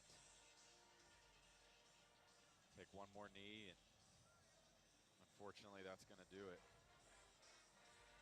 So the Auburn Tigers, the first SEC team to play at McLean Stadium. Baylor's first SEC opponent in Waco since 1995. They're going to come in and leave with a season opening win. Arnold's under center, takes the snap, takes a knee, and the final seconds will click off the clock here. Auburn 38, Baylor 24. Looks like will be the final score. Both coaches headed to midfield. Bears drop to 0-1 to start the season, falling at home to Auburn here tonight. Final score, Auburn 38, Baylor 24. Plenty to come on our post-game show. We invite you to stay with us. Coming up, we'll go down to the Baylor locker room, visit with a Baylor player. We'll visit with Coach Dave Aranda. We will give you all the numbers from this game tonight, check scores around the Big 12 as well. All that coming up on the First Central Credit Union postgame show. We invite you to stay with us. Final score, Auburn 38, Baylor 24. This is the Baylor Sports Media Network. The Toyota Trucks Game Day sales event is on, and there's no one key to victory. You need strength. You need power. You need agility. You need a team that shows up ready to win. And Toyota Trucks, yeah, they bring the full roster. The Toyota Tundra and Tacoma are built for it all. With available bed-mounted power outlets, massive towing capability, and a cabin fit for your crew, Toyota Tundra and Tacoma don't just show up to game day, they dominate it. Kick off the season with big savings during the Toyota Trucks Game Day sales event. But hurry, these deals won't last forever. Toyota is a proud partner of Baylor Athletics. Wear green and haul gold in a new Tundra or Tacoma, built to take you wherever the road leads on game day and beyond. Visit your local Toyota dealer today.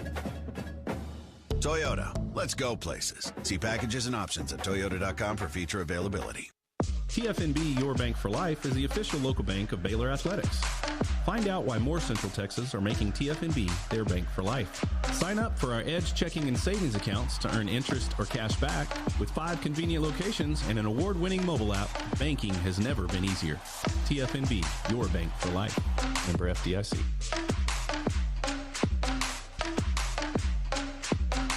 Do you ever scream at your screen when your 5G internet freezes? It's the worst. So why not switch to Astound? Wi-Fi that just works. With Astound Wi-Fi, you'll rage less, buffer less, and live more. Lock in gig speed Wi-Fi for just $35 a month, guaranteed for 3 years. Plus, get up to a $200 Amazon gift card. Astound Wi-Fi, it just works. Visit astound.com today. This has been live coverage of Baylor football on the Baylor Sports Media Network. Now, it's time for the First Central Credit Union postgame show.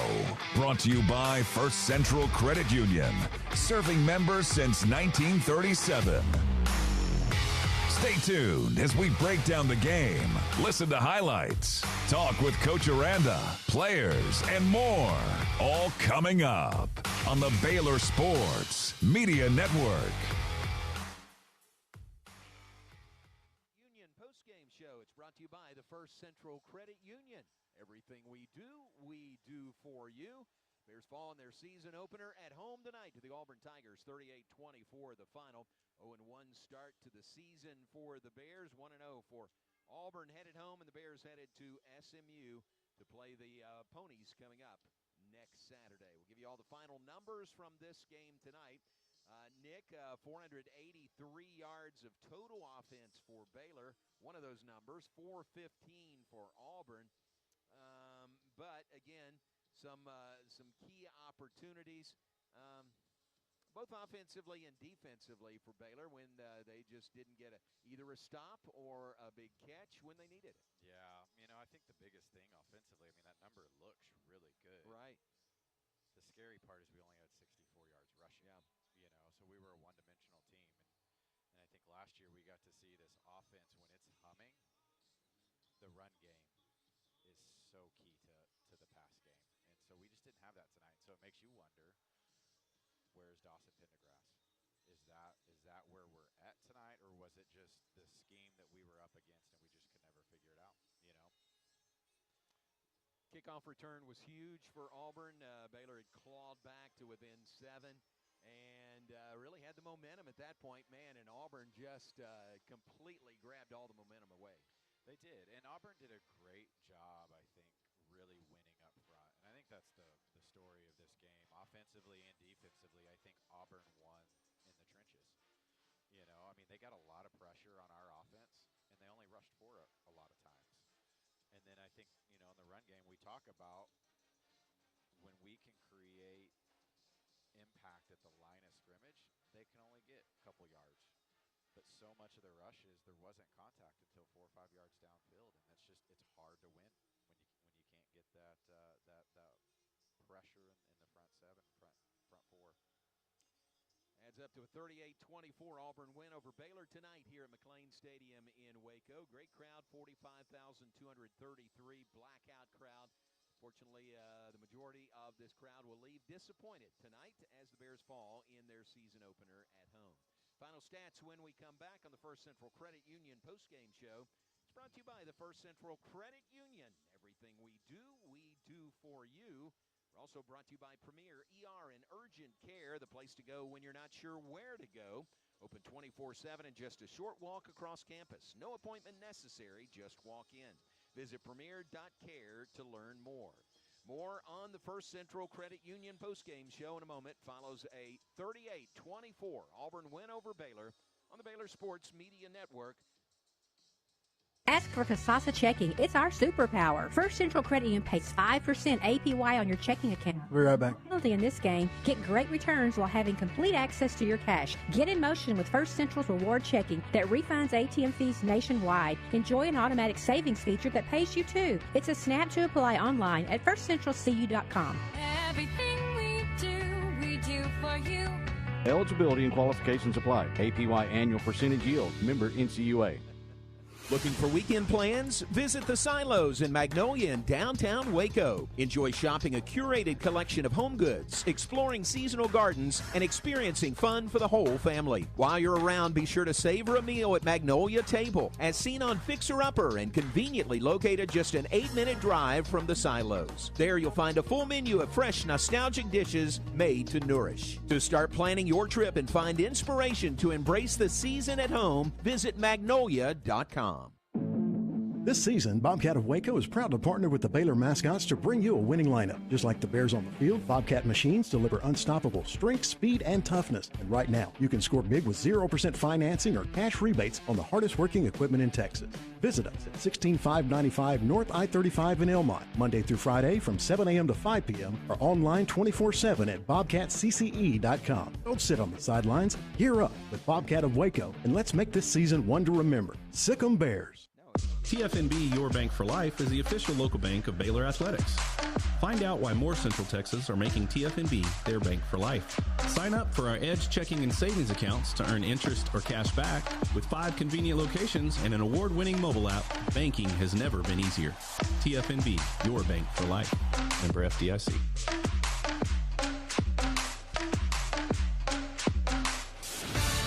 You're listening to Baylor Football on the Baylor Sports Media Network. Welcome back as we continue on the First Central Credit Union postgame show, brought to you by the First Central Credit Union. Everything we do for you. We're also brought to you by Rudy's, a proud sponsor of Baylor football. Be sure to stop by your local Rudy's or Rudy's.com for some real Texas barbecue. Enjoy 100% oak smoked meats, delicious sides, and Rudy's signature sauce. Don't forget, Rudy serves breakfast tacos every day until 10 a.m. I think Ricky is with us down below outside the Baylor interview room. Going to line up some interviews for us. And Rick, just your thoughts on the total game tonight. Ends up in a 14-point loss for the Bears, 38-24 to Auburn. Well, I think this game came down to me to both fronts. I thought Auburn's offensive line dominated the game on that side with the running game. I think that was pretty obvious. And then their defensive front took our running game totally out. So I realized we had almost 500 yards of offense, but 405 or 6 passing. So you just can't do it all through the air. I think that's something that's going to have to be developed. This was a really good football team, #1 portal in the country. They may be better than we think. We know they're pretty good, but they may be even better. We'll see as that season progresses, hopefully so. But I think that the concentration going forward is going to have to be on these fronts and better production there, because we need number 7 to be running the football. All right, 38-24 the final score. Let's take a look at some of the final numbers from this game tonight. We told you total offense tonight, 483 for Baylor, 415 for Auburn. Of the 483, 419 yards passing for Baylor, 64 yards rushing. Auburn a little closer to 50-50, not much. 307 rushing and 108 passing for Auburn in the game this evening. Third downs were an interesting situation all night. Baylor 5 of 15, and Baylor was 3 of 6 on fourth downs. 2 of those conversions were touchdowns on fourth down. Auburn was 5 of 10 on third downs and 1 of 1 on fourth downs tonight. Auburn 3 of 3 in the red zone. Baylor was 3 of 5. Time of possession, not much of a factor really. 33 minutes, 18 seconds for Auburn. 26 minutes, 42 seconds for the Bears. Penalty yardage, 6 penalties for 55 yards against Baylor, 9 penalties for 83 yards against Auburn in the game this evening. Only 2 punts tonight by Baylor, 37.5-yard average by Palmer Williams. Auburn punted 3 times for a 39.3-yard average. Big special teams play, a 98-yard kickoff return in the third quarter. That was just a key play in this game tonight. Other individual numbers, Jackson Arnold, the quarterback for Auburn, he ran the ball 16 times for 151 yards.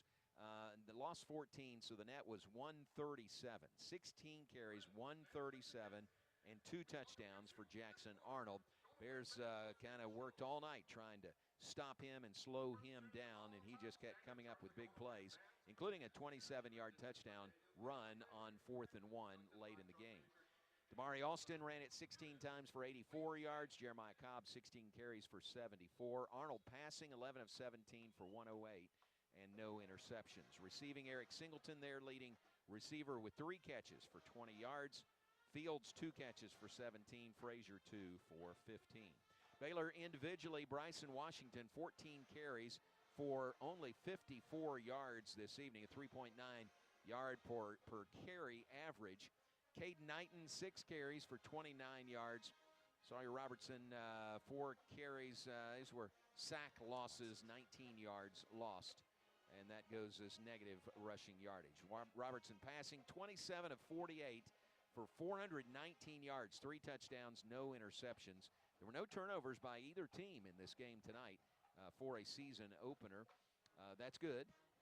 Receiving-wise, Cole Wilson, 8 catches for 134 yards, his first 100-yard receiving game. Michael Trigg, 7 for 99 and a touchdown. Ashton Hawkins, 4 for 70 yards. Josh Cameron, only 2 catches for 54 yards this evening. Obviously, a focus of attention by Auburn. Tackle-wise, Keaton Thomas, 15 tackles in the game, 10 unassisted, 5 assisted. He's Baylor's leading tackler by far with 15 tackles in the game. 38-24 the final score. More to come on our postgame show, the First Central Credit Union postgame show. We invite you to stay with us. 38-24 the final. Auburn over Baylor this evening. Back with more on the First Central Credit Union postgame show, brought to you by the First Central Credit Union. Everything we do for you. Our coverage continues after this word from your local station.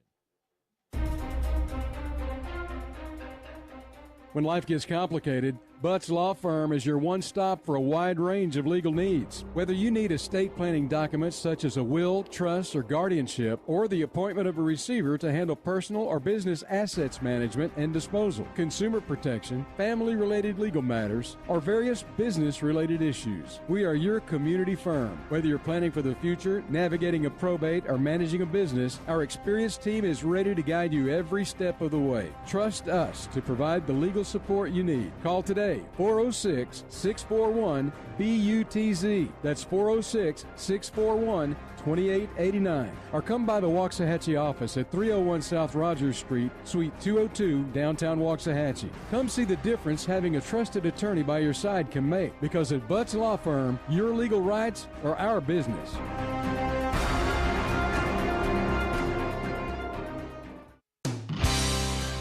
Hey y'all, it's Jackie Marshall from Baylor Football. You probably know Goodwill for their stores. Trust me, I've scored some fun finds here.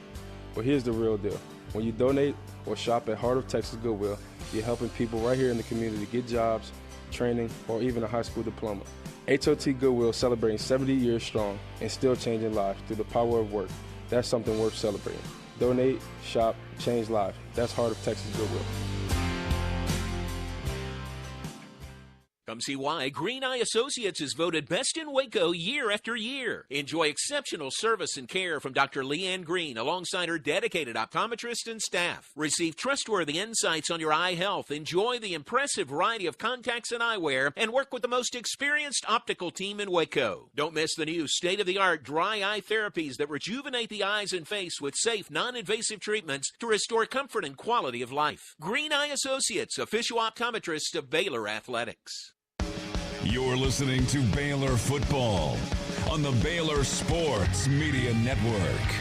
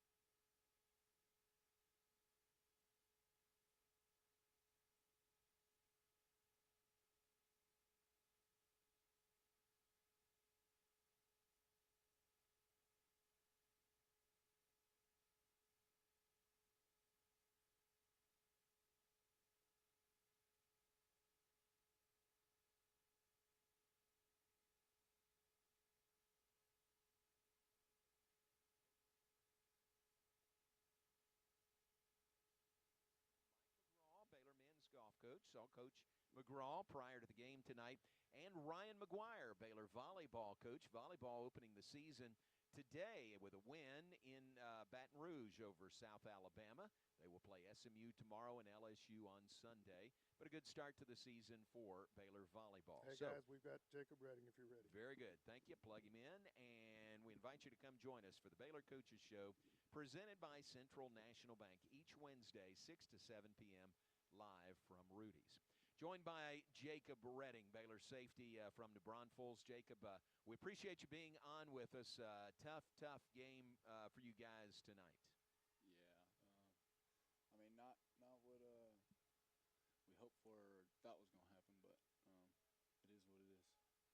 What was, I'd be interested, did anything play out tonight different than you thought it would? I mean, I'm thinking about the rushing of Jackson Arnold a little bit, or were things, pretty much like you were prepared for? I mean, watching his film at Oklahoma, you knew he's a quick, first read, second read, and then take off, usually to the B gap. But I mean, we were ready for it, but we just didn't execute at the end of the day. Jacob, what's the, you always want to learn from your losses. You want to learn from your wins as well. But like as you head into the weekend and you start preparing for SMU, what's the biggest takeaway that you guys as a defense are going to look at and say, hey, if we can do this better, the game is different, and we'll be more prepared next week? I mean, I think mostly it's like just our soundness and our execution on defense. I mean, we talk about I think it was Tony Dungy in our team meeting. He had a tweet a couple years ago. Most games are lost in September, not won. And I think, I mean, we had a great game plan. We just didn't execute at the end of the day. I mean, we knew what we were getting with Jackson Arnold and the receivers, and I mean the running back and all that. But I just think at the end of the day we weren't sound, and we beat it ourselves at the end of the day. And I didn't mean to say that you weren't prepared. You didn't have a good game plan. I thought you guys had a really good game plan for this game tonight and the season opener. But gosh, you learn so much, don't you, about your team and things that sometimes you can't learn unless you go through a game. Oh, absolutely. Yeah. Yeah. All right, and another big one next week going to SMU. That's a big game. Oh, yeah. I mean, this and that game are two you've had marked since the schedule came out. So, I mean, big test, especially we just got beat this week. See if we can get back on the horse, not stay down for long. Jacob, it's obviously Friday night. We're used to playing Saturday to Saturday. You get an extra day of rest and recovery. How are you guys gonna use that extra day to your advantage? I mean, you hit it on the head. Tomorrow's a recovery day, and then learn on Sunday, Monday from what we did wrong here, and then it's all SMU. So watch football tomorrow, recover, and then prepare. Very good. We appreciate you visiting with us. Thank you very much, Jacob. Thank you. All right, God bless. thank you. You too. Thank you. Jacob Redding with us, safety out of New Braunfels. Great to visit with him. 38-24, the final score tonight, Auburn over Baylor. Let's pause here 10 seconds for station identification. Back in 10 seconds on the Baylor Sports Media Network.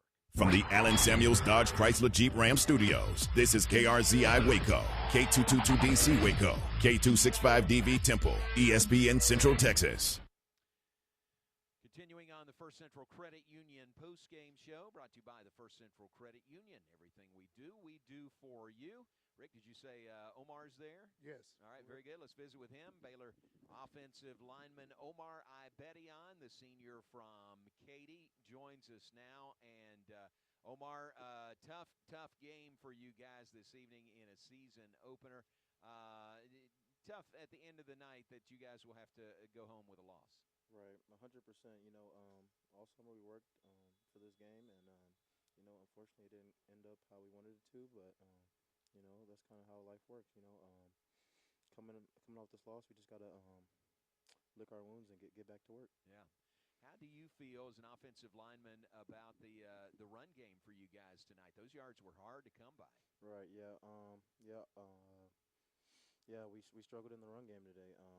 I haven't had a chance to watch the film, but we just have to get back to practice and put in extra work and time. But I got full faith in my group and my offensive line that we'll do that in game 2.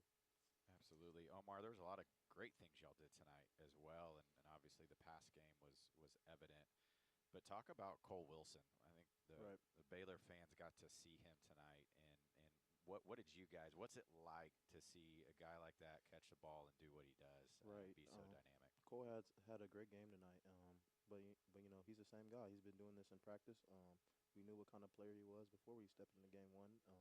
So seeing him make those plays was kind of expected. But I'm super proud of the way he played and how hard he played. Yeah. Omar, were there any looks tonight that were different than what you were able to prepare for on tape in terms of Auburn's looks and defense? It looked like they really loaded the box and just forcing you guys to throw, but played a lot of press coverage outside as well. Right. Yeah. I wouldn't necessarily say their scheme or their fronts were something we haven't seen. It was more like we didn't execute when we needed to. So, like just reverting back to what I said earlier, we just kind of got to lick our wounds and go back to work next week. And tough game next week, but a really good opportunity for you guys going to Dallas to play SMU. Yes, sir. Yes, sir. I'm super excited, and I'm super excited to get back to work with this team. Very good. Hey, we appreciate you visiting with us. Thank you very much. Yes, sir. Thank you for having me. All right. Omar Ibedian, offensive lineman for Baylor, senior, one of the veterans. He's from Katy, and again, 483 yards of offense for Baylor in this game tonight, although it comes in a non-win, 38-24, Auburn over Baylor this evening. Let's take a break. We still will visit with Coach Dave Aranda before we leave the air. Check scores of other games around the Big 12 and otherwise coming up in a bit on this Friday night in Week 1 of the college football season. Tonight, for the Bears, they fall 38-24 to Auburn. We're back with more on the First Central Credit Union postgame show in a moment. Brought to you by the First Central Credit Union. Everything we do for you here on the Baylor Sports Media Network. The Toyota Trucks Game Day sales event is on, and there's no one key to victory. You need strength. You need power. You need agility. You need a team that shows up ready to win. And Toyota Trucks, yeah, they bring the full roster. The Toyota Tundra and Tacoma are built for it all. With available bed-mounted power outlets, massive towing capability, and a cabin fit for your crew, Toyota Tundra and Tacoma don't just show up to game day, they dominate it.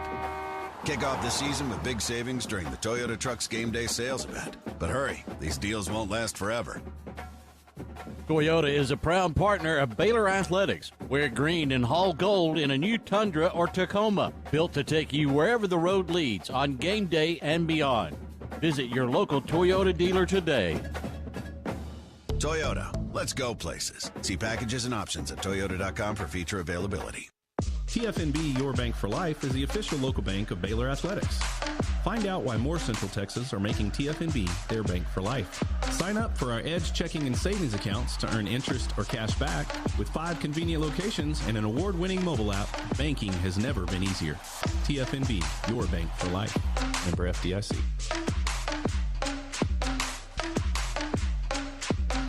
Everything we do for you. Are you looking for a new set of wheels? First Central Credit Union Auto Financing offers fast, complete coverage. Competitive rates and flexible terms make for a win in financing your next vehicle. A quick online application makes it easy to score the money you need at firstcentralcu.com. Everything we do for you. Membership and loan policy requirements apply. Member NCUA. You're listening to Baylor Football. Baylor Football on the Baylor Sports Media Network. Credit Union postgame show brought to you by the First Central Credit Union. Everything we do for you. Kelly Moore, and we're glad you all are with us as we continue. Bears fall to Auburn tonight, 38-24. Ricky, let us know when Coach Aranda gets close, but this will be an interesting week, to go back to work. As Nick said, you do get an extra day playing on Friday, and then play Saturday week in Dallas against SMU. Yeah, and if I'm SMU, what I take from tonight, you honestly didn't get a lot of looks from a run game standpoint. You can maybe see what Auburn did to stop it, but your schemes are different. But if I'm SMU, I saw what Cole Wilson did tonight. And to me, no one knew about Cole coming in to open the season. And so SMU is going to target him really strongly, I think. He's dynamic with the ball in his hands, and to me, he's a highlight. And so I would expect them to do something different to try to limit his abilities. Coming out, Nick, too, if I'm guessing, the Bears are going to try to run the football. I know they had no success at it, but I think they know how important it is. And I'm just betting you they spend this week with that extra day and figure out some way to run the football against SMU. And they're just going to have to figure that out going forward, and I think they will. I think the passing game, when you throw for 420, 419 yards, whatever it is, it's even harder when you can't run the ball at all. Yep. Nick, you know that as a quarterback. So the passing game is there. If you can throw for 420 when you can't run the ball at all, don't worry about the throwing game. Just figure out how to run it, and you're going to be fine on offense. Yeah, I mean, to your point, we threw the ball 48 times. I mean, that's a lot of throws. Right. And if you can take 10, 12 of those, turn them into runs because you're getting 5, 6, 7, 8 yards a pop, or you pop one for 30, 40 yards, it just changes everything. And again, when this offense was humming last year, the run game was present, right? It's everything works in sync together. And we didn't have a lot of rhythm tonight, and that was part of it. We just couldn't run the ball. Remember, had the one big run by Bryson Washington that got called back because of a holding penalty. Yeah. I mean, that was a heck of a cut, too. It was a great run, and that was the right spot, but unfortunately it got washed out because of a hold. We'll give you other scores around the Big 12. Two other games tonight. Kansas beat Wagner 46-7. Colorado falls to Georgia Tech 27-20, the final score there. Last night in the Big 12, there were 4 games. UCF beat Jacksonville State 17-10. Oklahoma State over UT Martin 27-7. Houston beat Stephen F. Austin 27-0, and Nebraska beat Cincinnati. They played in Kansas City 20-17 was the final score there. Tomorrow, hey guys, we've got Coach if y'all are ready. Perfect, we are. We'll give you the schedule for tomorrow coming up, but we're joined by Baylor head coach Dave Aranda. His post-game comments brought to you by Alliance Bank. Alliance Bank, it's your bank. And Coach, tough, hard-hitting game, season-opening game this evening. Tough loss for you guys. It is. Yeah, I thought guys were continuing to try and get the game in grasp of trying to win the game, and so I thought there was effort in all of it, but the execution and a lot of things on defense especially have to get better. And the run game, what would you say about your run game this evening? I thought that Bryson ran hard. I thought the things that we had seen from Caden early in camp showed up. His ability to bounce. I think after that he started looking for that, and was not probably following where the blocking was, and so there's some commitment to hey, if this is an A-gap path and that type of thing that I think as just a youngster he's got to be able to get a better grasp of. But I thought a lot of man early in the game, and so the run game was loaded boxes, and we had to win some one-on-ones to try to open up the run game, and then but by that time the score was kind of getting to where we had to throw it. Yeah, Coach, talk about, tough loss tonight and sour taste in your mouth, but you don't get a chance to breathe. You got to recycle, reload, and then you play a ranked team in Dallas next week. What's the message to the team this weekend and heading into the week? I think we have to look really hard at the things that we did well, but also the things that we didn't do well, and we've got to be really honest and truthful about why that's the case, and then together commit to getting better. I think these last couple games for us, we played some really good opponents, some really good people, and whenever you do that, that pushes you beyond what I guess you would say would be your normal capabilities, and you have to find ways and be creative, and you have to demand more of yourself. And so I think in the midst of all of that, we can't use that to bring us down. We got to use it to get better and bring us up to another higher level. And so that's really the challenge now, is to keep everyone's spirits up and get to work. Dave, that kick return for a touchdown, 98-yard return, that was just, it was tough. After y'all driven down and scored, and they punch you right back. Yeah, it was kind of that game. I mean, that's what it felt like, There was a penalty, I think, on 3rd and 3 on their sideline. That was kind of that, too. And so it was one of those things where we just couldn't. We kept getting in our way, and there's a bunch of fight, and there's a bunch of want to, and everything else, but the execution of it just isn't good. We on that return for a touchdown, we had a bunch of guys that are going to make a lot of plays for us, and guys that we believe are playmakers, and we got to get them going in the right direction. And just way disappointing, and when you go off the reservation like that, then you're going to give up a touchdown, and so it's a hard lesson to learn. Yeah, I think you said it well. We played Auburn as our opponent tonight, but we also played ourselves a lot, and that makes it difficult to win. But I think one of the positives, and I think this has been a mark of your teams under your leadership, is the resilience. Like, we get back in the game, and then something negative would happen, but those guys never hung their heads. They kept fighting, and I think there's something to be said about that. No, I appreciate that. I think, we've got great leadership, whether it's Sawyer or KT. There's tough words there in the locker room, and KT broke the huddle or the team after I spoke, and he was just saying, hey, this is when we find out what we're really about. This is when we start to be a team right here. How are we going to respond? And so he's kind of alive right now, which is good. As a leader, he's really grown. It's really cool to see the maturity in him, and Sawyer's the same way. And so I think guys fight for them. Dave, we got to see some guys tonight in Baylor uniforms for the first time. I mean, you've seen them, much better than we do, obviously. But Cole Wilson was he was just dynamic. Mm-hmm. Yeah, there is multiple plays with him, and there's a couple still that probably should have been like some of these other ones that he had. Whether it was something was called or it wasn't called. But I think his, in terms of penalties, but he is a dynamic dude, and I think there's a lot that can come in the return game with him as well, and he's going to be such a weapon for us. I'm excited about what he can bring. I think for some of our younger guys or some of our newer guys, transfers, it took a little bit to kind of click into, hey, let's go. This is a game. We need you to do this, do that, and we need you to do it 100 miles an hour. And Cole was one that was 100 miles an hour right from the get-go. So we're thankful for that. Yeah, really good atmosphere here at McLean Stadium, wasn't it? It was. Yeah. That's probably the hardest thing with this loss, and is that you want the fans to be engaged. You want the fans to be there. You want the fans cheering on the team. And so, we've got to win some games that get people to come. You always ask for an opportunity, right? Yep. Unfortunately, we let this one slip.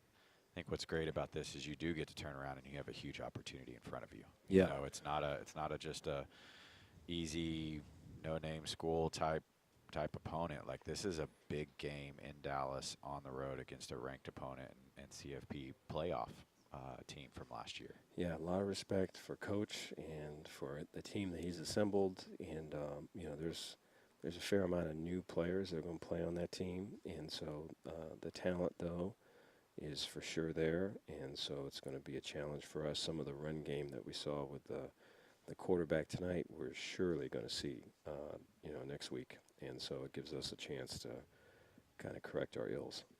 Coach, we appreciate the visit. Thank you very much. Okay, appreciate you. Thank you, guys. All right, Coach Dave Aranda with us post-game following a 38-24 loss by the Bears to the Auburn Tigers this evening. His post-game comments brought to you, as always, by Alliance Bank. Alliance Bank, it's your bank. Rick, final thoughts before you come back up here?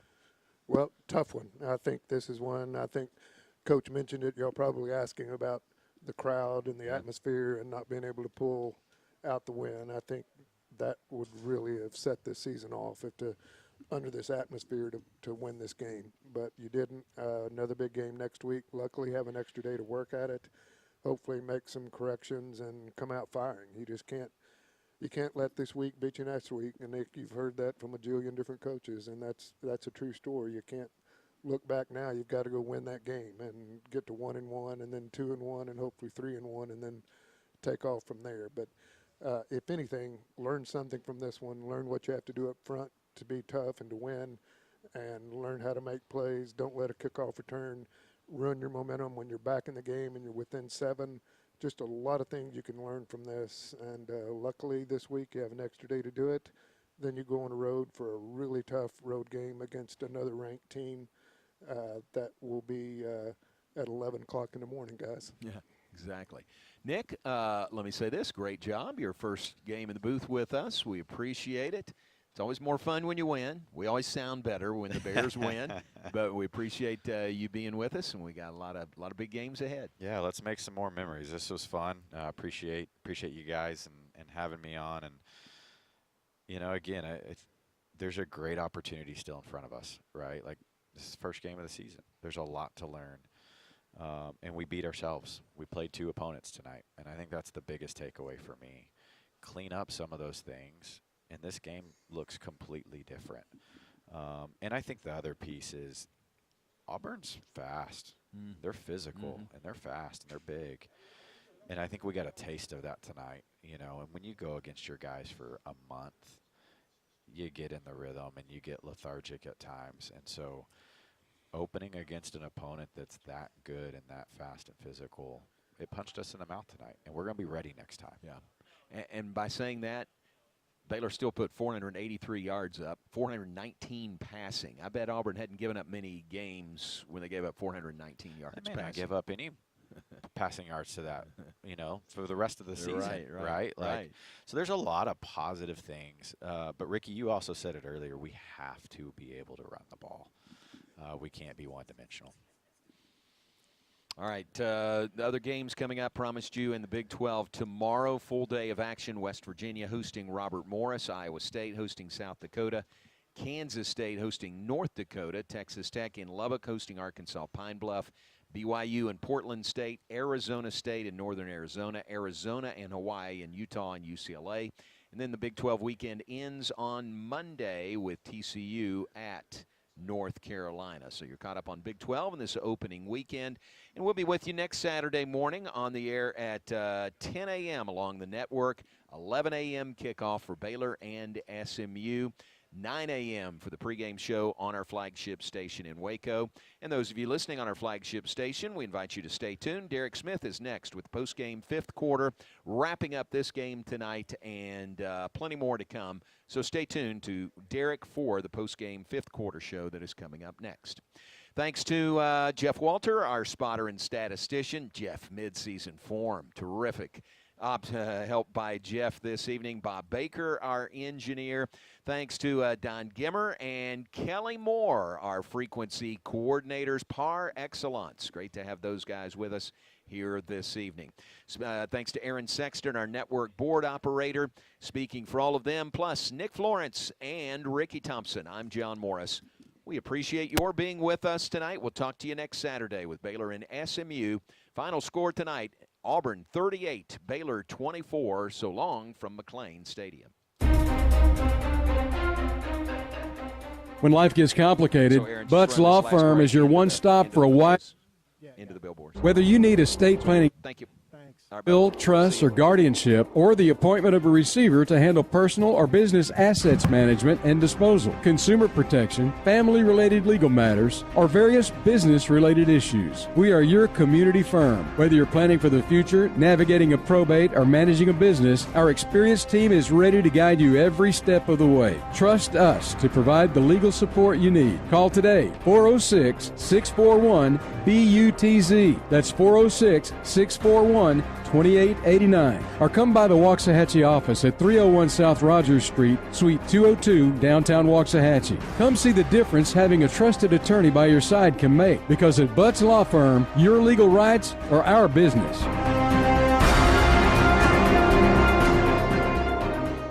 Come Come see why Green Eye Associates is voted best in Waco year after year. Enjoy exceptional service and care from Dr. Leanne Green alongside her dedicated optometrist and staff. Receive trustworthy insights on your eye health, enjoy the impressive variety of contacts and eyewear, and work with the most experienced optical team in Waco. Don't miss the new state-of-the-art dry eye therapies that rejuvenate the eyes and face with safe, non-invasive treatments to restore comfort and quality of life. Green Eye Associates, official optometrist of Baylor Athletics. Baylor Nation rolls along with Allen Samuels Dodge, Chrysler, Jeep, Ram. Start with award-winning service and factory-trained techs. Then shop our new and used lineup from cars, trucks to SUVs, all makes and models. Running a business? We're your Central Texas headquarters for ProMaster vans, cab, and chassis and work trucks. For power and comfort, test drive the Ram 1500, the Motor Trend Truck of the Year winner again. Allen Samuels in Waco, proud partner of Baylor Athletics. Come by. Let's be friends.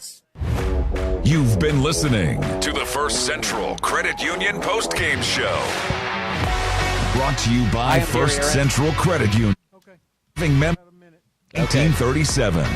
Stay tuned for the Baylor Football Postgame Fan Forum. Right here on the Baylor Sports Media Network. From the Allen Samuels Dodge Chrysler Jeep Ram Studios, this is KRZI Waco, K222DC Waco, K265DV Temple, ESPN Central Texas. The final whistle is blown, but the story's just beginning.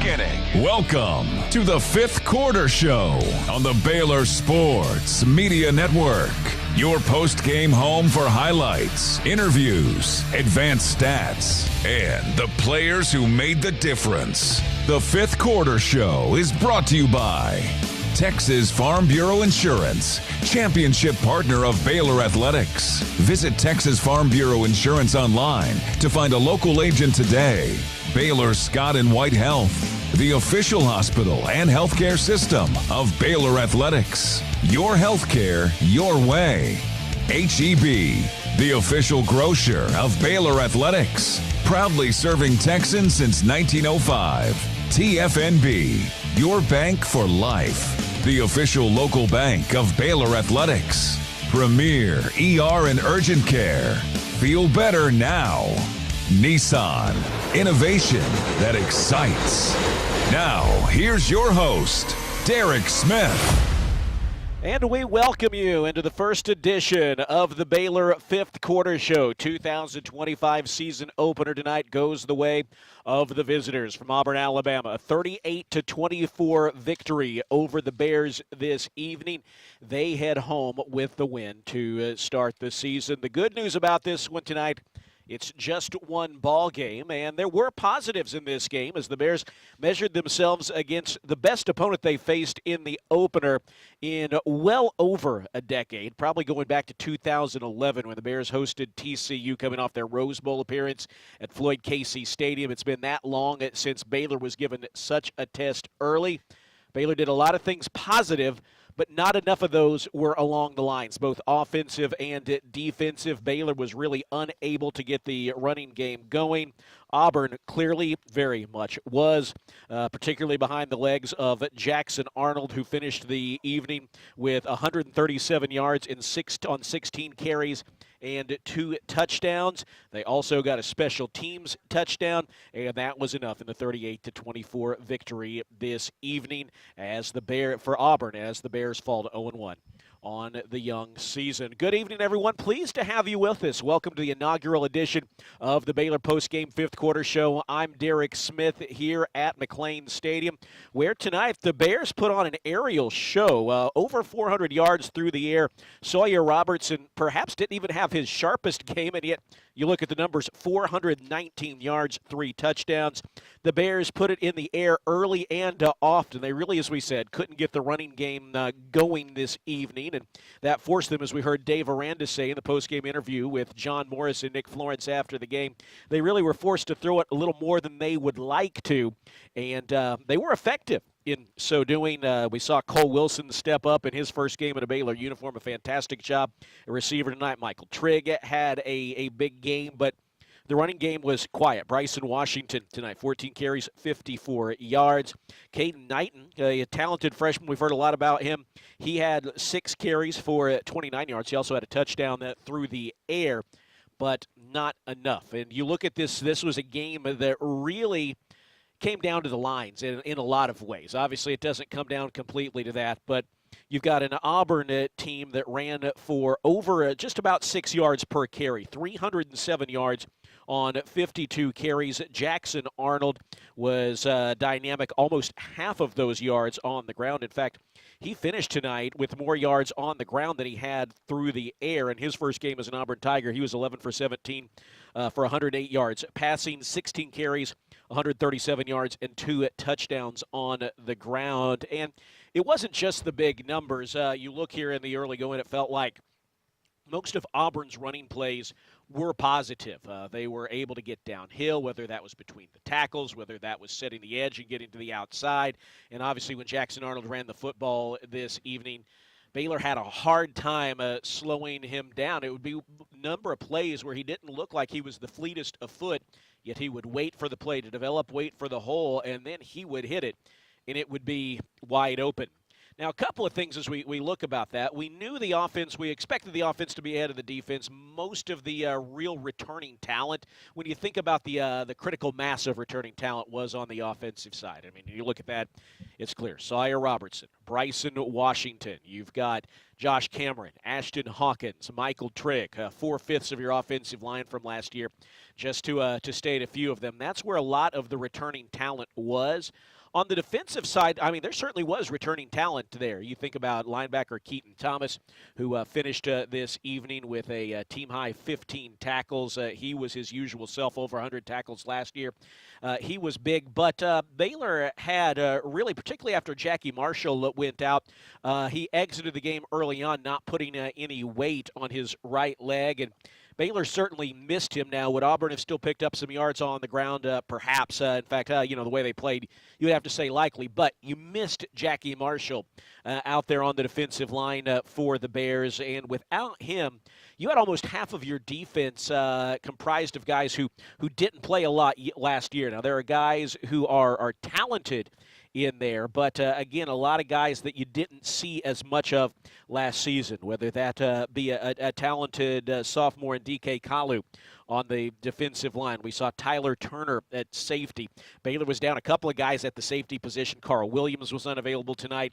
Certainly they missed him, but you saw Amarion Winston, a transfer from Oregon, Kylan Reed out there as well for the Bears, and they mixed in different guys on the defensive line. Adonis Freelou, a transfer on this year's team, and they're guys that have talent, and you expect to make plays as the year goes on.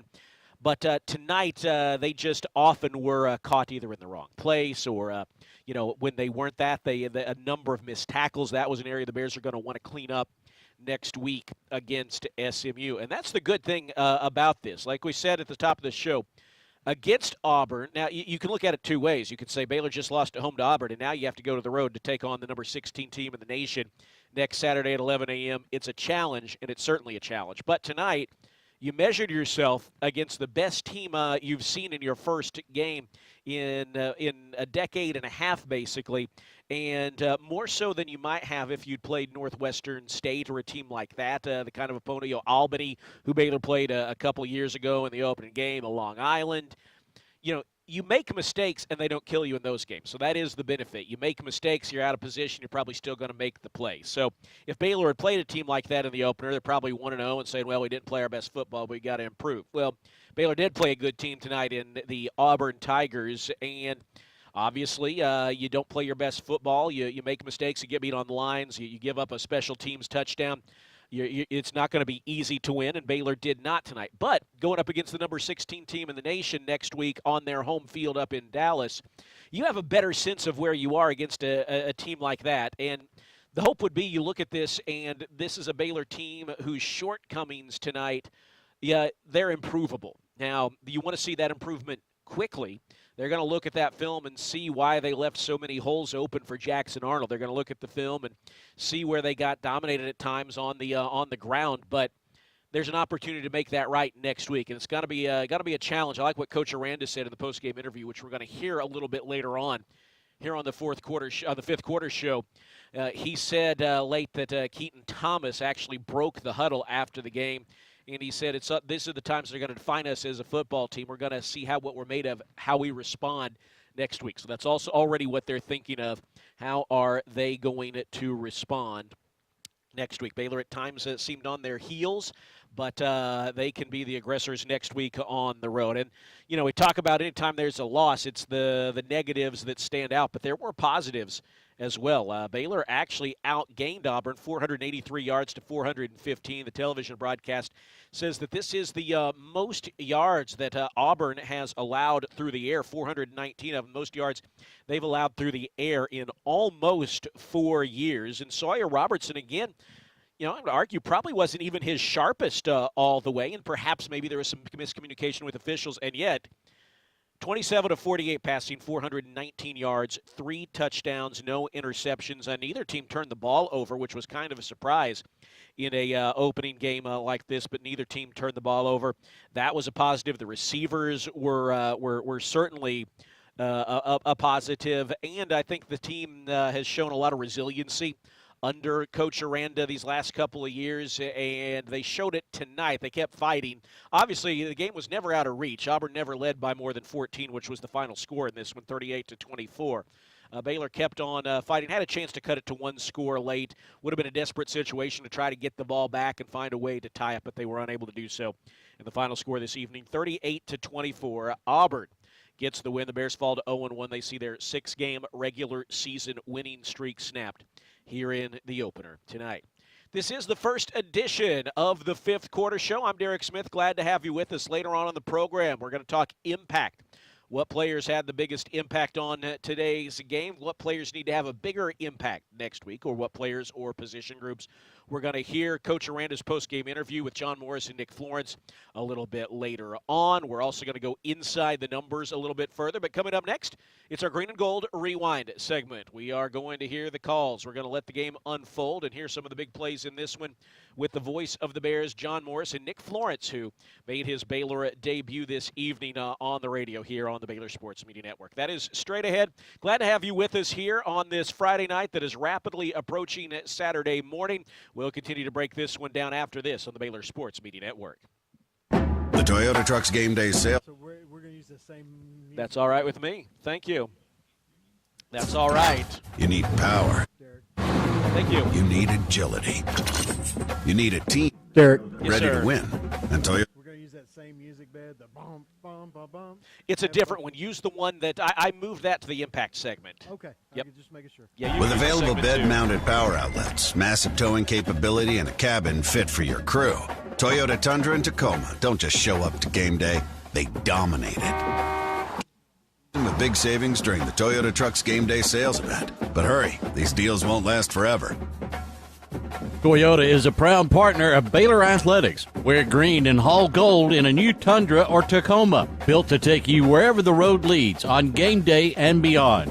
Visit your local Toyota dealer today. Toyota, let's go places. See packages and options at toyota.com for feature availability. TFNB, your bank for life, is the official local bank of Baylor Athletics. Find out. Okay, sounds good. Texas are making TFNB their bank for life.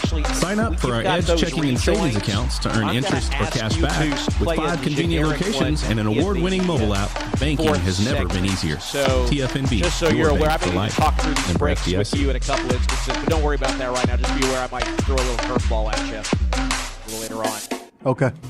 Kids can now join the Baylor Cub Club, the official kids club of Baylor Athletics, presented by Green Eye Associates. Fans 12 and under can register for the low cost of $25 and gain exclusive benefits and access to Baylor Athletics events. Members receive free admission to select events, exclusive giveaway access, and their own membership package. To register your Cub, please visit BaylorBears.com/Cub Club. Sign your Cub up today. Welcome back to the fifth quarter show on the Baylor Sports Media Network. It's time to hit the rewind button and relive today's game with highlights from the legendary voice of the Bears, John Morris, This is Green and Gold Rewind. Welcome back in to the fifth quarter show as the Bears fall in the season opener by a score of 38-24 to the Auburn Tigers. Highly anticipated game. Great crowd at McLean Stadium, and the Bears got off to an okay start. They scored on their first possession, but then kind of got mired up a little bit, got caught in the quicksand in much of the first and second quarters. Auburn opened up a lead, and Baylor would really chase in this one. So let's take a look now at how this game unfolded in the season opener. We're going to hear calls of some of the Baylor touchdowns here from the voice of the Bears, John Morris and Nick Florence. But as we do, it's worth pausing for just a moment. You know, here at Baylor and certainly in this broadcast booth today and over these last few months, we've been missing J.J. Joe, the former Baylor quarterback, longtime color analyst on the broadcasts. And we miss him in ways big and small, and this is a trivial one, but maybe some of you can guess, since we're listening to highlights here in just a moment, you can guess what I'm about to mention. One of my favorite things over the years here, listening to the games, listening to these highlights, were those moments when as a play was unfolding, and you can pick the name of whatever Baylor quarterback you want to mention at the time, RG3, Bryce Petty, Seth Russell, Nick Florence, Gary Bohannon, Charlie Brewer, whomever. John Morris would be at the beginning of his call, and JJ would see, before John had even got the quarterback completely out of his drop, that a touchdown was about to take place. He always had that quarterback eye, and I remember Elliot Coffey, longtime co-host on the show, he and I would always look at each other and laugh, smile when we heard JJ do that. There's many reasons that are far more meaningful that we're going to miss JJ, and certainly that we're thinking of his wife Keisha and his three sons, and now a granddaughter and a daughter-in-law. But that's one thing we're going to miss up here. Although I do understand that Nick Florence did see a play developing likewise, but certainly thinking of J.J. Joe throughout the evening and throughout the year, far beyond that. But let's take a look at how this game unfolded. Baylor got the ball to start and actually drove down the field, had to settle for a field goal, and then forced Auburn to a 3-and-out. So it was a good start. On Baylor's second drive, Cole Wilson pretty emphatically made his presence realized, hauling in a 57-yard pass, setting Baylor up inside the red zone. However, that drive would stall. The Bears ran it 3 times, and then on fourth down, a pass in the end zone intended for Michael Trigg was incomplete, and so the Bears were unable to take advantage of that red zone situation set up on the long pass to Cole Wilson. And it was here that Auburn really started establishing the running game, and it was Jackson Arnold, the quarterback who is from the DFW area, played at Oklahoma last year, transferred to Auburn. He was able to get it done on the ground tonight. He ran it in from 24 yards out with under a minute to go in the first quarter to give Auburn a 7-3 lead. Bears showed early on in this game that they were not afraid to go for it on fourth down. In fact, Baylor went for it on fourth down tonight 6 times, and were successful in 3 of those 6 fourth down attempts, a couple of them rather gutsy at that, extending drives. A couple of them came on Auburn's half of the field. But the Bears were able to get it going. The Bears were aggressive on fourth down. You know, you look at the punting tonight, Baylor has one of the best punters in the nation in Palmer Williams, but it wasn't his best night. A couple off the side of his foot. He finished with 2 punts for averaging just over 37 yards per punt. And a couple of drives sputtered, and Auburn's did not. Auburn got the ball back and drove down the field 65 yards in 7 plays. And Damari Alston capped off the drive with a 9-yard touchdown run to make it 14-3. Baylor drive would fizzle again. And this time they would get a stop, forcing them to a field goal attempt. Alex McPherson from 21 yards out gave Auburn a 17-3 lead with 5:45 to go. Now, Baylor's facing a situation where they need to score, because if they give the ball back to Auburn, Auburn's already up 17-3 at this point, late second quarter. They get the ball back, the Auburn Tigers do, to start the third quarter as well. So you could ill afford to give up more points. You'd find yourself in a 3-score deficit. Baylor did not give in that situation, as Baylor gets the ball back after Auburn goes up 17-3. Drives down the field, 8 plays, 75 yards. They are forced into a 4th down situation, and what a play design. It finds Kobe Prentice all alone for Baylor's first touchdown of the year. Snap back, here's the play, 4th and 8. Robertson Touchdown, got touchdown. man! Yes! Over the middle, touchdown Bears! What a call. It was a gutsy call, and it pulled Baylor to within a score at 17-10. By the way, Kobe Prentice from the Birmingham area, transfer to Baylor from Alabama. Sure, it felt good to score a touchdown against Auburn, although you know what he really wanted was the win. But that gutsy 4th down call pulled Baylor to within 7 points and made it 17-10. Going into the locker room, Baylor actually got the ball back with under 2 minutes to go in the first half and went for it on 4th down around midfield.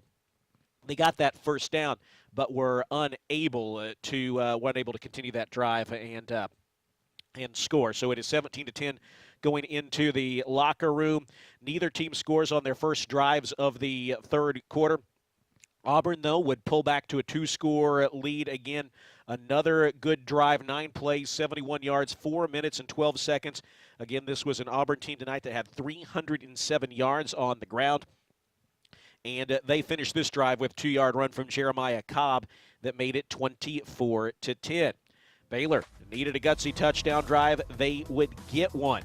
10 plays, 75 yards, 4:42 off the clock. It was a bizarre drive. It was a drive that saw a pass to Ashton Hawkins in which his helmet was pulled clean off his head by the face masks, and the officials just sort of kept on moving on, matriculating down the field, and made no call on that. Baylor did, I think, get a makeup call a little bit later on in that drive, but nonetheless, they missed that. Nonetheless, Baylor would score all off season long.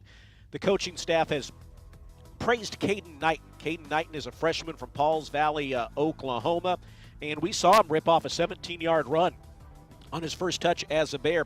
Here, he got the call on 4th down. The Bears found themselves in a 4th and goal situation, down 2 scores. Great play design. They brought in tight end Matt Kloffenstein, and he was the lead blocker on a little swing pass out into the flat, and Caden Knighton hit pay dirt. Here we go, 4th down and goal from the 4 for the Bears. Sawyer Robertson takes the snap, swing pass left side. Go. Getting for the corner, he's got it!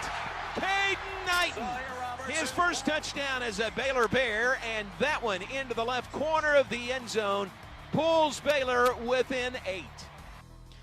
The extra point would pull Baylor to within 7 points. It's a 1-score game, but that would be very short-lived. Just 15 seconds later, Auburn would score again on the kickoff. Rashawn Pleasant returned it 98 yards for a touchdown. His third kickoff return as an Auburn Tiger, so it is something he's done before. He returned it 98 yards for a touchdown. That gave the Tigers a 31-17 lead, and in so many ways, Baylor was chasing that. Baylor was really chasing Auburn from the early portions of the game, and Baylor was really chasing after that touchdown, trying to find a way to make up for that one the rest of the way. That probably was a disappointment tonight, is that Baylor's special teams unit, that was a top 10 special teams unit last year, struggled punting the football, gave up a kickoff return for a touchdown. That's an area you would expect to see improvement next week. Baylor was the top special teams unit in the nation 2 years ago, top 10 last year. They've proven it. You want to see that improvement quickly next week. Baylor would score one more time, though. They kept on fighting. Another 9-play, 79-yard drive, bridging the third and fourth quarters. This one ended on a 4-yard floating pass from Sawyer Robertson to Michael Trigg.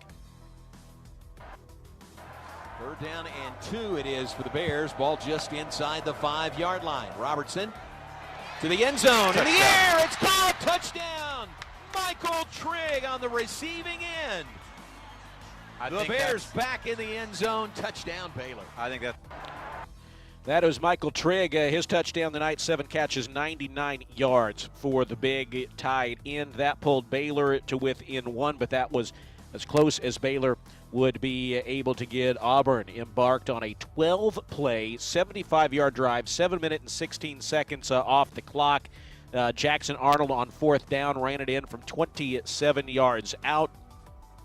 That gave Auburn a 38-24 lead, and that would be the final score. And honestly, couple of drives there in the end where the game in a microcosm, and that was frustrating. You look, Baylor had numerous opportunities on that 12-play, 75-yard drive to get Auburn off the field, multiple third downs, including that fourth down. But Auburn was obviously able to convert there, and you also look, that fourth down play was so frustrating. You kind of felt like Arnold was going to keep the ball, and he did, and the defense, as they cut across the field from left to right, just opened up a hole that he was able to walk through pretty easily, not only for the first down, but all the way for the touchdown. And again, Baylor's defense really needs to improve to next week against SMU. The special teams does as well, and line play across the board. I know Brandon tweeted in rather, and he was talking about the fact, you look, this defensive unit has struggled. Baylor has a defensive-oriented head coach, and I want to see what they can do from week 1 to week 2. Obviously, this was not a good game by the defense. There were some moments, but I also want to see how many new guys can kind of step up from week 1 to week 2, playing that first game on the field against an Auburn team that had a really good offensive line. I want to see if some of these talented newcomers like a Phoenix Jackson, like an Adonis Freelou, like a Tyler Turner, can take a step forward. I mean, Keaton Thomas was very good tonight, as he always is. You're talking about a guy that had 100 tackles last year. He had 15 tonight, but he's going to need some help beyond that. 38-24 is the final score. That's our Green and Gold Rewind segment. Our program is brought to you by Rudy's, a proud sponsor of Baylor football. Be sure to stop by your local Rudy's or Rudy's.com for some real Texas barbecue. Enjoy 100% oak smoked meats, delicious sides, and Rudy's signature sauce. Don't forget, Rudy serves breakfast tacos every day until 10 a.m. Going to take a break. When we come back to McLean Stadium, we're going to go inside the numbers and also hear the thoughts of Bears head coach Dave Aranda. He visited with John Morris and Nick Florence after the game. We're going to hear that when we come back, and we'll go inside the numbers, the stats in this one, what stats matter, where do you want to see Baylor improve on them next week. We'll talk about that when we return after this on the Fifth Quarter Show on the Baylor Sports Media Network. Everything we do for you. Okay, J-Mo sent me Keaton Thomas, too. It's about 3 minutes, I think. So Okay. whenever you want to do that. But Aranda's ready, and that's ready. That's your Tell you break. what we'll do. Why don't we run Make for a win. Aranda? I'll call for Aranda out of the break. Then I'll do the numbers. And why don't we save Keaton till the fourth segment? Sounds good. Everything we do for you. Membership and loan policy requirements apply. Yeah, I wanted to get through the highlights and then get the computer back before we start doing other stuff, No, because that's I a don't good want to call. put that on him. No, I got you. I appreciate it. Of urgent I appreciate you. with an ER, all under one roof. At every visit, be seen by ER-trained staff with on-site lab and CT, X-ray, Next week's ultrasound, gonna and be a big one. EKG. We Here, need to you pay improve for it. the I just think they appropriate don't level think of we care can that you improve on receive, and we are in network with most major insurance. I mean, it's year 6, and I don't think we've still have it. Or visit www.premier.care. Baylor Nation rolls along with Allen Samuels Dodge Chrysler Jeep Ram. Start with award-winning service and factory-trained techs. Then shop our new and used lineup from cars, trucks to SUVs, all makes and models. Running a business? We're your Central Texas headquarters for ProMaster vans, cab, and chassis and work trucks. For power and comfort, test drive the Ram 1500, the Motor Trend Truck of the Year winner again. Allen Samuels in Waco, proud partner of Baylor Athletics. Come by. Let's be friends.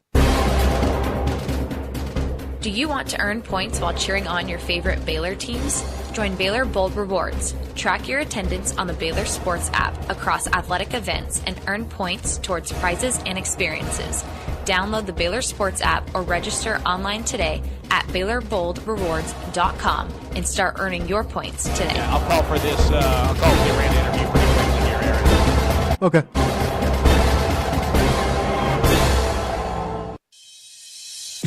Welcome back to the Fifth Quarter Show on the Baylor Sports Media Network. Get ready to go inside the numbers for the stats that shaped today's game. Here's Derek Smith. Back at McLean Stadium, where Baylor falls in the season opener to the Auburn Tigers tonight, 38-24. Auburn dominant on the ground. The Bears had a lot going through the air tonight. Sawyer Robertson throws for 419 yards, but Auburn's job on the ground was more than enough to earn them the win this evening. We're going to go inside the numbers, as we said, in just a moment. But first, let's hear from Bears head coach Dave Aranda. After the game, he visited with John Morris and Nick Florence to share his thoughts on the game here tonight against Auburn.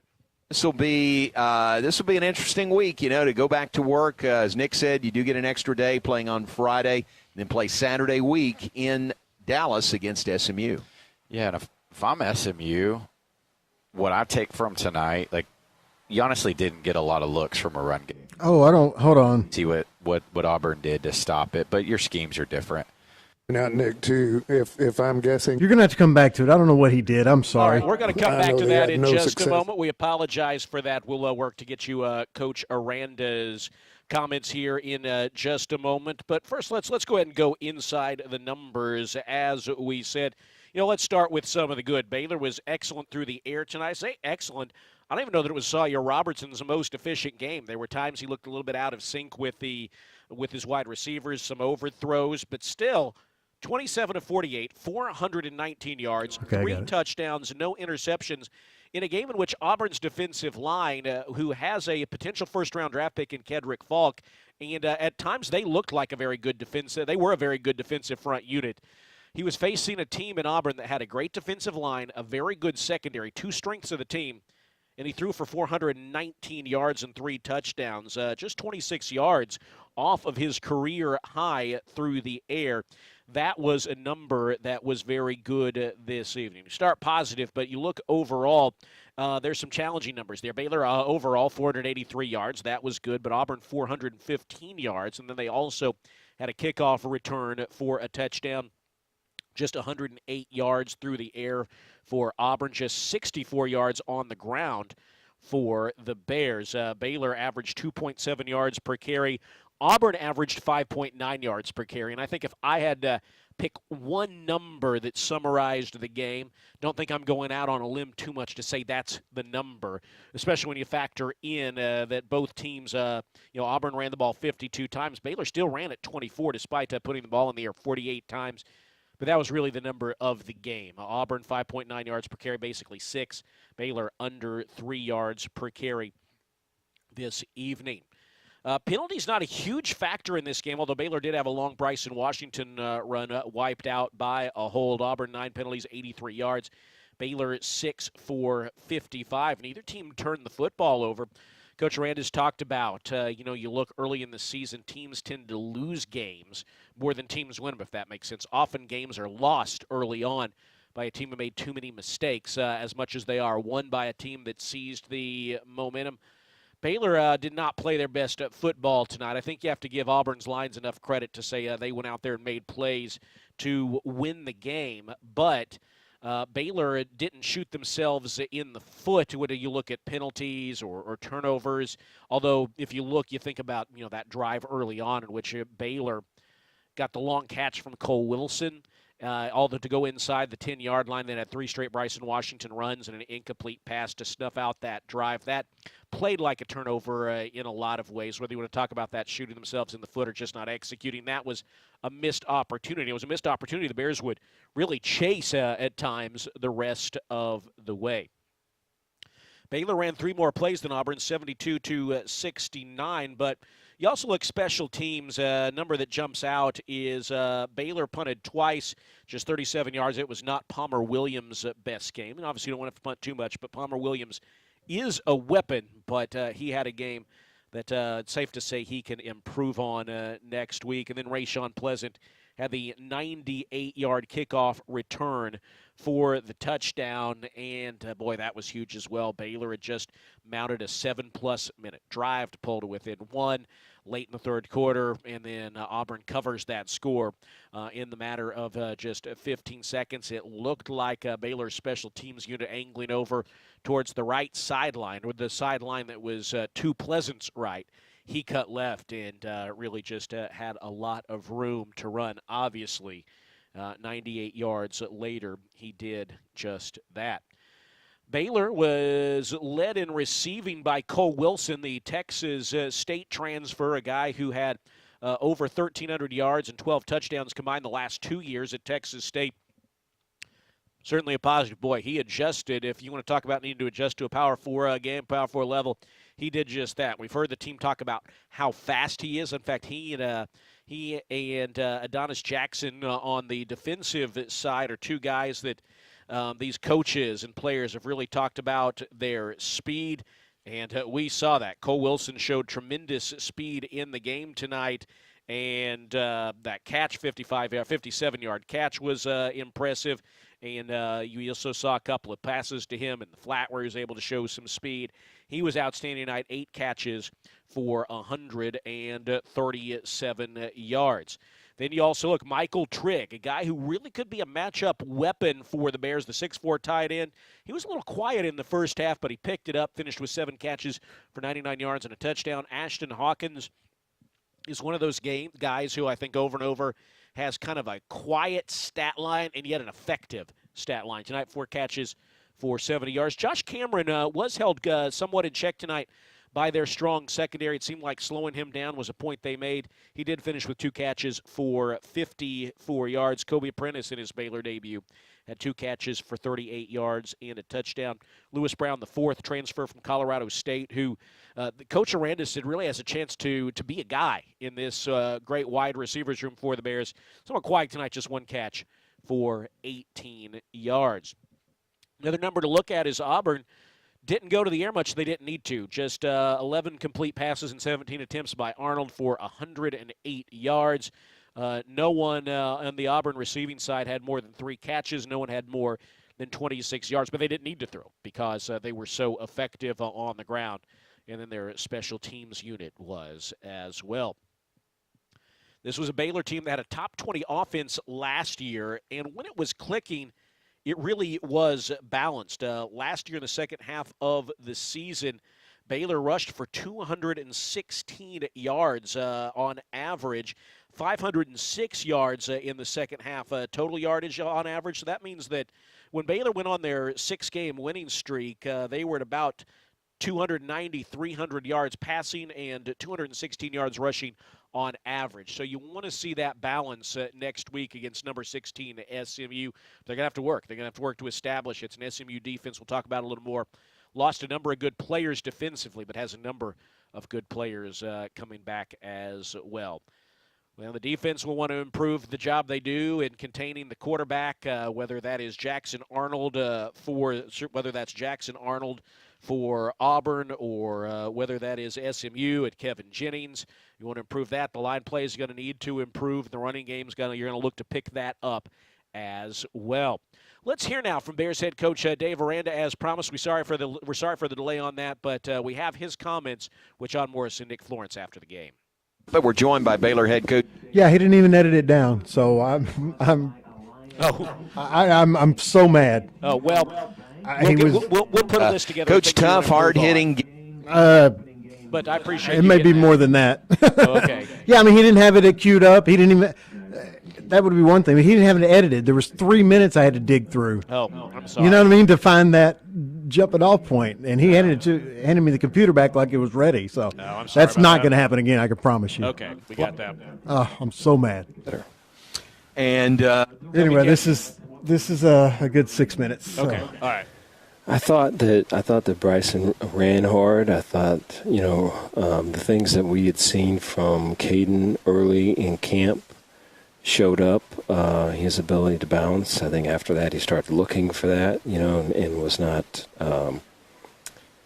probably following where the blocking was. And so there's some, commitment to hey, if this is an A-gap path and that type of thing that I think as just a youngster he's got to be able to get a better grasp of. But I thought, a lot of man early in the game, and so the run game was loaded boxes, and we had to win some one-on-ones to try to open up the run game, and then by that time the score was kind of getting to where we had to throw it. And then we'll say 4. Yeah, Coach, talk about, tough loss I'll tonight tell you why afterwards, and sour taste in your mouth, but you don't get a chance to breathe.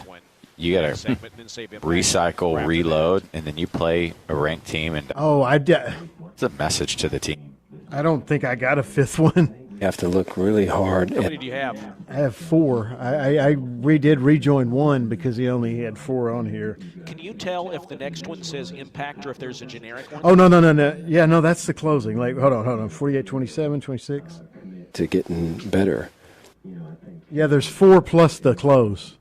Okay. We've played some really good opponents, some really good people, and whenever you do that, that pushes you. There's 4 plus the close and the open, or just. Yeah. Okay. More capabilities, and you have to find ways and be creative, and you have to demand more of yourself. Okay, so just switch the next 2. Yeah. Okay. We can't use that to bring us down. We got to use it to get better and bring us up to another higher level. And so that's really the challenge now, is to keep everyone's spirits up and get to work.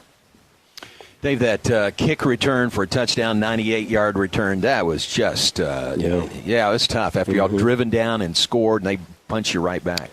Yeah, it was kind of that game. I mean, that's what it felt like. There was a penalty, I think, on 3rd and 3 on their sideline. That was kind of that too. And so it was one of those things where we just couldn't.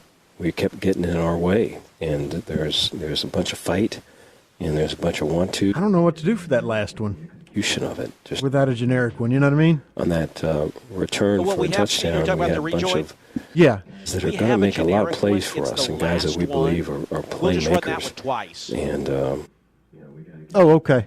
Direction. I'll tell you why just when we're way done disappointed. Sure. Because I noticed it when I did the log and I forgot about it. And now we'll run now that we're here. generic one twice. It's a hard level. We'll run that at the. I think you said it well. We played Auburn as our opponent tonight, but we also played ourselves a lot, and that makes it difficult to win. But I think one of the positives, and I think this has been a mark of your teams under your leadership, is the resilience. Like we get back in the game, and then something negative would happen, but those guys never hung their heads. They kept fighting, and I think there's something to be said. All right, we got it.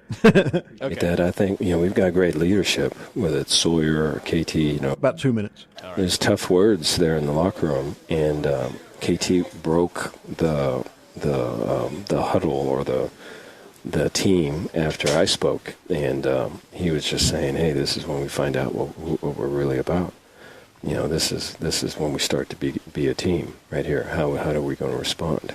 And so he's kind of alive right now, which is good. As a leader, he's really grown. It's really cool to see the maturity in him, and Sawyer's the same way. And so I think guys fight for them.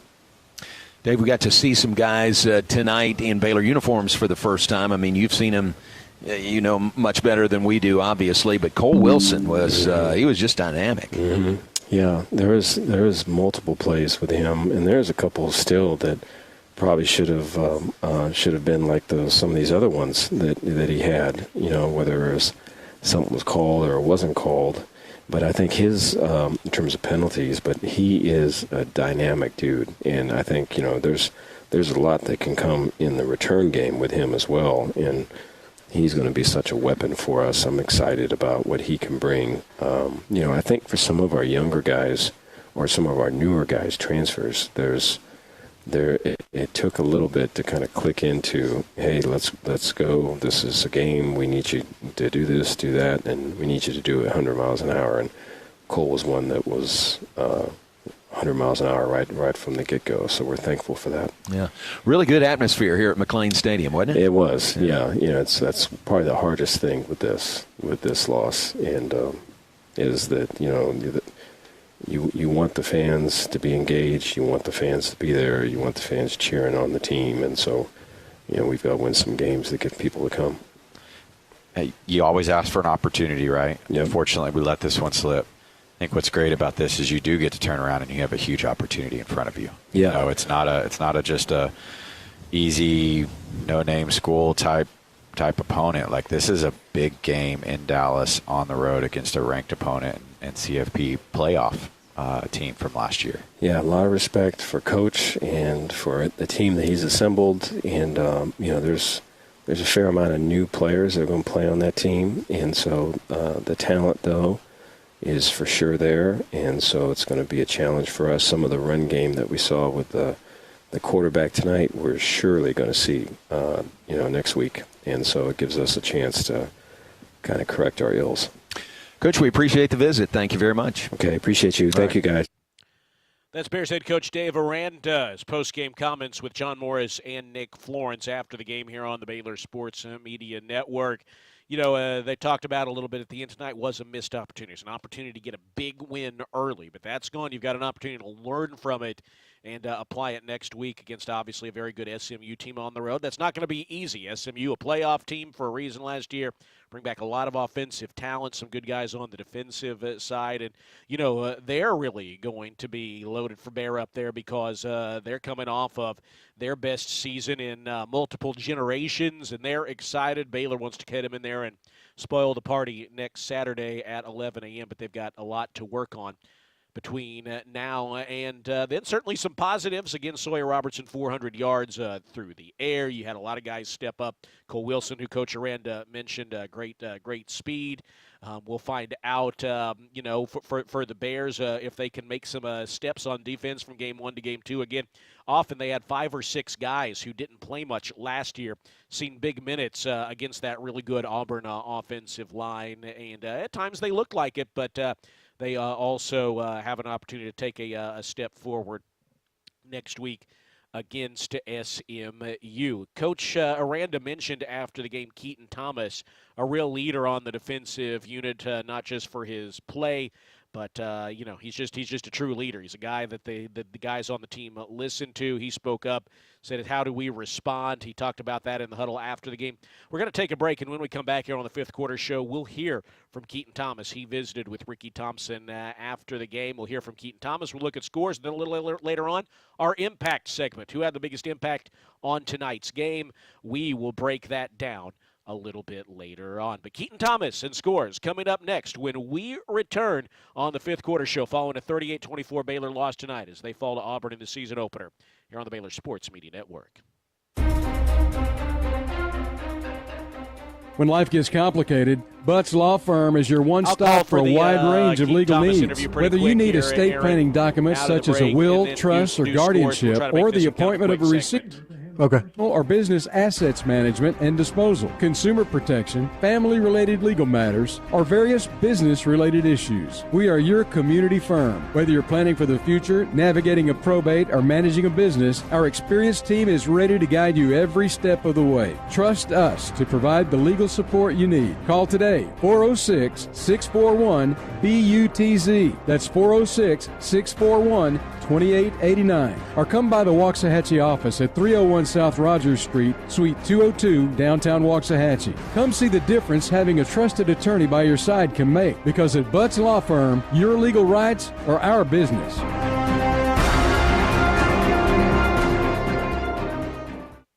Do you ever scream at your screen when your 5G internet freezes? It's the worst! So why not switch to Astound? Wi-Fi that just works. With Astound Wi-Fi, you'll rage less, buffer less, and live more. Lock in gig speed Wi-Fi for just $35 a month, guaranteed for 3 years. Plus, get up to a $200 Amazon gift card. Astound Wi-Fi, it just works. Visit astound.com today.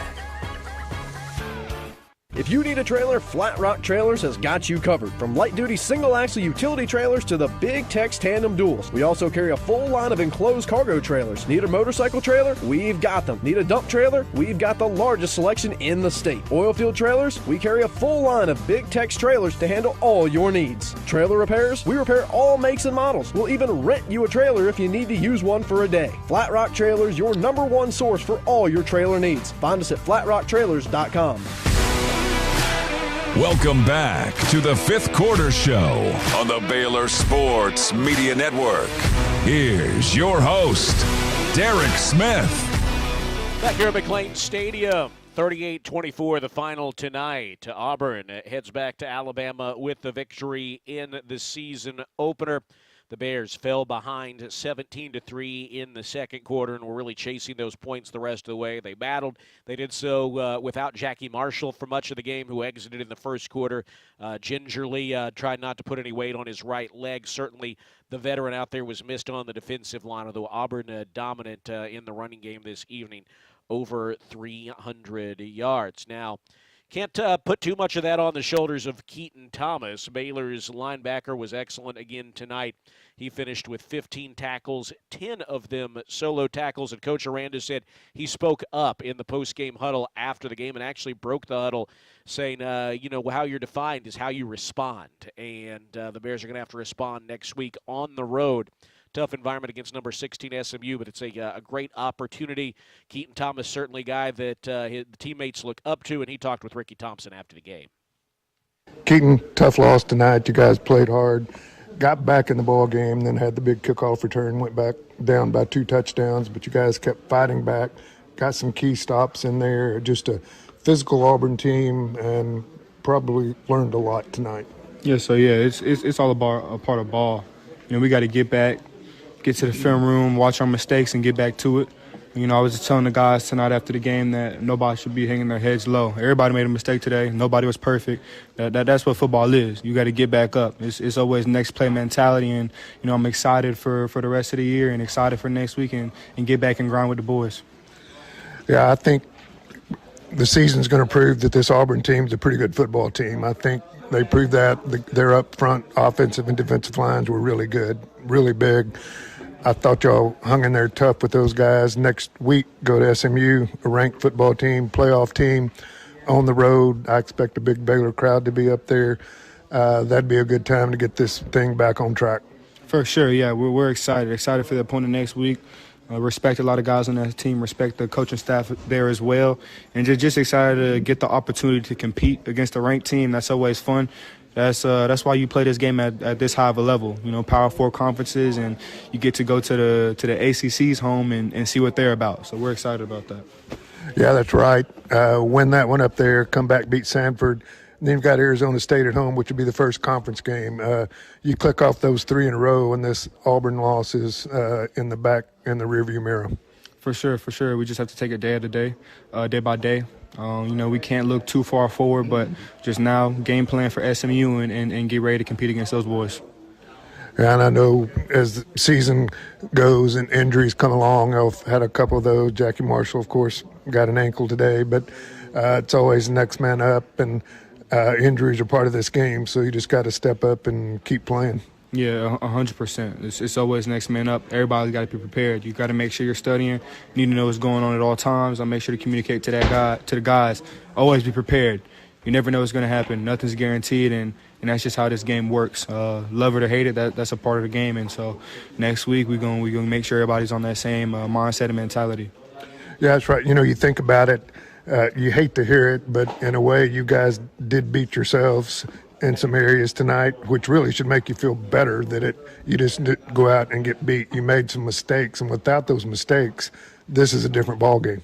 For sure, yeah. We just gotta, quit killing ourselves. 15 seconds. Fix those mistakes. It's gonna be a tighter ball game. I thought we competed well. We just, we gotta fix the small things, make some tweaks, fix our techniques, and I think we'll be good.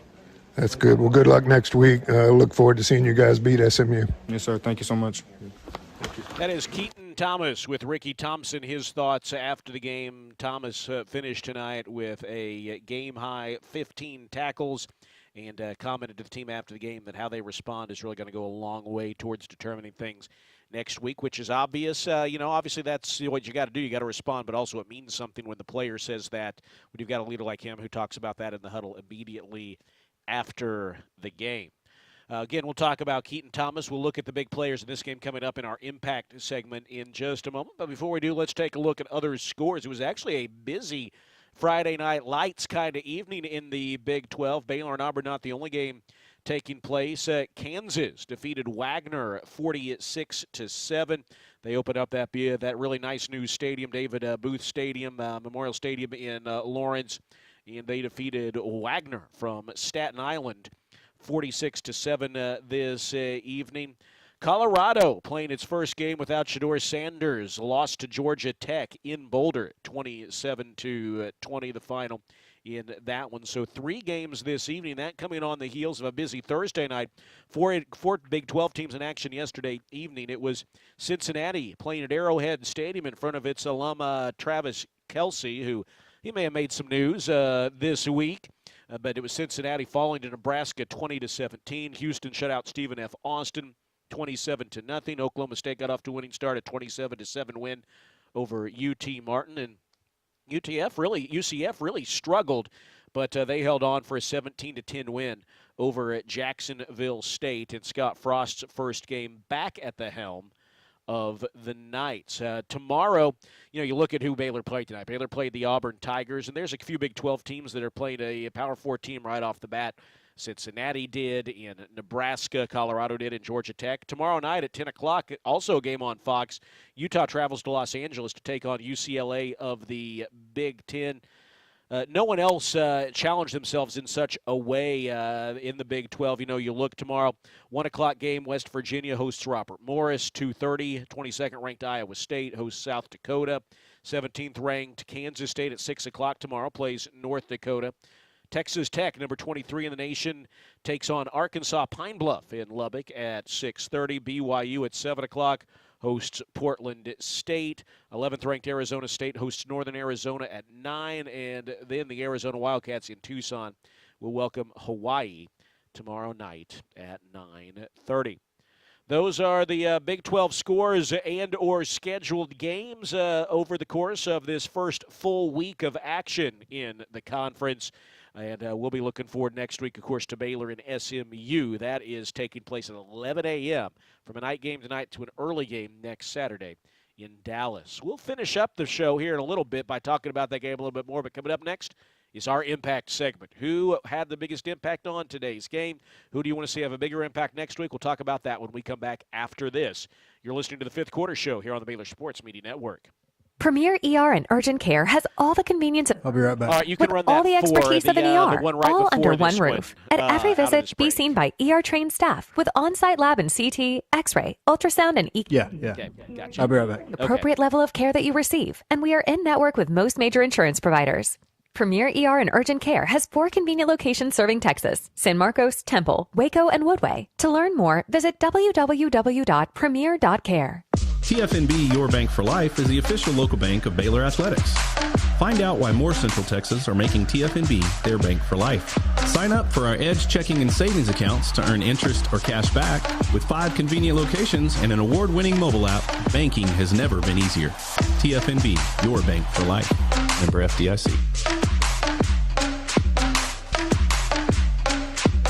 Come see why Green Eye Associates is voted best in Waco year after year. Enjoy exceptional service and care from Dr. Leanne Green alongside her dedicated optometrist and staff. Receive trustworthy insights on your eye health, enjoy the impressive variety of contacts and eyewear, and work with the most experienced optical team in Waco. Don't miss the new state-of-the-art dry eye therapies that rejuvenate the eyes and face with safe, non-invasive treatments to restore comfort and quality of life. Green Eye Associates, official optometrist of Baylor Athletics. Baylor Nation rolls along with Allen Samuels Dodge, Chrysler, Jeep, Ram. Start with award-winning service and factory-trained techs. Then shop our new and used lineup from cars, trucks to SUVs, all makes and models. Running a business? We're your Central Texas headquarters for ProMaster vans, cab, and chassis and work trucks. For power and comfort, test drive the Ram 1500, the Motor Trend Truck of the Year winner again. Allen Samuels in Waco, proud partner of Baylor Athletics. Come by. Let's be friends. Welcome back to the Fifth Quarter Show on the Baylor Sports Media Network. Who had the biggest impact on today's game? Here's Derek Smith with today's Impact segment. Well, obviously the biggest impact in tonight's game, a 38-24 Auburn victory. If you've been listening to the show, if you watched the game, I think it came on the lines. Auburn's offensive and defensive lines were very good tonight, particularly their offensive line as they opened up holes to the tune of 307 rushing yards. Jackson Arnold, 152 of them. He was very good. He had a big impact on the game for Auburn. That's an area Baylor's going to look to clean up next week against Kevin Jennings in SMU. Say Sawyer Robertson had a big impact on the game. You look, he's taking on a team in Auburn. The defense was the strength of their team coming back. It was in every preview. The coaches talked about it. Everyone knew the defense was the strength of the team. They had a great defensive line. They have a potential first-round draft pick in Kedrick Falk. They've got a strong secondary. And he threw for 419 yards, I beg your pardon. He threw for 419 yards. And, honestly, if they were a little more in sync at times, it could have been closer to 500. I mean, that sounds funny to say. You don't want to, you don't want to look down your nose at 419 yards, but felt like he could even improve on that this evening. He was really strong this evening, perhaps not having his absolute best game completion percentage-wise. He was just over 50%, but 419 yards, 3 touchdowns. Sawyer Robertson, big reason fans were so excited coming into the year, and he showed they have every reason to continue to be excited. Like to see the defensive line improve going up against SMU. Again, it wasn't just Jackson Arnold who had an impact on the game. It was their running game in general. Up the middle, they got to the outside. They were able to really execute the running game. So you really want to see the defensive line step up. You also want to see linebackers outside of Keaton Thomas step up. Again, we talked about the fact that Baylor's defense featured a number of players seeing their first meaningful minutes in a meaningful game in a Baylor uniform. And I think at times the defense looked like that. But you want to see that improvement from game 1 to game 2. There's some talented guys. Marion Winston, who came here from Oregon. You've got DK Kalu, who was able to withstand, they brought in some guys off the transfer portal at his position, and he was able to hold down his position. That says something about him. Tyler Turner, a safety, also coming in from Oregon. Travion Barnes from FIU. A lot of guys were out there who hadn't played in an actual game in a Baylor uniform. You want to see that improvement. The team continue to gel, as Keaton Thomas said. They're going to look at their mistakes on film, and you want to see if they can have that big improvement from week 1 to week 2. Cole Wilson had a big impact on the game. The transfer from Texas State finished with 8 catches for 134 yards. They talked about his speed. The coaches did. His teammates did when they visited with the media and interviews. And, boy, we saw that on display early on. A 57-yard catch that set Baylor up inside the 10-yard line in an early drive. And he was able to get to the outside on some swing passes, showed some nice spin moves. He looks like a guy who's got to have some big things going on for the Bears as the season goes on. Michael Trigg, I would say at times he was a little up, a little down. He had a big drop in the first half. You want to see him win. He's one of those guys because he's 6'4", it's tantalizing. You want to see him win every one-on-one matchup. But I think he's going to win even more as the year goes on. He finished with 7 catches for 99 yards and a touchdown. And you feel like he has even bigger games in store, although let's not lose sight of the fact that this is, again, a Auburn defense that brought back a lot of talented players in the secondary for Hugh Freeze's ball club. Got to say the fans had a positive impact on the game. There was a lot of excitement with the chrome helmets. Obviously, there's a lot of excitement just for the team in general, the way it finished last year and the schedule at hand. Everyone knew it's tough. But there was excitement for the chrome helmets, the blackout on the Brazos, a great drone show. Just a great showing by the fans, I think, really in sync with a lot of these accoutrements to the game. And that was fun this evening to see. Unfortunately, didn't result in a win. But, again, you look at a game like this, and it's disappointing. You lose to Auburn. You want to beat Auburn. It's the biggest opponent that you've had early in a season in a decade and a half, basically. I'd say TCU. Coming off that Rose Bowl season in 2011, the last time Baylor's had an opponent of this magnitude in game number 1. It's disappointing not to win, but fans bring that same energy here in a couple weeks against Samford, certainly about 3 weeks against Arizona State, and even a little bit more so because one game does not a season make, and tonight was disappointing. But there's bigger games at hand, and hopefully some fans will be in Dallas next week. Dallas is the biggest market, DFW, the biggest market for Baylor alums. Would love to see some green and gold up there at Gerald Ford Stadium amidst that blue and red next week. That's our Impact segment here on the Fifth Quarter Show. We're going to take a break and come back to wrap things up after this. Get you ready for Baylor and 16th-ranked SMU from Dallas coming up Saturday morning at 11. Before that, though, I want to remind you the Baylor Coaches Show, presented by Central National Bank, live at Rudy's, has returned. Join the voice of the Bears, John Morris, and a lineup of Baylor coaches live at Rudy's Barbecue every Wednesday, 6 to 7 p.m. Coach Aranda was the guest this past week. Got Ryan McGuire coming up this week along with Mike McGraw. That's 6 to 7 p.m. at Rudy's. Get the chance to hear the inside scoop on all our Baylor athletic programs this season. Going to come back and wrap things up here on the Fifth Quarter Show right after this on the Baylor Sports Media Network. The Toyota Trucks Game Day sales event is on. And there's no one key to victory. You need strength. You need power. You need agility. You need a team that shows up ready to win. And Toyota Trucks, yeah, they bring the full roster. The Toyota Tundra and Tacoma are built for it all. With available bed-mounted power outlets, massive towing capability, and a cabin fit for your crew, Toyota Tundra and Tacoma don't just show up to game day, they dominate it. Kick off the season with big savings during the Toyota Trucks Game Day sales event. But hurry, these deals won't last forever. Toyota is a proud partner of Baylor Athletics. Wear green and haul gold in a new Tundra or Tacoma, built to take you wherever the road leads on game day and beyond. Visit your local Toyota dealer today. Toyota, let's go places. See packages and options at toyota.com for feature availability. Do you ever scream at your screen when your 5G internet freezes? It's the worst. So why not switch to Astound? Wi-Fi that just works. With Astound Wi-Fi, you'll rage less, buffer less, and live more. Lock in gig speed Wi-Fi for just $35 a month, guaranteed for 3 years. Plus, get up to a $200 Amazon gift card. Astound Wi-Fi, it just works. Visit astound.com today. Looking for weekend plans? Visit the Silos in Magnolia in downtown Waco. Enjoy shopping a curated Sounds good, bud. Exploring. Yeah. Experiencing fun for the whole family. While you're around, be sure to savor a meal at Magnolia. They better figure out how to stop a running quarterback. Yeah.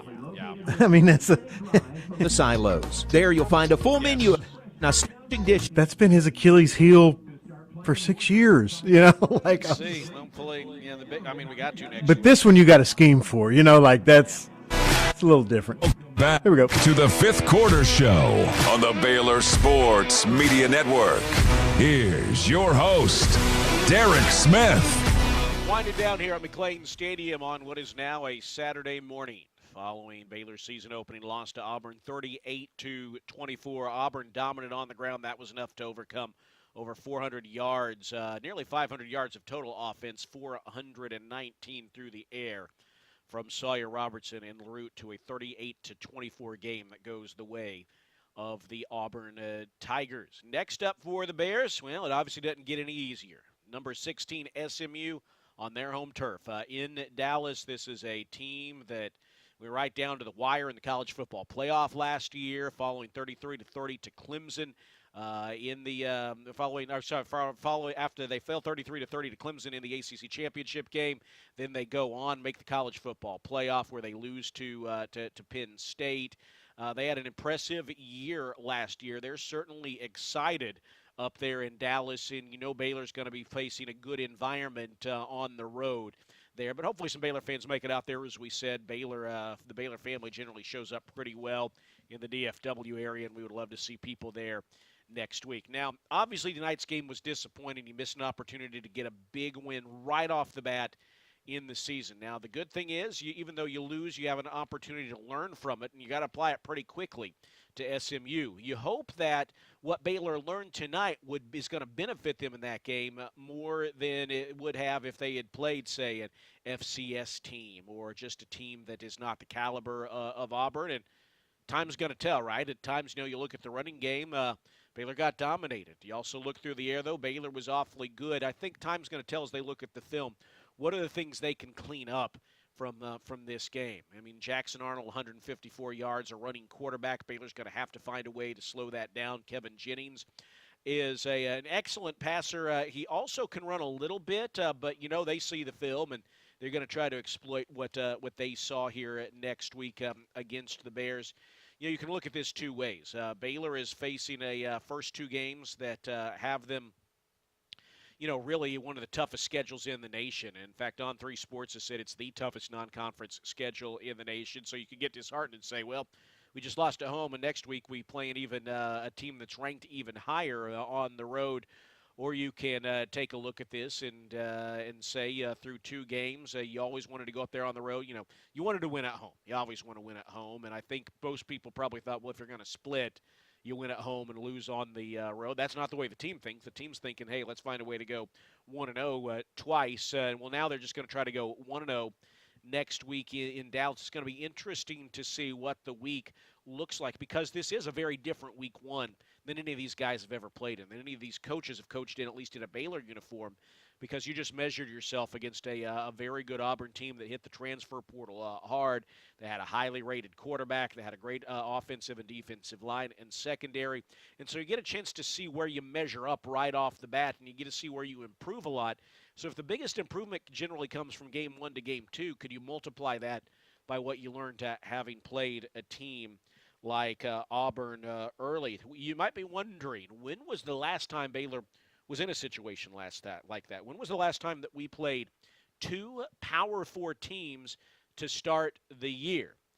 I'll give you a second to think about that. What year was it? I will give you a hint. It was before the turn of the millennium, so it's going back just a little bit.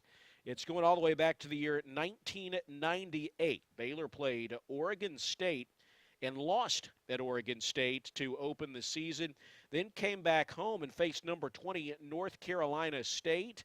And Baylor got the upset win over a team that had Torrey Holt, who went on to play for the St. Louis Rams. He had a huge game, but the Bears upset the 20th-ranked North Carolina State Wolfpack 33-30 in the second game. So that's what Baylor is trying to do, trying to channel a loss in their first game against a Power 4 team to turn around and find a way to get a win against a ranked Power 4 team. And if they do so, again, you're going back 27 years the last time something like that has happened. This is the last time Baylor's played 2 Power 4 teams in the non-conference. So this team was willing to challenge themselves with a tough schedule. Tonight it didn't go Baylor's way, but there's an opportunity to really grow from it next week, and we hope that you will be there in person. If not, we will have the call for you here on the Baylor Sports Media Network. The Baylor Alumni Tailgate Show will begin bright and early at 9 a.m. Then we will have the call with John Morris, Nick Florence, and Ricky Thompson at 11, and that'll be followed, much like tonight, by the 5th quarter show following the game. Well, tough night, tough finish. It was a fun night in a lot of ways here with the fans showing up, the Chrome Helmets, the drone show. It was a fun night. The outcome wasn't what we wanted, 38-24. Baylor falls here this evening. Stay tuned during the week. We'll try to get updates. We'll hear from Bears head coach Dave Aranda. If you go to Baylor Athletics YouTube, they'll have his press conference on Monday. You got Baylor football's Twitter account.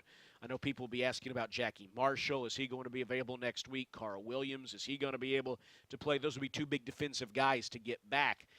If the Bears are able to get them back, two veterans that you could have next week at SMU, which would certainly be welcome. But we will have it to you start to finish, starting next Saturday at 9 a.m. from Dallas.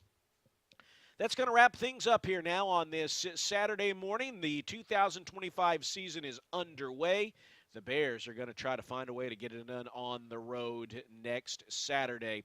Should be a lot of fun. Appreciate you being with us, sticking with us here all the way. A long day and night in Waco, and still see a lot of the great Baylor athletic staff here working at McLean Stadium, our crew cleaning things up here, people working hard here on this Saturday morning. And it's been a long day for a lot of people, but this is why you do it. It's fun to be back here at McLean Stadium, and it's not fun to lose, but it's fun to see the Bears bounce back, and hopefully they do that next week. That's going to wrap things up. We want to say thanks to Aaron Sexton, our producer. Long day for him, Aaron. Appreciate all you do getting us on the air and keeping us on the air. Appreciate that back at our flagship station, ESPN Central Texas. Speaking for him, I'm Derek Smith. Again, the final this evening, Auburn 38, Baylor 24 in the season opener. Tough night tonight, but it's Baylor at SMU on Saturday. We will talk to you then. For now, good night from McLean. All right, good show, bud. Talk to you later. Has been live coverage of Baylor. Thanks. See ya. Baylor Sports Media Network. Today's game coverage has been brought to you by Texas Farm Bureau Insurance, championship partner of Baylor Athletics. Visit Texas Farm Bureau Insurance online to find a local agent today. Baylor Scott and White Health, the official hospital and healthcare system of Baylor Athletics. Your healthcare, your way. HEB.